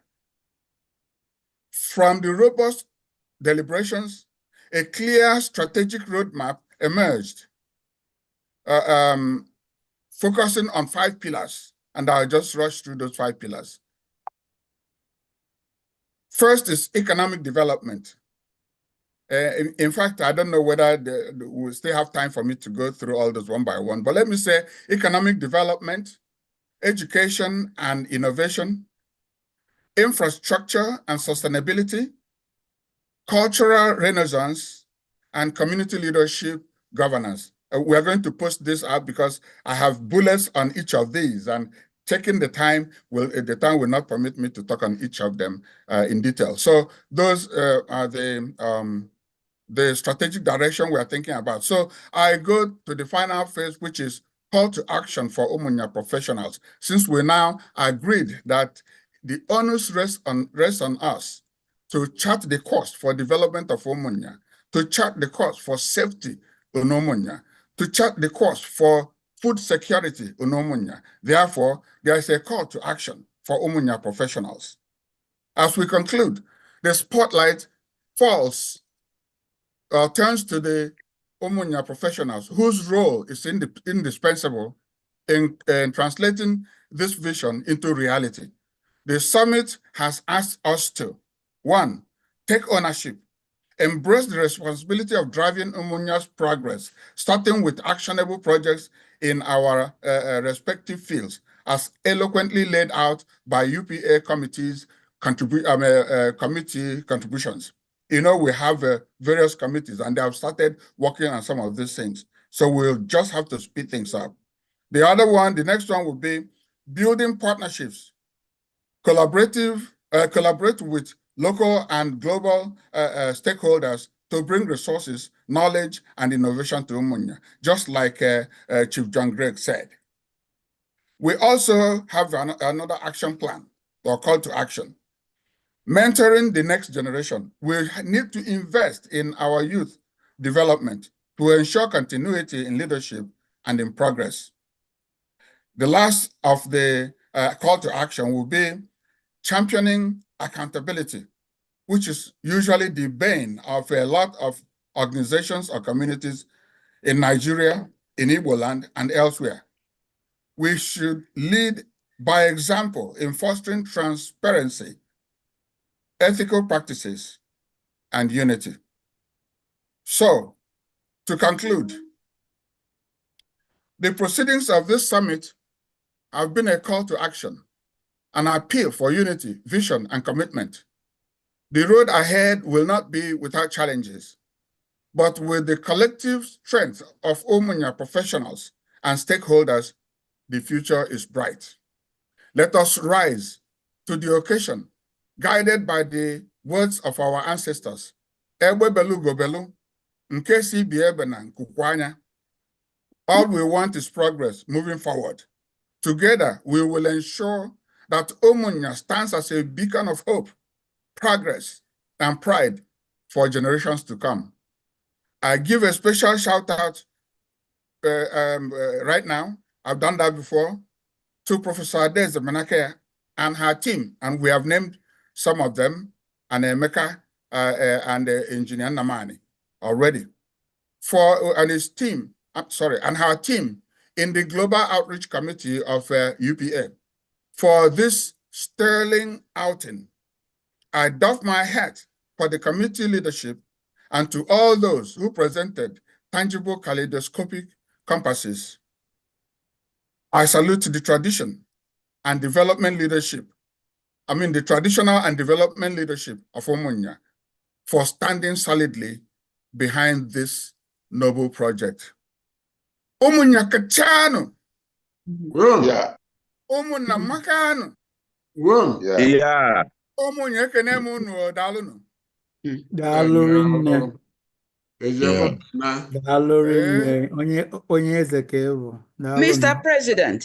President, I wanted to hear something about that Umuada stuff.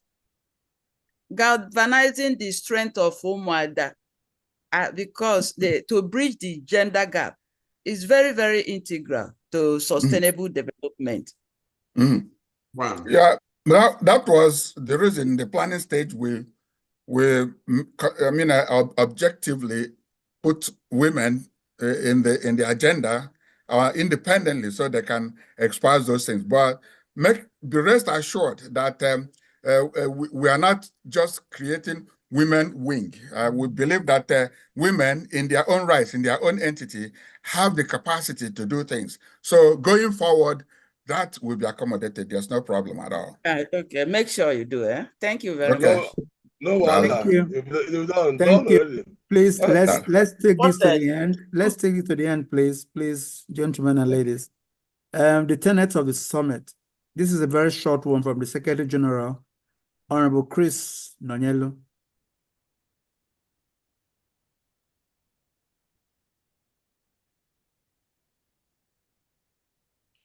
Mr. Secretary General. You are muted. Can you unmute yourself?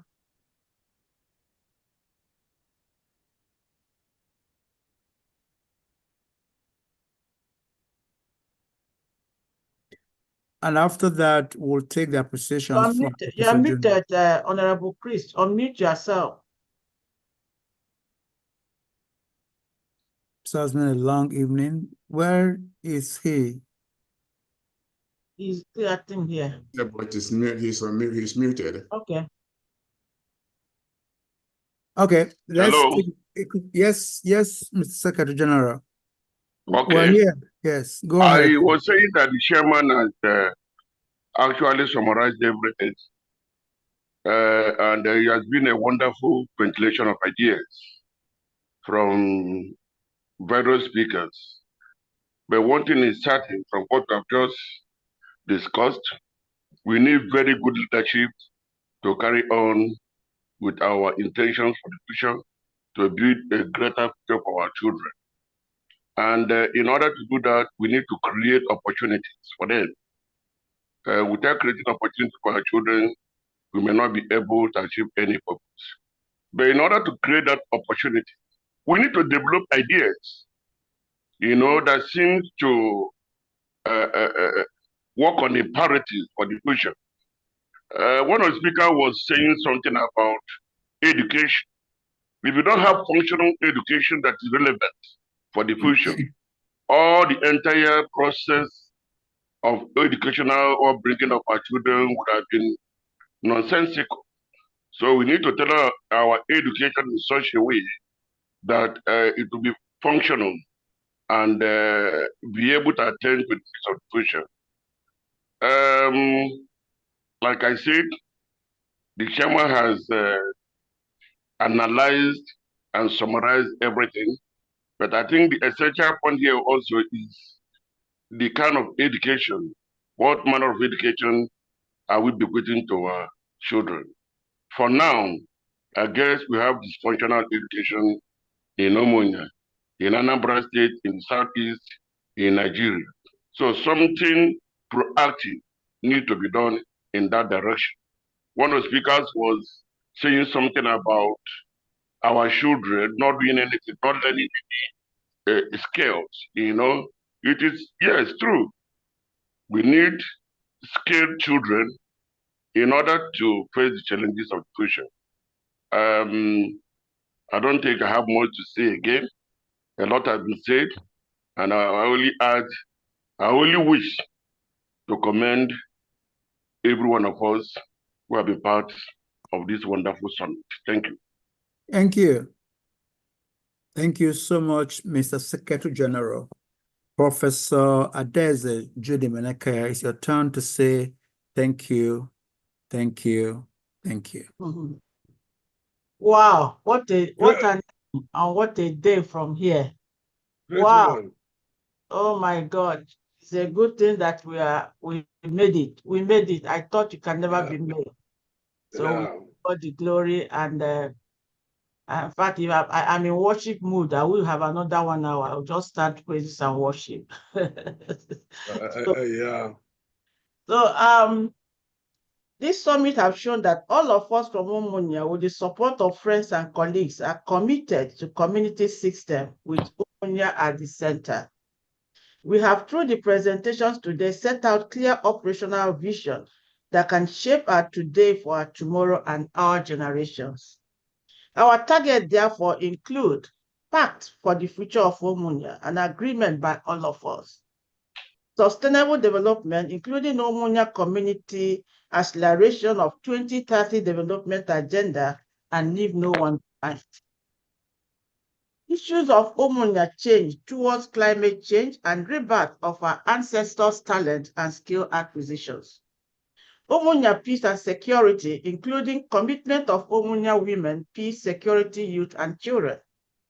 Umunya adoption to new challenges, boundaries, and neighborhood relations, terrorism and safety, and combating of trans-state national organized crimes. This summit considers need to reduce community disparities in science, technology, and innovation, and called for talent and skill acquisition action for Umunya citizens, all inclusive. Need to strengthen participation of these groups, youth, women, children, in order to allow full participation at the community issues and development.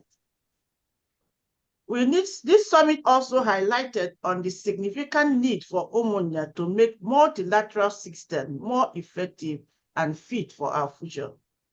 What is our responsibility as UPA, as obtained from all the speakers? We need to overcome our technology weaknesses for all. It's shown that we are all technology weakness. We are all weak in terms of technology and innovations. We need to skill and identify our skill and talent of Umunya so that we can advance the future we want. We can utilize it to shape a conducive and sustainable future. We need to have the directory of Umunya elite and professionals as a resource toolkit for our today by shaping our tomorrow. We need a journal and Umunya kaleidoscope compass for exchange and outreach instruments in repositioning Umunya for Southeast State Nigeria. I want to thank the UPA executives for this opportunity, for granting this opportunity and their support. I also very much glad to thank our esteemed speakers, Dr. Val, that we just got 2 days ago, and he was able to be here. The Ugon Nandiwo of John Greg.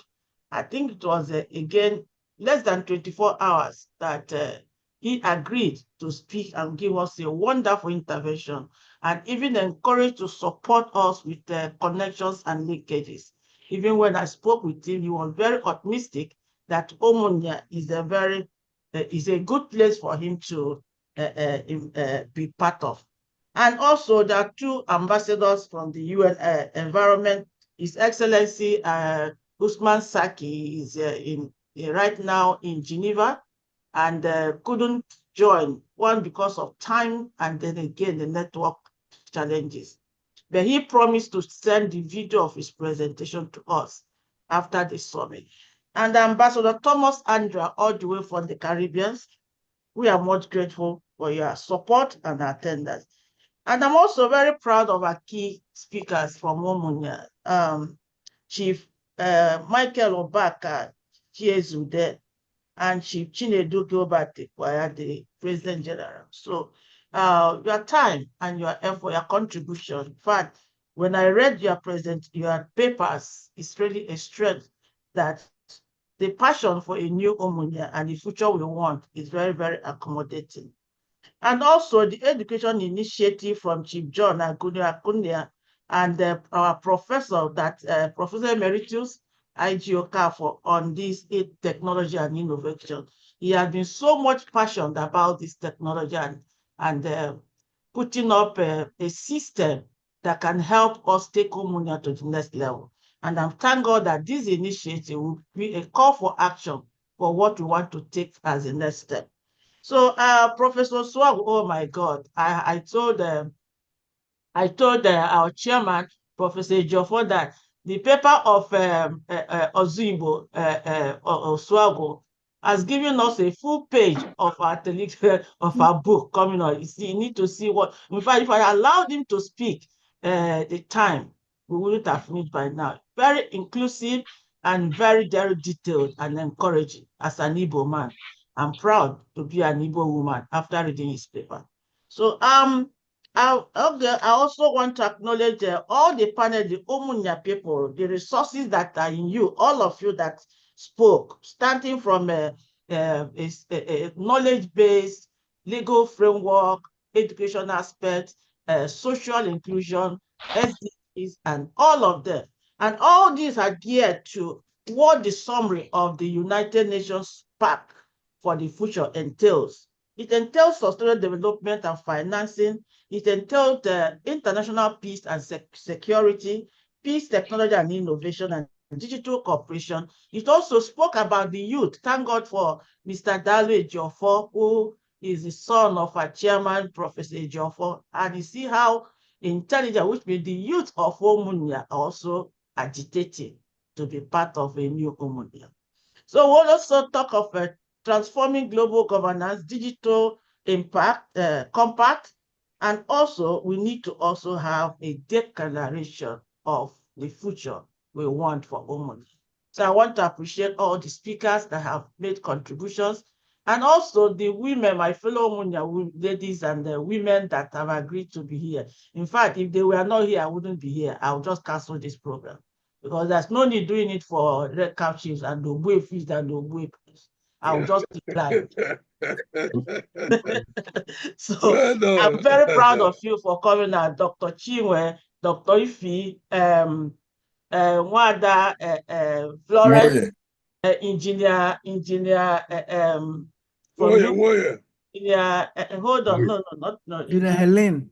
Ellen, of course, my sister, Professor Moye. In fact, I must tell you, I decided to run away from UPA. She insisted I must be here. And I'm telling her it's getting too much. So thank you all, Professor Moye, and all of you. And incidentally, the only Umunya woman that is OON in Nigeria. Can you believe that? So I want to acknowledge her and all of you that are here, and those of my friends. Oh my God, I can see my good friend, my partner in crime at United Nations, Dr. Her Excellency Ambassador Dr. Monica Sanchez. She has been here since the time we started, all the way. I appreciate your presence. And so there's one here from the African diaspora, the traditional chief. He also was there, but he's left. And look at our Umunya brother, Oke Obaka. He is the president of Anambra Indigenous Cities Network in New York. Oh my God, he's here all the way. We have people in Umunya that are scattered all over the world. My good friend and director of education, early education here in the United States, Ambassador Dr. Rosemary Mosu, she's also here. And Remy Alapo, oh my God, I can't call you, oh my God, I can see one and half one. I'm so glad that you guys are also here to be with us. David Moore and all members of Chester Sino from all the way from Pakistan is also here. Oh God, all the way, and they were all here. So it's been a wonderful day, and I'm sure that none of us will regret the time that you have seen here. And more importantly, I'm still to my the chairman of Universal Umunya Professional Association, Professor Tony Ejiofor, Professor Emeritus, and Ejiofor Ghana. I'm still loyal and I bow down. Thank you to all of them, all of you. And my good brother, oh my God, Dr. Osita Nyemeka, Wadiana, Okwa Wadiana Ogidio, here, all the way from Ogidi. He's Wadiana Benedict Messia at Ogidi. Then he is all the way from Delta. The mother is me, Ife Messia. So, Ogidi. So you must have had our Professor Ife Messia, the historian from UNN. That's the uncle. So I've been a brother, we've been sister, all the time. If I call him midnight, he stands up. This document, he helped me to fine-tune it, edit it, and develop it and make it public. And again, he's here with me to do what we got to do. And my brother said, look, if you have not been here, I will delete you forever from my life. Thank God. I thank God because he called me a few days ago. I'm too busy and do that and do that. I tell you, you must be here. And I was glad that he came in. So thank you all for coming. And my sister, if you want, me and you go fight too. Me and you go fight too. My name is Adezo. I will fight too. So I thank you all. Ichiejo, for good to see you again, and thank you for the fact I was so impressed with I'm so impressed with your paper, and I want to believe that we are going to drive it with your paper with respect to Umunya men and Amen. what you. Thank you, our daddy Professor I.G. Okafor, always a professor, once a professor, always a professor. You have set the pace and we are following. And also my technical crew, Joel on the background, Engineer Fidelis Namani, who is handling our website. Who else again? There's Joel Roberts. He's in Abuja. He has to log in the hotel in order to make sure that we have a good service for us to be the technical, to hold the technical side and the technology side of this event. So I can't thank you enough. It's only God that will reward you. And also, finally, to the members of Global Resource Technology, Global Resource Committee of UPA, and my dear Barrister, my dear, you've been a point in circulating and sending reminders. And Damian Egwongutu, who did the video advertisement, and all of them. Thank you so much. And of course, the Honorable Chris Noyalo, the Secretary General of UPA, he will call me 2 a.m. and said, "Did you have anything? Is there any help? What do I have?" I said, "Go and tell PG that he has to speak." And you go and do it. Go and tell Chief Ezrude that he has to give, and he was doing it. So I think it was all inclusive. Everybody were involved. Everybody cooperated. Everybody supported.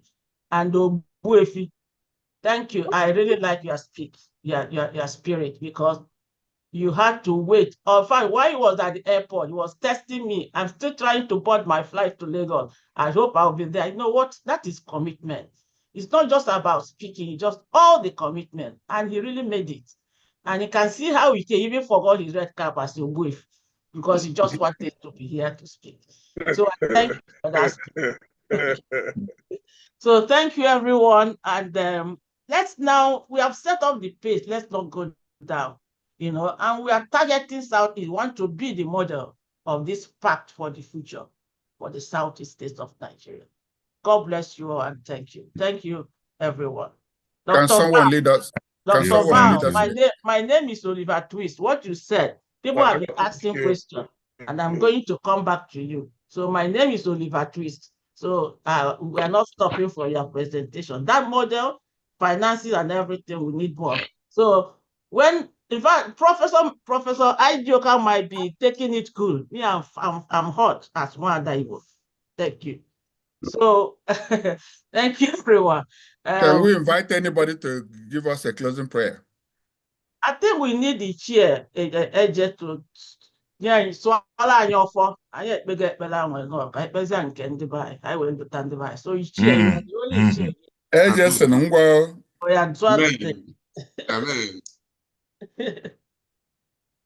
He's a Christian, so let him do it the Christian way. You are muted.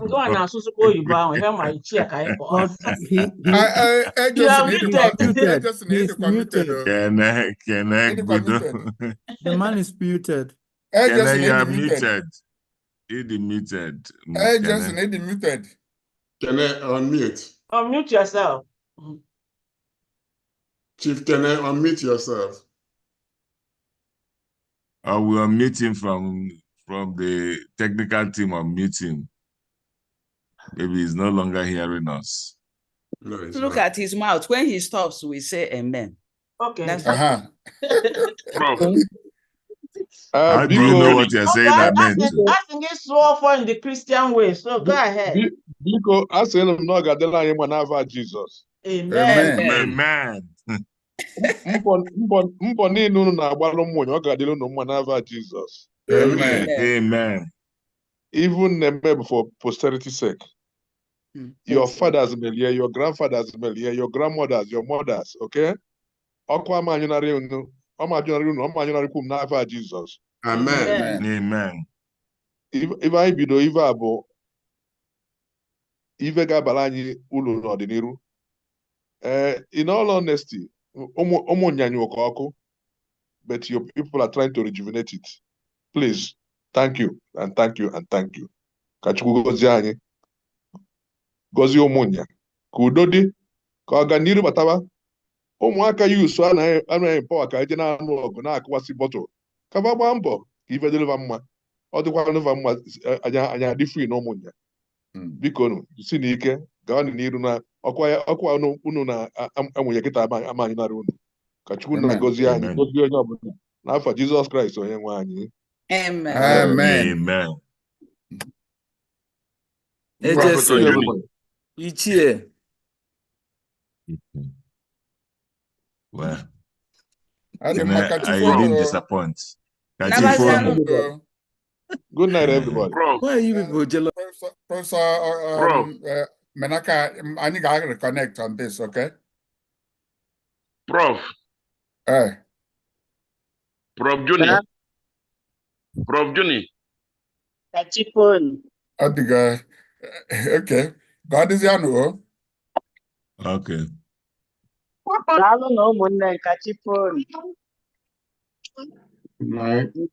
Professor Junior, you waka.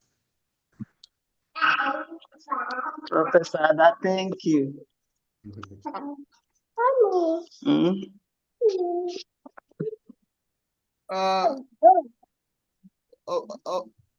Professor Ada, you're muted.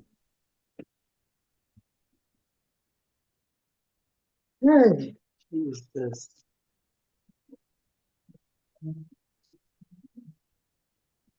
There you go. Thank you, everyone. Good night, everyone. God bless you. Adaeze, Umunya, congratulations. Congratulations, Adaeze. Congratulations, Prof. Thank you, everyone. Thank you. God bless you. Yes, thank you, Prof, for the prayer, for the encouragement. Yes.